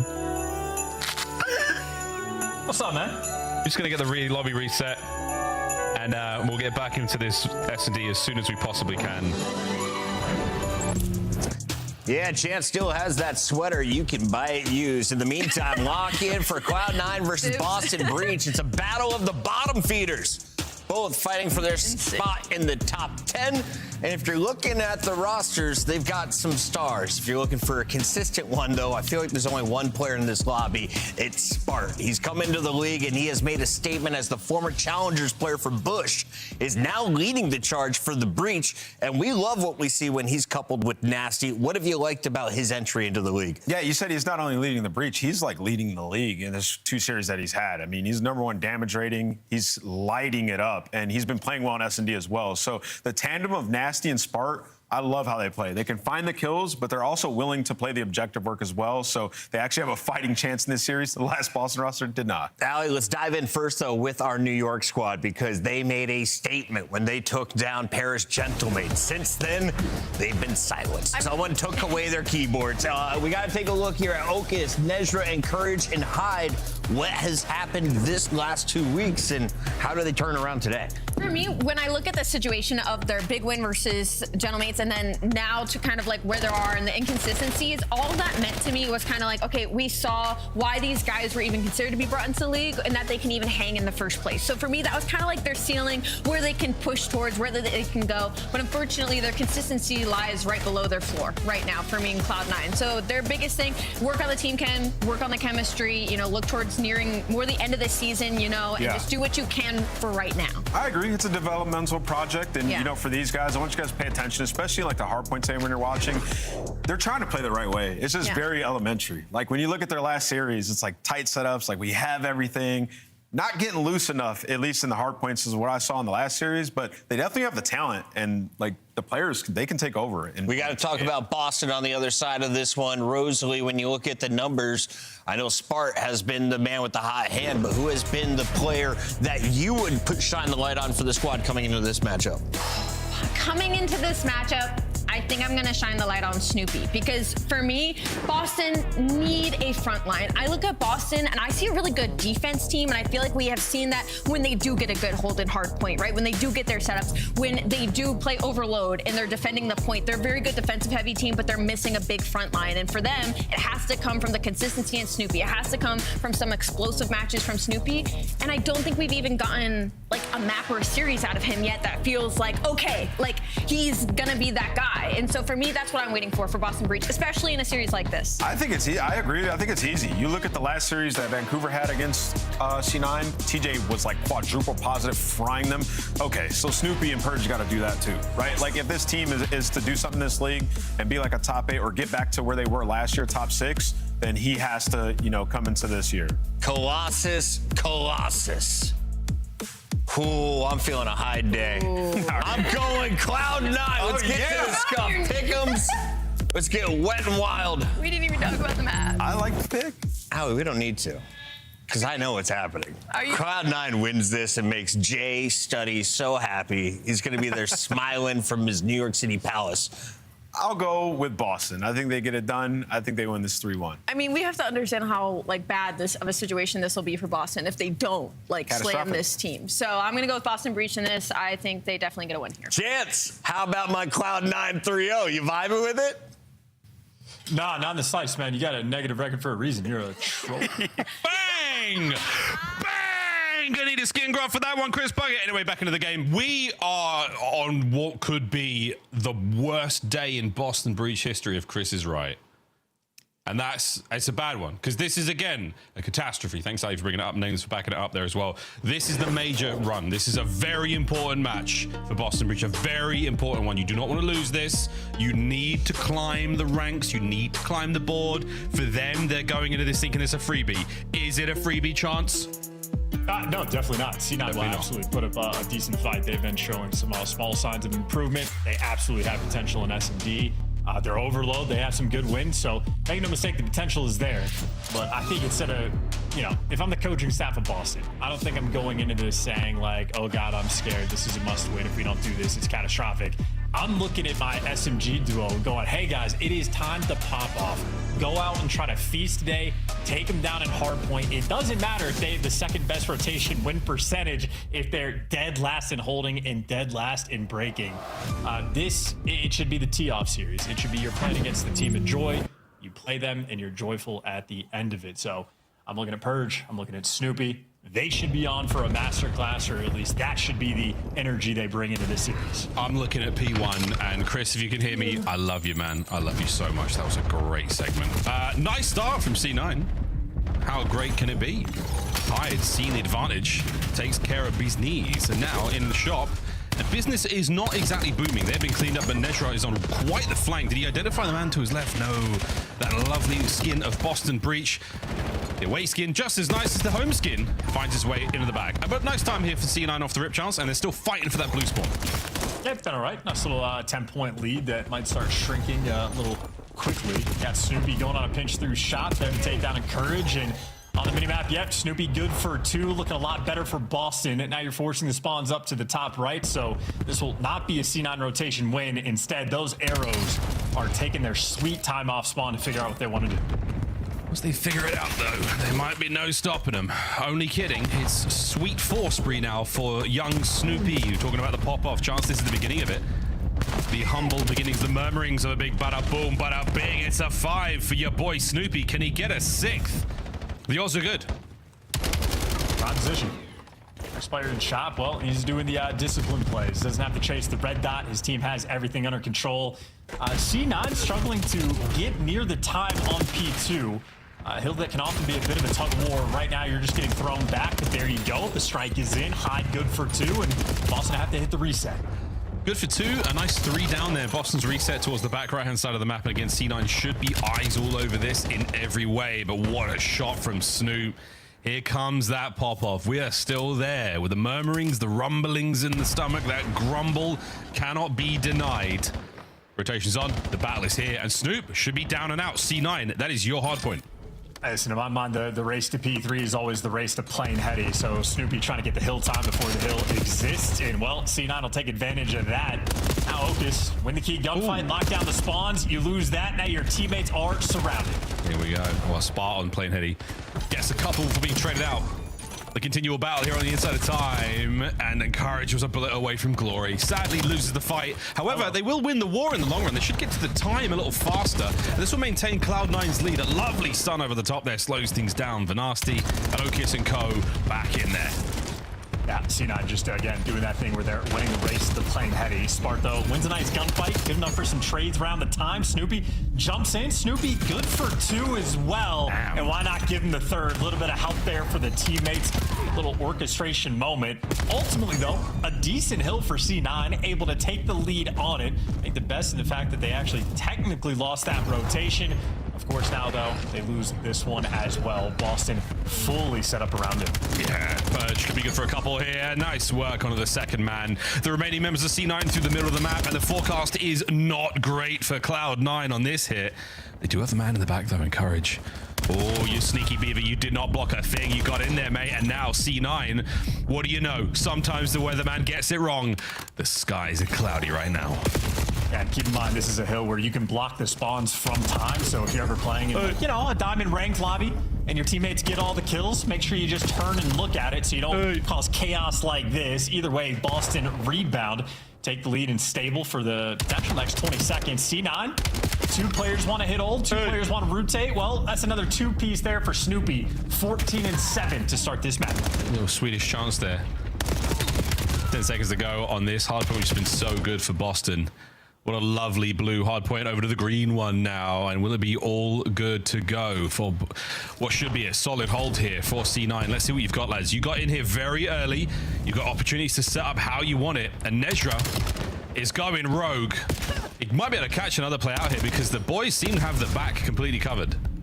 I mean, this is beautiful. Yeah, Nameless talking about how C9 had those really tight setups in hardpoint. This time, all the distance in the world. Nezra gets super aggressive through the shop.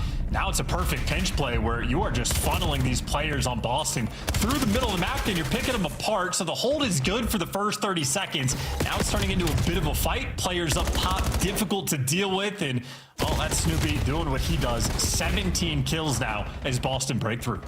Boston break through to the other side, and now over the hump they go. 105 points and climbing. The first set is a mere seconds from closing, and it has been a close one. Both our squads giving it their all. Right now, Snoop on a little bit of a spree. We haven't seen too much in the line of score streaks. We'll see if we can't find something good here. I mean, after watching that Falcons overload, I'm quite used to the idea of there constantly being streaks in the sky. We'll see if we can take a gander. Either way, nice little reposition for C9 for this rotation towards P1. Last man in line is going to be Purge, who doing his best to keep the play active, but C9 inside of the hill. They got the blue side spawns as well, so as much control as you could ask for. So far, so good. A little bit of an awkward moment there. Purge finds his way through the concrete wall, gets himself right onto it. And again, another awkward moment here. Now dealt with. Right-hand side of the map, clear of C9 players. Boston, back over to the middle we go. And it should be a nice hold from here on out. Nezra, what attempt and what a mantle kill. My goodness, if you got the second, I might have laid an egg. But for now, Boston retain spawns. They retain the right-hand side and they retain the lead. Yeah, and actually able to keep control of the P1 as well. C9 had to get set up, but then the minimap starts to sort of drift apart, leave some openings on it, and great opportunities for guys to make shots like that. Ridiculous gunfight win there for Spart. Boston once again towards P2 at the very least. Get there first. This is where they built their lead the first go around, and it's the lead they still have. On Spart is at the top side of red. Good shots. Nice onto the second man. Great damage, no kill. C9 on the break. A very awkward moment now from Purge. He's got himself in there. This is superb damage. What a turn on the next man. Oh my goodness, Boston. You've got tons of hardpoint time left to get here. 3 dead. Let's go for a listening with Boston Breach. Iron. Guns up. I heard that. Low. He's moving too much. Did you have it right? Nice. Hey, push. Fuck, man. You stop. Jump low. Top and low. Top one shot. Nice, 3. Last guy, Nedra. Get that all. Good time. Iron for a sec. I'm gonna rack up our side. I'm gonna slow down, alright? Yo. He could be your boat. He could be your boat. I'm working top again. Yeah, I'm looking top green. Yeah, not him. I'm top green. Oh, shoot. Hold up. Top green, no. You need back left. Yo, hold up. I'm running in back left, I think. Stay left, bro. Yeah, not. Running back left. See in the corner? I don't know. I'm netting it. No, one's back here. I tried it. Top green, hide weak. He didn't play me. He's still there. I hear him. I'm looking P5 right now. I'll see what's up. I'm letting bullet. I'm dead. And one's playing and one's boat. Yo, plane. I hear you. Plane and boat. You shot green? No, I jumped out. I'm going back. I'm playing. We have a trophy, bro. One shot. Plane. One more. I did it time. I'm doing time. I think it's time. Have a trophy on top. Mid. Both time now. Plane in time. Plane weak. I hear you. I'm dead. Nah, I'm on. Plane on me still. I'm trying to aim for you. I'll go mid. Time one shot. I'm trying. One shot, bro. I'm playing one shot. Iron. I've gone right. They're gonna start spawning out. I hear you. One shop. He's gonna be back shop. Yo, one more back left. White truck. They're gonna spawn. They're going mid. Yes, we are. White wall height. Go, Chris. Go. He's going back there. He didn't go top to me. SB gonna go back fence. They're gonna flank me and search. Yeah, they're gonna top in the corner. I'm with you, Chris. He's top to me dead. Missing one at the back still. I hear you. I'm gonna bait him. I'm gun on time. How are you funding? Probably hide. Listen, hide top. One more balance on you, hide. Jump top. We did. Nice. He could be top ready. I'm holding right. I'm holding my front door. He could be top ready. This last guy. He could be top. Right. Two white wall. One's from there, I think. Top. Front door me. Front door, back door. We spawn, I think. Spawning Chance, a little bit of chaos there in the listening. Any takeaways? Boston not necessarily playing the map in a way that entices me too much, but they have a 50-point lead, so it doesn't matter in the slightest. They're just absolutely locking it down, bringing the right amount of energy coming into the series. Yeah, this is what you want. Energy right now is going a long way. Purge will fight his way through the final few seconds of time. They're Nasty will be on the bump forward, and I'm not sure if they know Okis spawn behind them. They absolutely should. And yeah, they definitely don't. So, doesn't really matter though. You have one player on rotation kind of for C9. Actually, they get a 4 down and spawn Boston towards new. So that's what's going on for C9 right now. That's what's going on right now. That's what's happening right now. Do it for Jeremy Stud. That's all I'm saying. Encourage, eyes on the spawners. Oh my God, Spart, what a shot. Fights his way out of trouble. And we're waiting for the Boston wind-up. No one's got mid coverage. Oh, except for Nesher, who's got the cover there. Oh, but he's been taken out of the gunfight, and that is going to be, is this going to be a clean 3 down? It ain't going to be clean. There's nothing clean about it whatsoever. We're going to fight the, whoa, the back line. Over the top comes Okis. Gets himself a 3 spree. As another one up there from Spart to the pistol. Oh, shoots him out of the sky. Good Lord, what a game this is. Oh, the pistol. Okis, do it. Damn, son, that was a foul. What a foul. And it's not over yet. Get after it, man. Nice little 60-point lead, though, for Boston. As much of a battle as that was for the front side of town, yeah, Boston's still comfortable with this lead. If at any point they go for a pinch through P2, through the top side of the map and flip those spawns, they'll win the game. Snoopy right now trying to make that play. Trying. Here we go. This is where we test the resolve of Boston Breach. They've been here a few times. They've had these nice leads. Good shots. Snoops, no matter where those players are. As long as you just piss bullets everywhere, you're bound to catch a hit or two. Back over to time. Boston are in. We're going to hold it this time. C9, last chance to stay alive on the map. Here we go.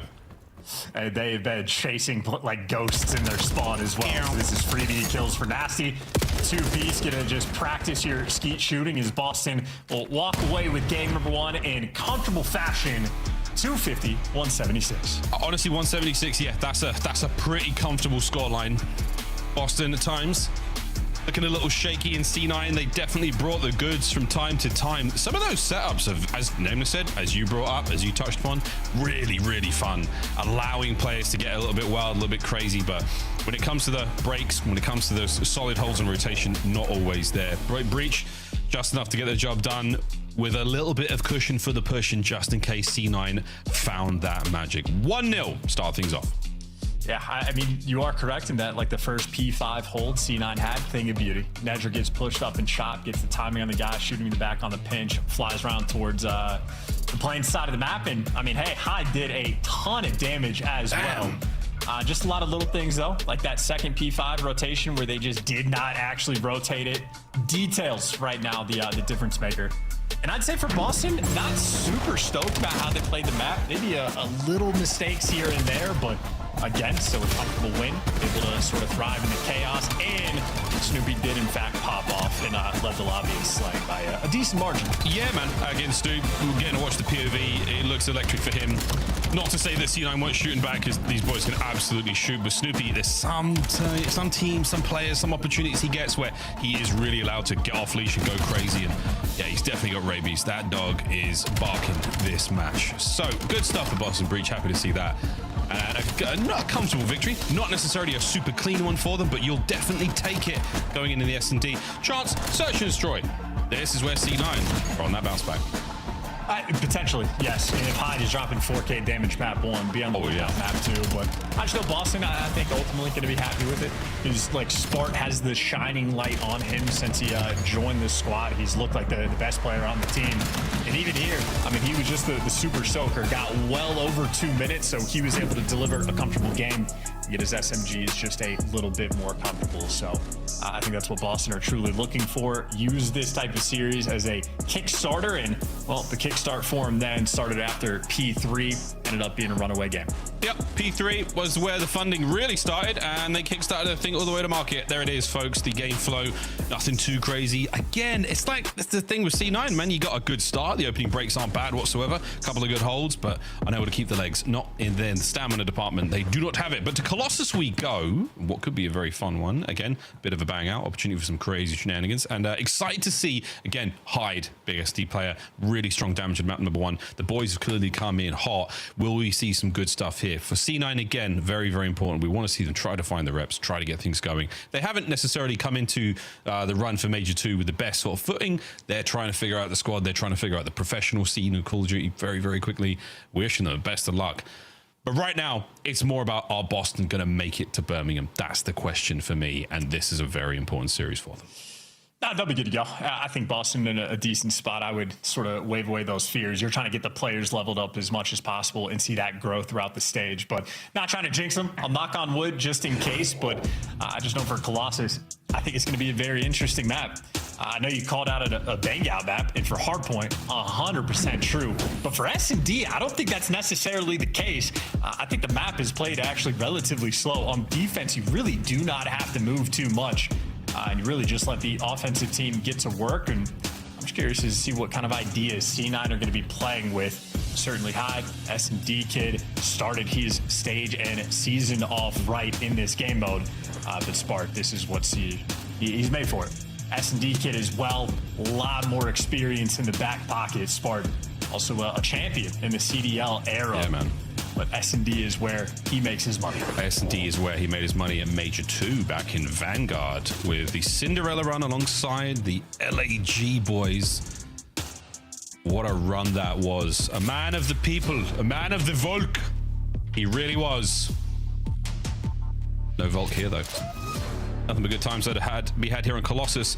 And here we go, ladies and gentlemen, to map number 2. Should be a bang out. Should be a very, very electric game of Colossus. I want to see some head smashing. I want to see a couple of snippy snappers. A little snippity snipe. We'll see if we can't get, you know, a fun retake scenario or 2. This is Miles's wish list. Miles never gets what he wants. Here we go.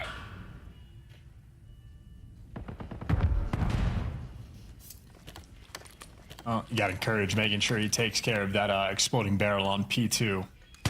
Something I think you could really add to the list of things you do in rank play. If you're the first one to win the rotation towards P2, or if you're playing on defensive end, always worth shooting barrel. Kids don't do it. I get free kills like that all the time. Yeah, all the time. It takes that whole back corner of P2, takes them out. Purge, don't move, dude. There's 2 guys about to jump top. You could have got them. Oh, Nezra, nice nade over the top to take care of spot. Oh, Okis is there as well. And Snoop's tagged. There we go, Purge. P1 pinch is all his. Little cheeky smoke moves. Oh my god. Oh my good god. The flying knife of Hyde. Oh, Snoopy over the top. And it's over. The trades are done. And C9 started off strong. Huge and lovely mini map as well. The nade spot Nedger just connected from, of like the wall hop by the steps to get through P1 over towards statue. I don't know if he just placed it perfectly or had a teammate doing a little bit of damage. Either way, C9 able to play clean up crew. Okis good for 2 in the round. I've got to ask about the headset one of these days, but until then, let's get it. I believe that's his competitive integrity camera over his left shoulder. I believe that's what that is. No need a PC check after that round. That was 2 clean trades and a big snipe he got as well. Nobody home just yet. And he's close enough to it. Sparta's shown his face twice now to the scope of Okis. He doesn't know the timing, or he knows the timing, but like not internally. He was going to swap to the F15, but he tried it at 113 rather than the 115. So he'll be stuck with it for the rest of the round. That's fine. He's going to hit something. With an 8, maybe. Hey, backs up to nothing. That's an awkward timing here. Hyde. Done. Wow, what a round from C9. But wait, Nezra is not done yet. Oh my word, the big hops. And yet an awkward stutter step there from C9 gets Boston on the board quickly. Yeah, great reaction time out of Spart for this one. Perfectly nice to be next to a wall. Fantastic centering, good shots, and a nice bounce back round there for Boston. Things just a little bit too slow there for C9. I think the big plan was not to have the snipe for that long, but once they started to make moves, Boston was just all over them. Aggression on the defensive end through statue. Boston, good bounce back round, playing some confident Call of Duty. We love a bit of confident COD. Nasty will be the big man with a snipe here for Boston Breach, and again, a very, very deep offensive line right now for Boston. No one committing to nothing, and there it is. There's the swap. Merc brought it up in yesterday's broadcast. Yeah, a lot of time to make that decision on snipe here in BO7. Time now for talk is over. The time for nades and bullets is now. Here we go, Purge. Great trades off the rip. Spot's going to get involved. He might have another one there on the flank, and that's going to be 3 now down to it. Kazoki's the last man left alive. Back of the line he goes. He's got himself a big snipe. Here comes the first lineup. Snoopy throws nothing. Doesn't catch a single shoulder on Okis now. Left all alone. Over to the B-bomb side. He's going to rotate. Big rotation line out for Okis. Oh, here they come. The lineup. Oh, he's got the bad timing once again. Snoopy misses the one. The first, the only chance he's going to get. The round is over, Boston Breach. I don't know why I do that. I don't know what it is about Okis that brings that out of me, but that is another good round from Boston. A very confident one indeed. The time traveler, I think I've seen in some old 1920s paintings as well. He was around for the Model T, so a legendary player is Okis. Spans many games, many decades, many centuries, and millennia. He's been around the block, but Snoopy there to deliver him death at the end of that round. Snoopy, back-to-back solid maps so far. Boston, the teamwork overwhelming. Just kicking off the trade fest after they get the first blood and simply overwhelming over towards that A site. Boston, that is just a clean execution on the round. I'm going to check out after this match. Super aggressive round from C9 now. Your trophies are in place. I think the player in tunnel saw you. Yeah, no problem though. Okis is on it. He finds himself the first blood. A-bomb side pressure has been nullified with a super nade from Snoopy. Oh my goodness. Wiped C9 clean, and Okis shots in on the man upstairs. Oh my goodness. Boston, what a nade from Snoop. Must have been a second man there on the nade as well. But Boston, a perfect counter to that attack on A. Yeah, you would hope. I mean, fingers crossed he had the help on that connection. Getting double naded, never a fun thing to have happen in a round of search and destroy. And well, here's the look. He does have Spark standing behind him. Is that going to be a single explosion or just him? I think he got it done by himself. A perfectly banked nade. Oh man, seeing those two skulls appear as a teammate is a devastating thing. Spacing. Very, very, very important in the Call of Duty world. Don't get collatted. Don't get taken out by the same nades. Here we go. Oh my word, we're right into this one. Good trades. Hyde coming out on top of the hit point fight as well, but not in the teamwork department. His boys have been taken care of, and Purge saw him as well. So now the hunt is on. Purge. The hunt is over. Boston again moving at light speed here on Colossus. Yep, just another, hey, let's hit him out. Let's go for the execution. C9 trying to match that energy, but not able to handle the chaos of those comms. Nothing really to break down or say about it, Boston. I mean, just clean and easy effort right now. 6-1 start for Spart. Snoopy's been on form as well, and I mean, actually just hanging out, having a good time. As you said, though, Spart, big S&D player. And he's been very helpful for Boston Breach since he joined the roster. And that is a clean-looking 6 spree. Can we get any longer there? Again, starting to think about Hellstorms. Netra with the intel play here. This is all just for knowledge. What do we got? Well, it's done. Not a huge amount done. But for those counting the concussive blasts and the explosions of frags, you'll know what's left. Come on, you can do it. You did it. Attaboy. Attaboy. 30 seconds. Uh-oh, it's 30 back. seconds in the round. Oh no, Encourage can't get away. Okis. Second attempt. No one showing nothing. Spart staying undercover. Nullifying the snipe entirely. Oh my good god, I thought he got it for a second. It's 3v3. Nobody home on the nades. Big old wrap now from Nezra towards the B-bomb site. And again, it's a late rotation from Boston. They will get there. We have pumped the brakes, C9. 30 seconds to go. C9 being forced to make the move as well. Not doing anything as a unit just yet, but as you say it, Nedra, swing over towards the B site. They do not have spawn control, but they add the extra kill. Now a 2v3 clutch for Spartan Nasty underway. I love this. They hit the A-bomb site immediately. You've gone for the run. Nasty's watching the pinch. Spart's going to try to find anyone through mid, and now back up top we go. Hyde finds himself another kill of the round. Nasty, though, takes care of the bomb planter. And this is absolutely doable. Staying alive on the back line, C9. Quick hydrate, because you need it, Hyde. You were absolutely spitting that round. Not bad. Good work on the pickup towards P1. Took a little bit of time to make the call to go over towards the B site, but the execution, fantastic. Pick up the player towards blue. Don't get picked off the bomb. At least not the B one before you get it down.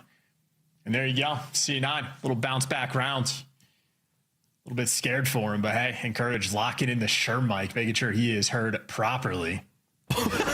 Yeah. Sure, why not? Nameless was like, that's not fair. It's fine. Nasty. Ooh. No. Swapped out the M15. How close he came. Okis, no swap. He's going to hold on to this snipe, and nobody's going to be home over by B, but inside, we're going to find a big nade for Encourage. It doesn't connect. Purge. Oh, he picks up that player on the flank, and this is going to be the attack on towards the A-bomb site. This is surely it. Spart 7-2 gets himself another. He's got that dog in him, and Purge is on the flank of all flanks. This is the round. Clean as you like. Boston Breach. Yeah, C9 fully on the retreat there in that moment. Everybody running back towards their spawn. Boston just able to pick up and collect some of these easy kills. Snoopy had, 30 some odd kills, map one, probably had a 1.4, 1.5 KD. Well, right about the same pace here in this one at 9-5 for Snoopy. Spart spree has come to a close, but he's back. He's good. And Boston on offensive, been on point on Colossus. Absolutely have. Spart does also have a Hellstorm to play with. So in this deciding round for map point here for Boston, don't be too surprised if you see it thrown in. Otherwise, we might just be banging it out. We're banging it out. It's an absolute banger. Nature's gone down. Snoopy finds himself third. It's a perfect game from Boston Breach. An absolutely sensational close. No photo finish whatsoever. They're raising the trophy here on map number 2. Breach 2-0. Yeah, say. Adams, Clayton, couldn't ask for anything more for Boston. This is exactly what you want to have when you are gifted this type of series. Get the players flowing, execute some strats, play with some confidence, and boy, did they ever. Not just that final defensive round of stacking up towards Statue and ready for the challenge, but multiple round on offense where Boston Breach is able to run them over. 3 first bloods there for Purge, 3 first bloods there for Snoopy. The SMG duo right there for Boston getting active. Yeah, very active, very confident. It's a difficult thing for C9 to do. I mean, they're getting the reps in here in the league level, but some teams like Boston, they're just going to run at you. They're going to run you down, and they're going to play it in whatever way they want to find the dub. They're on Search and Destroy, a perfect example of it. 6-2, a big-time slamming. Now we go to Overload, where, quite frankly, C9 have actually been really, really good. So this could be a ton of fun to find out how long this series goes. We're going to find out just how long it goes after this break.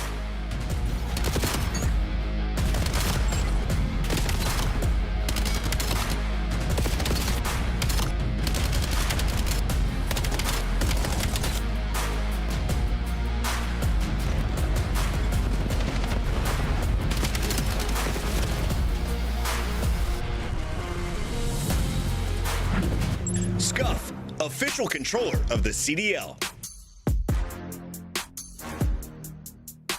Monster Energy, the official energy drink of the CDL.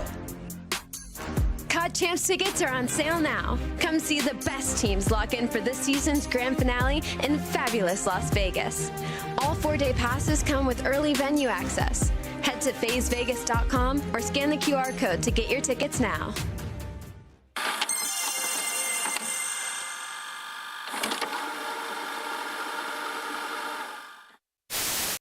Also down. One's there, one's outside, one's small. One's rapping me blue. And one's in our cams, What, blue? Yeah, low pass me, I think. Low pass me, 100% pocket. He's on me. Low pass me. He's low on me. I'm it. So what is happening, bro? I don't know. Where the f are you doing? These guys are horrible. I don't know. What is going on? What the f is going on? Why are they not hopping the bomb? These guys don't know how to plant. They don't know how to hot bomb. The streak. It's 6 at us. What do you want to say to the fans out there that's been supporting you guys? Fuck Optic, fuck the green wall. Vamos! And that's gonna do it for me and Vico here on the stage. Backwards. 2 in the mix. Nero's gonna get go! Go! Send it! Go! Holy shit! Oh, hold on. They're actually big making win. plays. Wait, there's only one guy. Wait, they got it. Bro. What the f?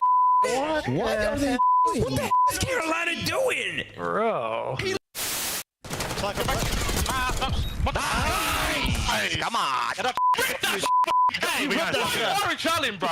Go. Let's go. Holy shit. Let's go clutch up there. Standy will get free info here onto Assault. Quickly finds the kill. Whoa!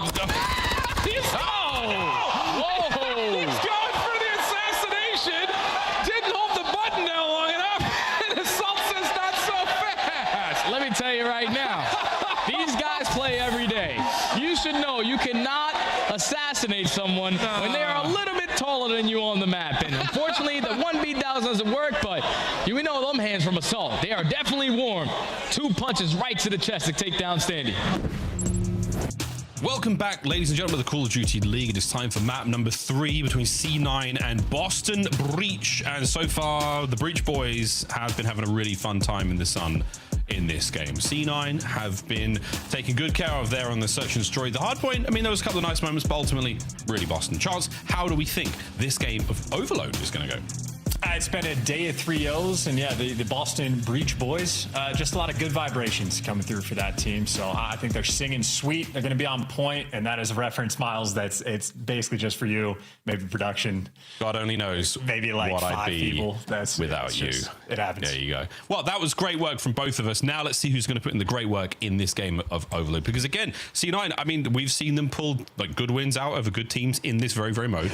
Excited to see how it's going to go down. I think the boys, again, we're testing the resolve here. We're testing the mental game quite a lot. It is not easy to go up on a big stage like it is here on the Call of Duty world and take week after week after week beatings. It is not an easy thing to do on the mental. And these guys, they know it's all noise. We've heard them in the winners interviews. They know it's all noise. They try to block that noise out, but there is something in you that just knows.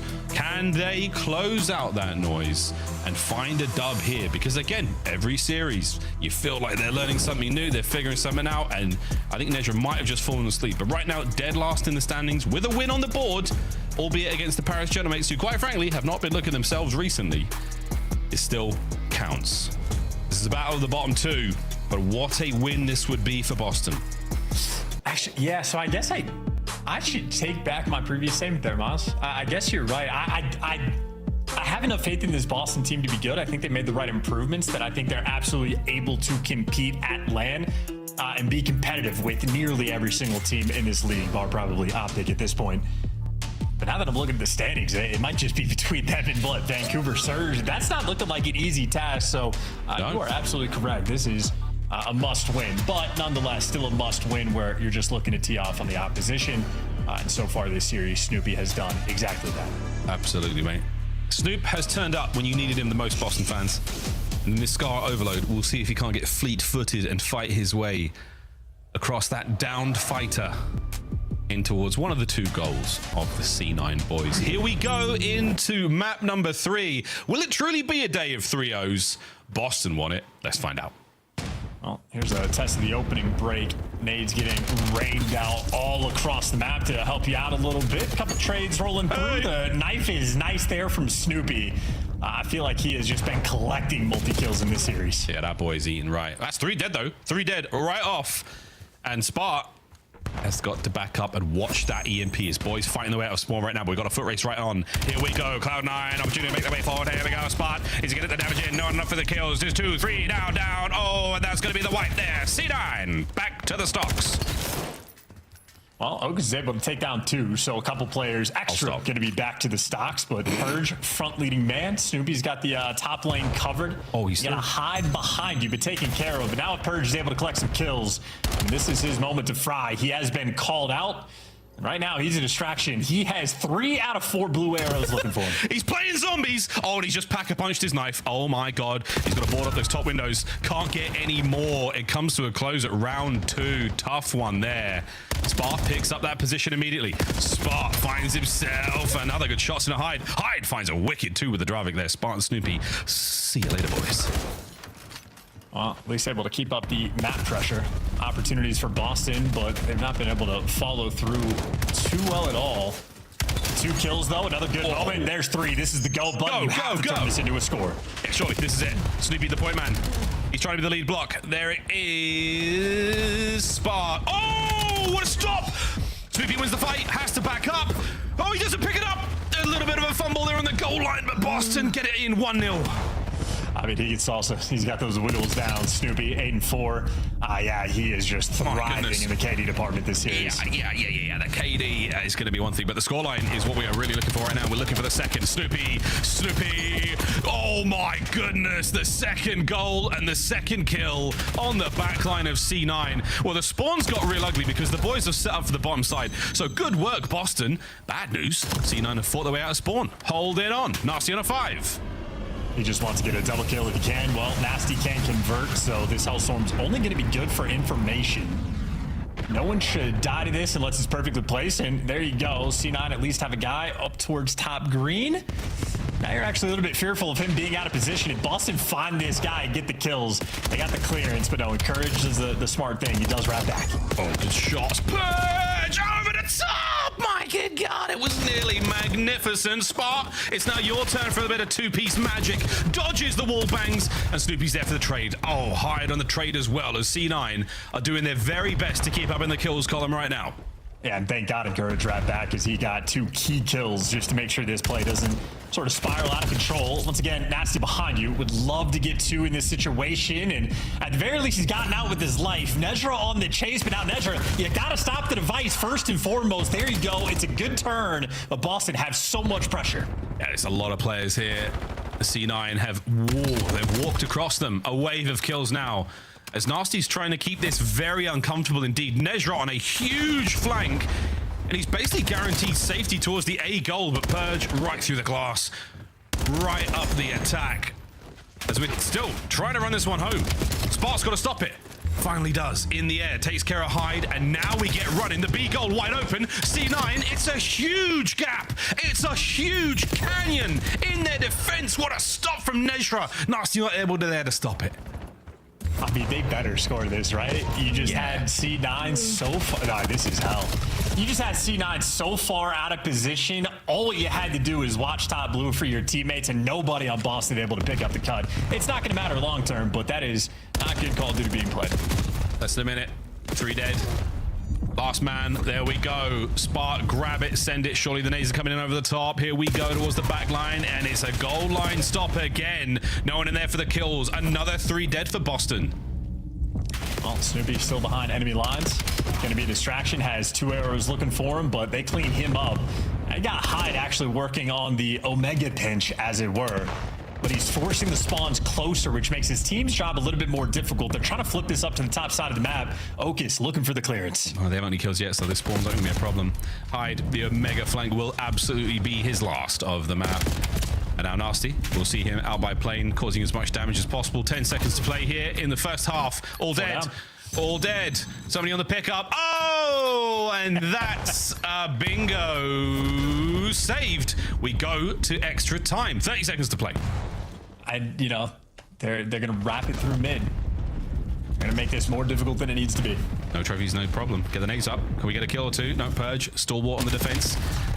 The back line, solid as a rock right now for Boston Breach. Less than 15 to play. Okis trying to get tricky with it. He's trying to get tricky with it. He's got, oh my goodness. And I absolutely tipped the attempt. And after a outrageous amount of kills, Boston, not the biggest scoreline difference there in the first half. No, quite a few missed opportunities of scoring on that B portal. Not the easier portal to cap on for sure, and the device spent a lot of time on the bottom side of the minimap, so it's not easy for C9 to get that conversion, or excuse me, for Boston to get those conversions, but some massively missed opportunities as well. I mean, there was one point where C9 were top green, out towards plane, watching mid-cut, another guy spawning boat. Meanwhile, the device was low, and the entire Boston team was there. So, missed opportunities, but not going to make a bit of a difference. Boston's still a comfortable lead.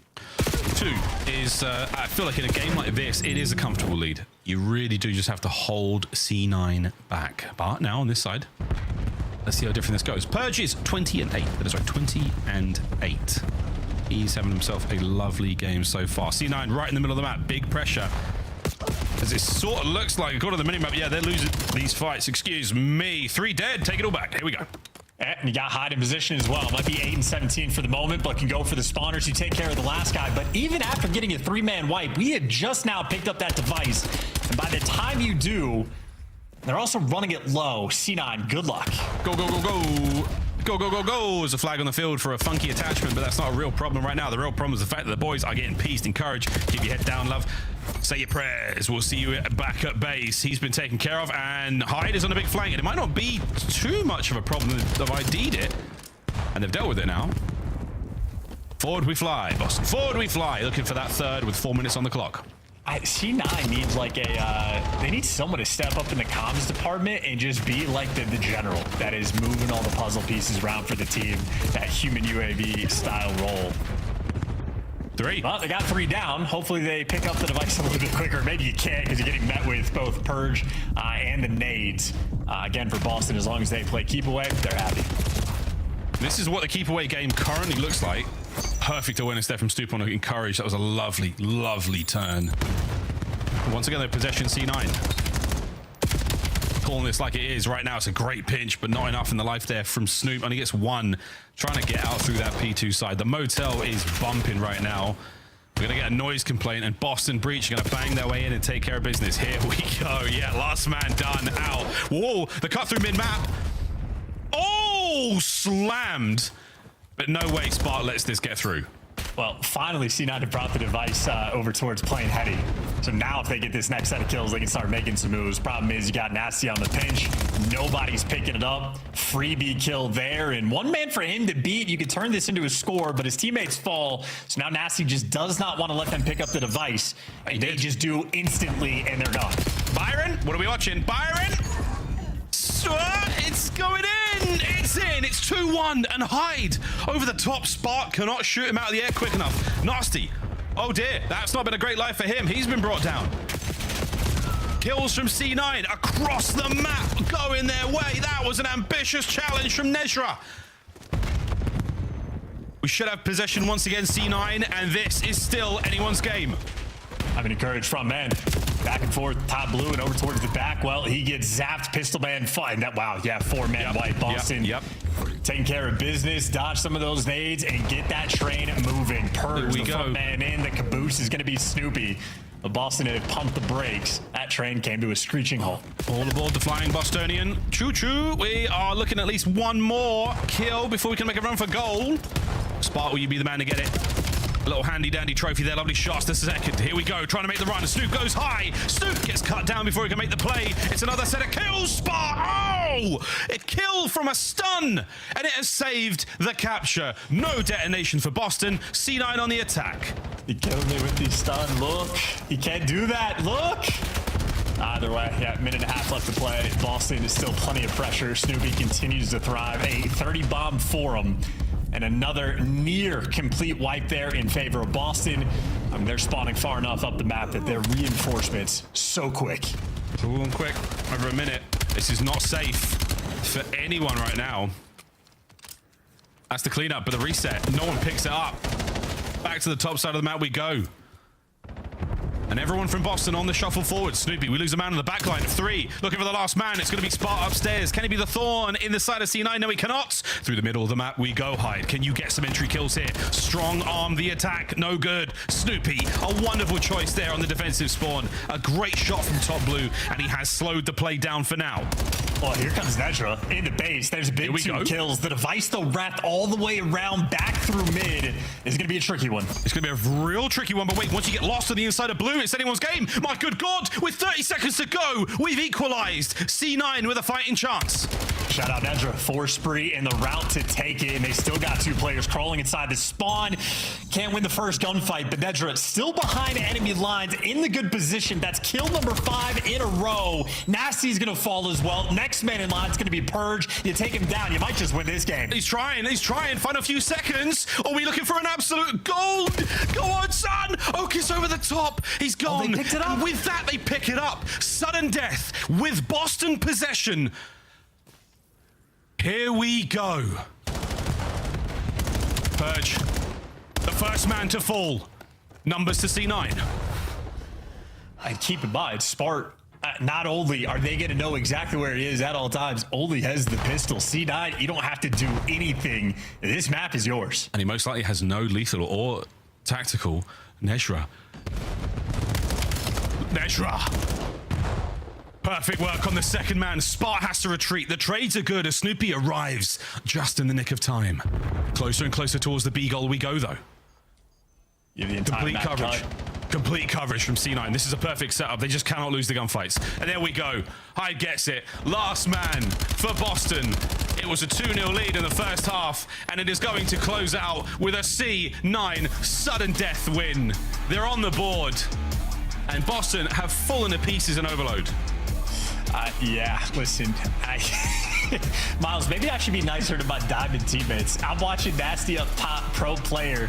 His teammates died. The device is played. He is in a power position to look over, and he doesn't even shoot out. He just lets them run away for free. So my bad, Diamond players. I'll be less toxic. That is absolutely on me. It happens in the CDL too. Yeah. But I think when you mean your Diamond player teammates, you're really talking about me. All right, we go to another hard point. I mean, Purge, brother, 4K, 33 kills, 26 non-traded. But at the end of the day, Hyde with the big 2 captures. I mean, he got lost in blue. He nailed it. That second half was essential. I mean, essential for the lifeline. Boston just letting some opportunities slide. Not playing as aggressive as they should have. Not playing around the objective. Possession is key, man. Possession really does win you. Basically, I mean, every game of Overload right now. And Boston, aside from the end there, did not play it in the second half. No, and Nedra making the big plays as well. The 5 spree that he went on. It was like the first 3 kills that he found were really sealing the deal. But Nedra certainly the pop-off play to make those moments happen. And as it turns out, the multiple missed opportunities Boston had in this first half, at the very least, going towards that B portal, really made a huge difference in the long term. So credit to Encourage as well. On the defensive end, had some clutch moments. Hyde, great dance moves around to actually get those scores. And of course, we'll be taking a gander at Nedra eventually making the big play. Yeah, Boston just not quite able to make it through. The defensive stands on point. Nedra, I mean, hey, even that concussion kill made a big difference. That was actually one of the most insane moments, because you had a perfect look there from Boston, and that was it. Hyde just getting lost in and amongst blue. It is a wonderful thing to watch. And this was it. Nedra's first kill on a Purge. Superb.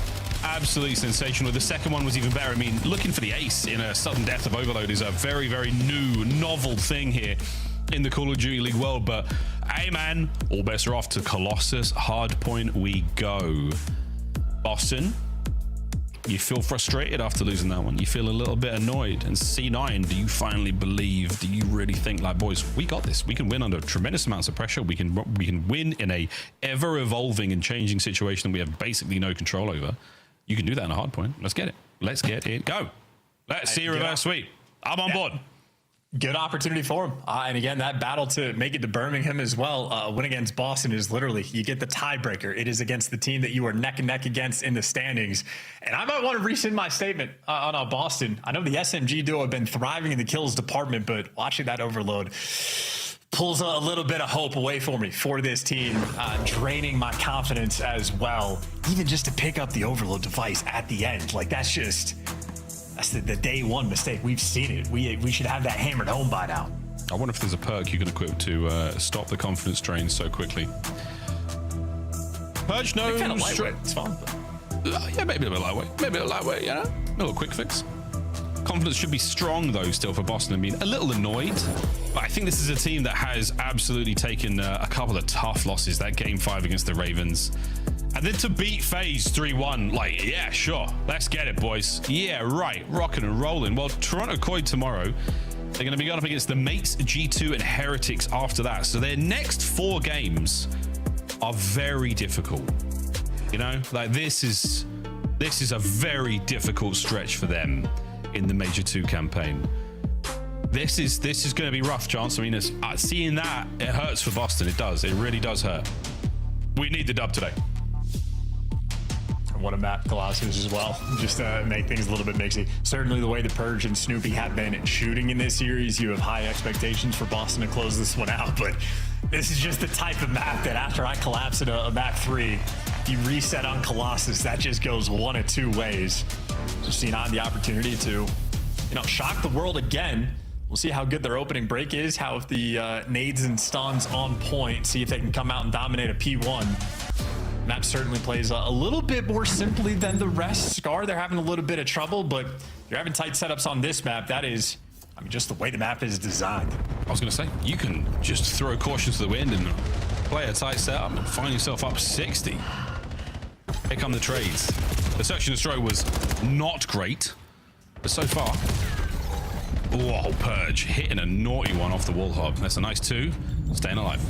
Yeah, we're not even reacting to the Boston players working in through tunnels, so not the most ideal start. And Spark going to be able to take away 2 lives. Okius, last one standing by the time. You at least make sure Boston not super soaking up a ton of it. But as you're spawning on the right side of the map is Boston to get the statue control, try to get these out of time and soak some up of your own. Hey. They get wiped off the board.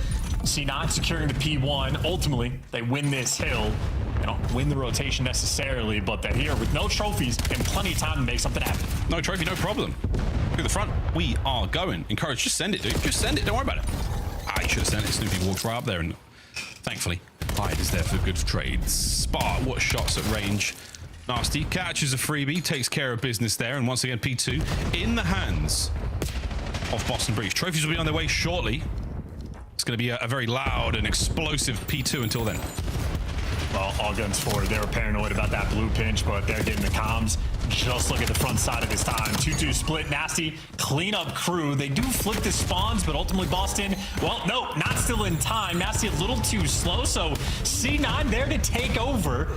A mismanaged moment there, and C9 trying to capitalize. Purge.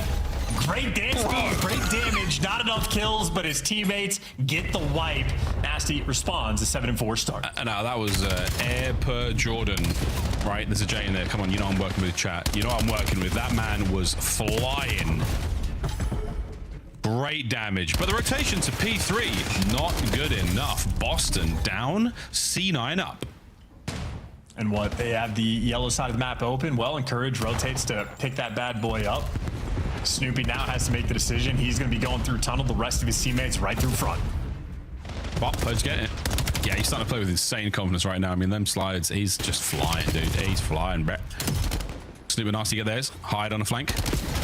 Surely Spar's here for this.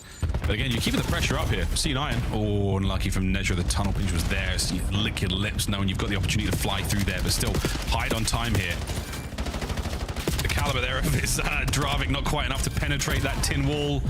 And then we go. Purge and Snoop get their kills, clean the hard point once again, and Boston back on top. Yeah, I'd love to get a full secure on the final 20 seconds. Well, that nade's not going to let it happen. And they're just going to run you right over. Where are these players going to spawn? One player spawns in, but yeah, everybody else for Boston spawning out. Fortunately for C9, they did not count the players correctly, but they still win the gunfights. Purge on the chase, able to drop in Courage, and that is yellow secured for Boston. Yeah, great shots. Snoop loses it up front as well. Hyde and Nedra again. This is what you want to see from C9. It is balls to the wall, flying at time, winning gunfights, keeping Boston away. And that is exactly what you're looking for here. Snoop just gets sent skyward. Hyde and Oakis for big kills. Down to the front of time we go once again. Purge, what you got? Okay, great kill. Next man on the contest. Yeah, good for one. How many more? For two. Good hops, slides, you name it. Purge doing it all. 17-7 once again with the pistola as well. It's so beautiful. It's so beautiful. It's a mighty fine. It's a leader change.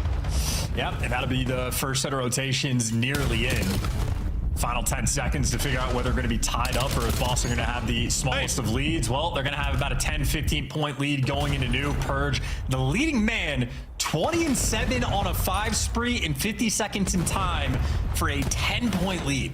Somebody get that one Crimson guy in the game, and he's absolutely cooking. Oh my God. All right, well, Boston on the attack. C9 trying to mount the comeback. Let's go for a listen in. I killed on one, flanking yellow. He's spawning yellow steps. Spawn blue, spawn blue. Balcony. I spawned blue as well. That'd be a hard kill P4. Being a hard kill P4. I'm nading balcony as well. Waiting for you. You want that? I'm gonna touch you. P4 done. Start P2. Last time P2. Let's get P2. I'll get time. One flip. Yo, one flip. Stay down time. I'll go over you. Stay down. Every front hold that. One more statue. I'm staying down. Try my time. Not Balcony. There's one statue. Balcony dead. One more. Their side yellow. Their side. Time me. One P2. One shot. Nasty's a bull. One shot all there too. I'll hold your outer. Bang. Hide your outer. Nice hide. Both in the back. Already go ahead. They're doubling in the back. Only one in the back. Just splitting front. My plant dead. One more outer for palms. He's on time now. Ready, you in time? Front of the back, bro. We gotta kill palms. Still out of statue. Outer statue not peeking. Far weak. Outer statue dead. Good job. Nice, I can carry outer. One more outer dead. Outer dead. Give me side on you. I'm anytime. What's my statue? I'm dead. Kill time. Statue. Okay, can we rotate? I'm going to. Yeah. They beat us new. They beat us new. I'm playing for tunnel. I'm sending it to you on. Tunnel weak. I'm for tunnel. Give me a sec. You're front, weak. One more. Tunnel. I have really One shot. Go. Where's that? Nice, good fucking kill. Nice. One's gonna back I have your tunnel. P1, not hit. Okay, Our they're yellow spawning side. yellow. Fight your yellow, Two front. Two front. One's yellow. Weak. Two. More. They spawned I'll blue. kill him. Blocking yellow. There's five P2. There's P4. On the guy, dead. They're all weak. Stay down. Give me inner. On the heady. One side inner. I'll hold a pinch. I'm repitching top mid. Keep holding. One's on the gun heady. He's tunnel. Yo, I need tunnel. I need a tunnel. He went top mid. And we're all learning today. And Purge, once again, he does not give a I'm soared in, man. 30 kills. He had 20 in the first half. Now we got one more hill for him to try to match that pace. He slowed down Dutch just a touch. But Boston, of course, as a team, starting to run away with the score. Largest lead we have had all game. It'll be a 40-point gap going into new time. Top side lane going to be wide open, though. That'll be Nasty's responsibility. He knows he has to back down, and that is 3 players overwhelming him. I wonder if Purge even knows that he's on track for something special. Grab him, Snoop, you coward. Oh, you could have had time as well. Well, he's got 2 in the back. Good stuff, Snoop. Not enough on the pinch there. Good work again out of C9, trying to deal with the player on the back line. And Purge, the jump man at it again. I mean, he is ripping. I think his Dravik killing a little bit faster, but maybe we jinxed him. Okus there for 2. That's the good coverage to at least get his teammates inside the time. Now you're trying to run him over. The trade's getting exchanged. Back and forth battle. But while you're having the closer side spawns are actually the pinch spawns rolling through C9. Nothing you could do about that. Nah, nothing. What was the record for kills in this map? 54? 56, I believe. 56. Krem holding it. All right, Purge. You got a bit of time, mate. Up the production. Well, I'll give him a bit of time. We'll make sure I start pulling plugs. No, I'm joking. But we will see. We will see a couple more kills going his way on this P1. Snoop's going to pick this up. Get absolutely slammed off the hit. Hyde's going to be there. Nasty also taking care of Hyde, finding these kills. Spark, a little windy upstairs as well. Purge, he still has the Hellstorm to play with in any of these tough hills, but we'll see. That's a clean 3, and that's C9 in. That's a good 1-by-1 moment there for Boston. Let everybody take their turn to make the pop-off play. Nobody delivers, but Spart off the respawn connects with the nade. Now the teamwork rolling through. We get some double chows in, and C9 wiped off the map. Well, yeah, gone. See you, mate. What, 203 and climbing? Snoop's in, Purge on time, and we're looking towards the P2 spawns as well. That's where Boston are going to be. We'll see C9 make an attempt towards the backline. And yeah, they are. They've got Snoop taken care of. One more in the back here with a pistol for his Purge, and that might have been a little bit of a heat check. Like, come on, man, just take your time. You've got to secure it. Will they go for the break? Off rip, maybe. But C9 New York, you are in position now, lads. Encourage slowing them down on the back line, and here we go. P2, let's rock. Well, Edra, nice pickup on the old pinch. Unfortunately, his teammate did not watch the P1 push through, so Boston just jump over and run over time. They don't actually block the spawns, though. C9, quick for the response. Quick on it, yeah, right in. Here we go. 25 for the win. Nasty's holding. Nedra down and out. Towards the back line we now go, and it's Okus. Finds one. Snoop still trying to clear these players out, and you do just that. An open hard point and a charge now towards time. Encourage brought down by another. And he get one over the top. Purge! What a kill. And we're holding. Final 10. Boston are in. Boston are in. And this could be game. Final wave of C9 players. I'm not going to let Chance say a word. Boston, close it out, Colossus. That's what you want to see for the Boston boys, man. Purge popping off on the map 4. Snoopy popping off on the map 1 and 2. All the first bloods being collected there in S&D. And then the overload. We just don't have to talk about that one. But yeah, C9 put up a decent fight, but ultimately less stunned. Boston taking care of business. They make the roster change, and they have been full speed ahead. Still near that bubble towards the bottom of the league. Still a dishy, sort of dancey moment out ideal, but take care of business in the must-win matchup. And Tippy the Purge, 43 kills, 11 assists, 4,100 damage, and he did that while soaking up the hill time. That is 20 objective kills he just got. That's the Purge game. The Purge game is single-digit deaths, nonetheless. But there you go, Boston. You felt like it was your win from the start. It was the confidence was there. I was worried after the loss in that game 3, but nonetheless, a victory is a victory. They can't all be clean and pretty, but there we go. Boston in 4 as C9 only walk away with a sudden death victory there in Overload, but a lot of work to do there for Boston when it comes to the composure in the Overload, and again, how to close out some of those dicier situations. Possession is king. There we go, boys and girls. Another, not a 3-0, but well done, Desk. You picked good. We got an Overload, Cloud9. All right, no 3-0s today. We got 13 of a minimum 12 maps today. Very swift run. Allie, you were all smiles during this Boston series. Talk me through what you saw from Ethan. I mean, I'm from Ethan. AKA Purge. Evan, Evan, thank you. 43 and 20, and I think that's probably the biggest thing is the SMGs were a huge focus for Boston Breach, especially going into a series like a team against Cloud9. Now, we go back to the highlights, and it's like, okay, great. Boston Breach, they got the win. It's what we expected. You think about the Overload, and you're like, okay, that was just a situational. You end up in an overtime. Like, it's just unfortunate. Now, the thing for Boston is just kind of like, where does this now send you, right? Like, where does this catapult you? Where does the consistency and the rise of this team start from here on? Yeah, I mean, I think this series was, excuse me, a big opportunity for them to just separate themselves from being in the bottom tier. Right. You know, we saw Vancouver dominate them, so they needed to dominate them. But I mean, now you're coming off a win versus FaZe, and then you go into a series versus Cloud9 where, you know, people could easily say, oh, you're susceptible to playing down to your competition. Not today. I don't even think Boston played their best brand of Call of Duty. Just the individuals popped off today. Snoopy started the series off, and then Purge obviously to close it out. The 2 players that were in question were the SMGs, and as far as I'm concerned, versus this team, they delivered. Cloud9 had a moment of brilliance. They took down Paris Gentlemates. After that, it's been 3 straight losses. That story is now old. I will not pick them again until they win. Allie, on the other side, how high can Boston finish on our standings? Because if you're looking at the pack, it's all the way from 3 down to 9 that are separated by just 1 win. I'd love to see if we could see their road to major one more time, kind of seeing what they have left, but it's not going to be easy. I mean, they're still kind of in that bottom pack right now, and with everybody being as good as they are, and we have so many teams tied with 3-3, it's like a double-edged sword. It's like you could tie with everybody else and try to work some tiebreakers, or, you know, there's some distance between you and those middle of the pack teams that you create. So for Boston, their destiny's kind of in their hands right now. Well, they're not the worst spot because, excuse me, geez. You won't. They have the tiebreaker over FaZe, right? And so they're both 3 and 4. So for Boston, for the way you started this stage to be 3 and 4 now with a win over FaZe, hey, kudos to them. Yeah. Time for your Monster Winner Spotlight. We bring in the one and only Spart from Bush and Challengers. He avoids the pickup from Cloud9 again. Instead, you chose Boston. Talk to me a little bit about that transition, because you started the league with a 1.33 in your opening week. Now you're making your SMGs look glorious.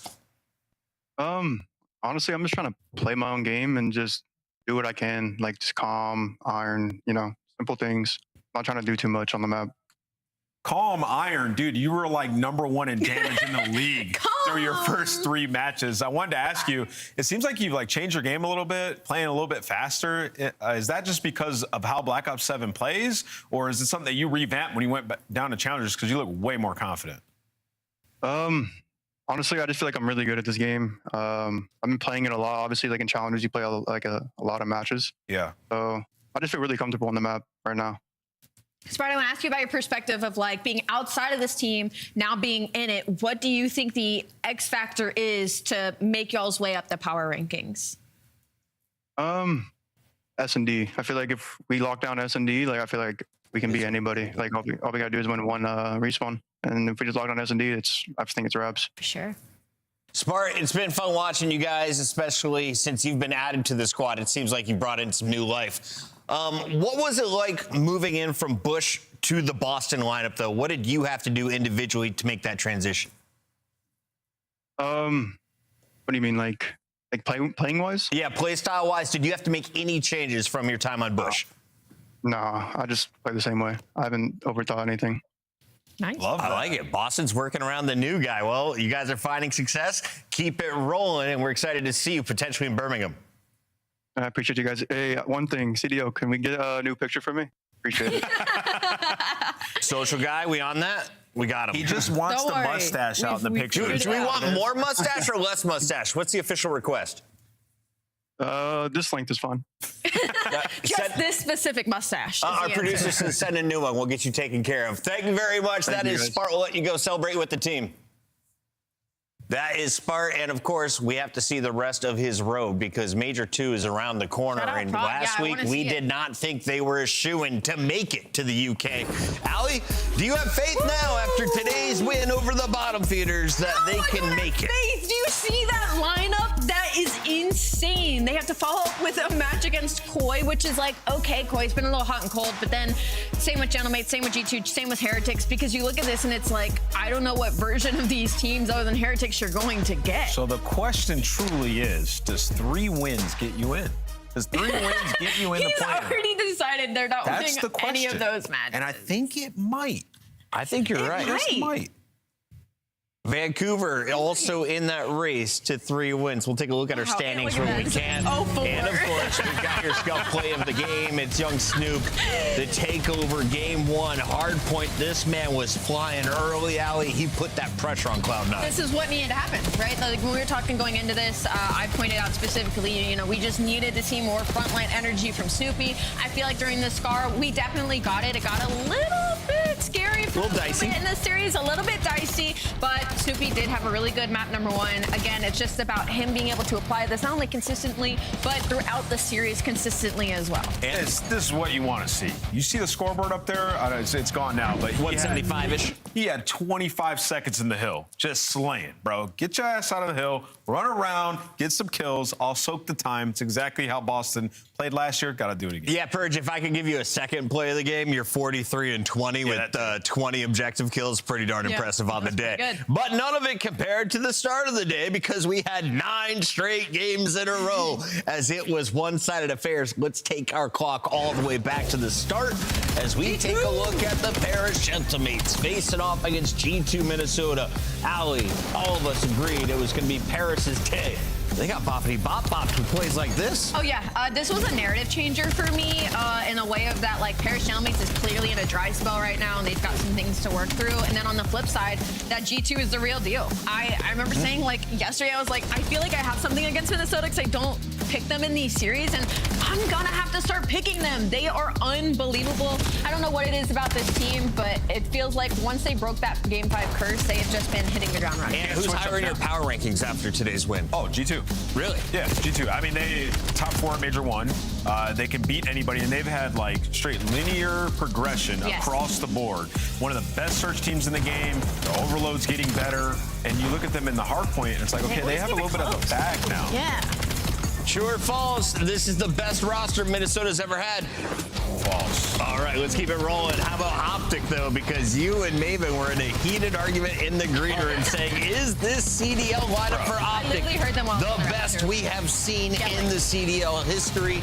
Do you think it's true right now? Have they claimed that throne? Listen, mind you, he was wearing an Optic jersey arguing against Optic to me. But the discussion is kind of like, I believe Optic have entered this like next tier of like elite status Call of Duty team.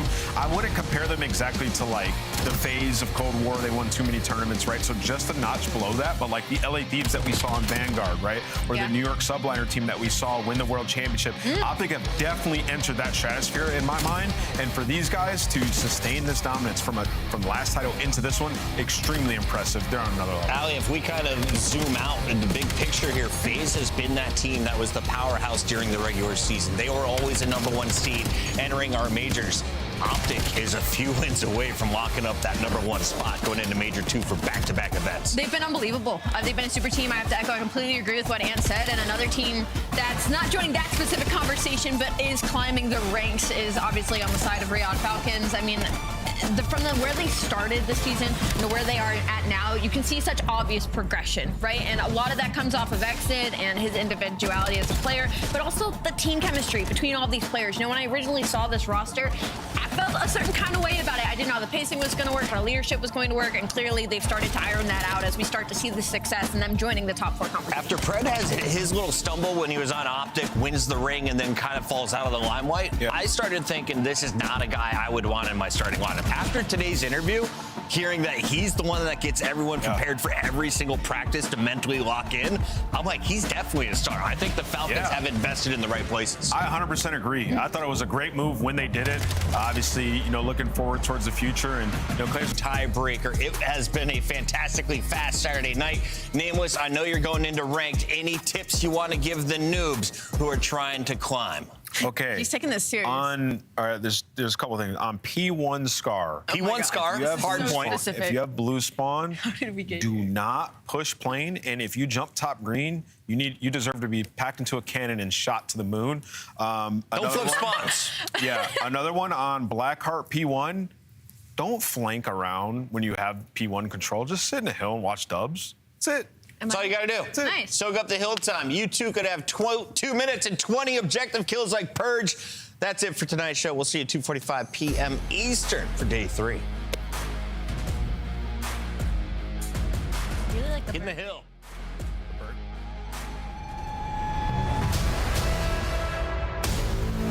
We back for another one. Another one. Here we go. Come on like that. We back for another one. Here we go.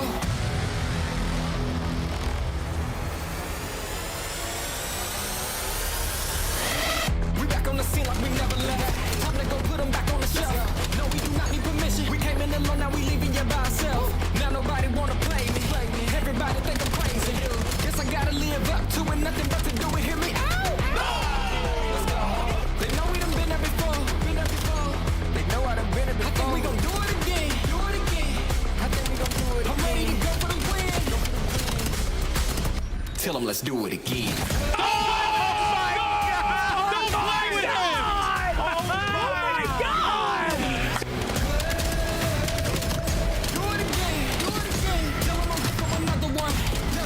Let's win. Let's do it again. Do it again. Oh my goodness, great. Let's do it again. Do it again. You know what we doing. I want like that. Do it again. Do it again. Another one. How many times you got to go statue and get? Okay, well, map 2, 2-0 Boston. Okay, never do that again. I just lost so much fun. I'm checking. I made you smile. Bad timing. Take over, insertion, destroy, hold up. Mamba 1v2. Oh my god, he's challenged. Oh my god, and number 3 is not there. That's easy read. Oh my god, he gets down. Wallbang. These are sketchy. Oh my god! Oh! Okay, my god. The boots. The boots with a 1v3. Bro. These kids. Bro. Go, come on, oh, hell no. Fantastic clutch from Mamba. Reload fitting.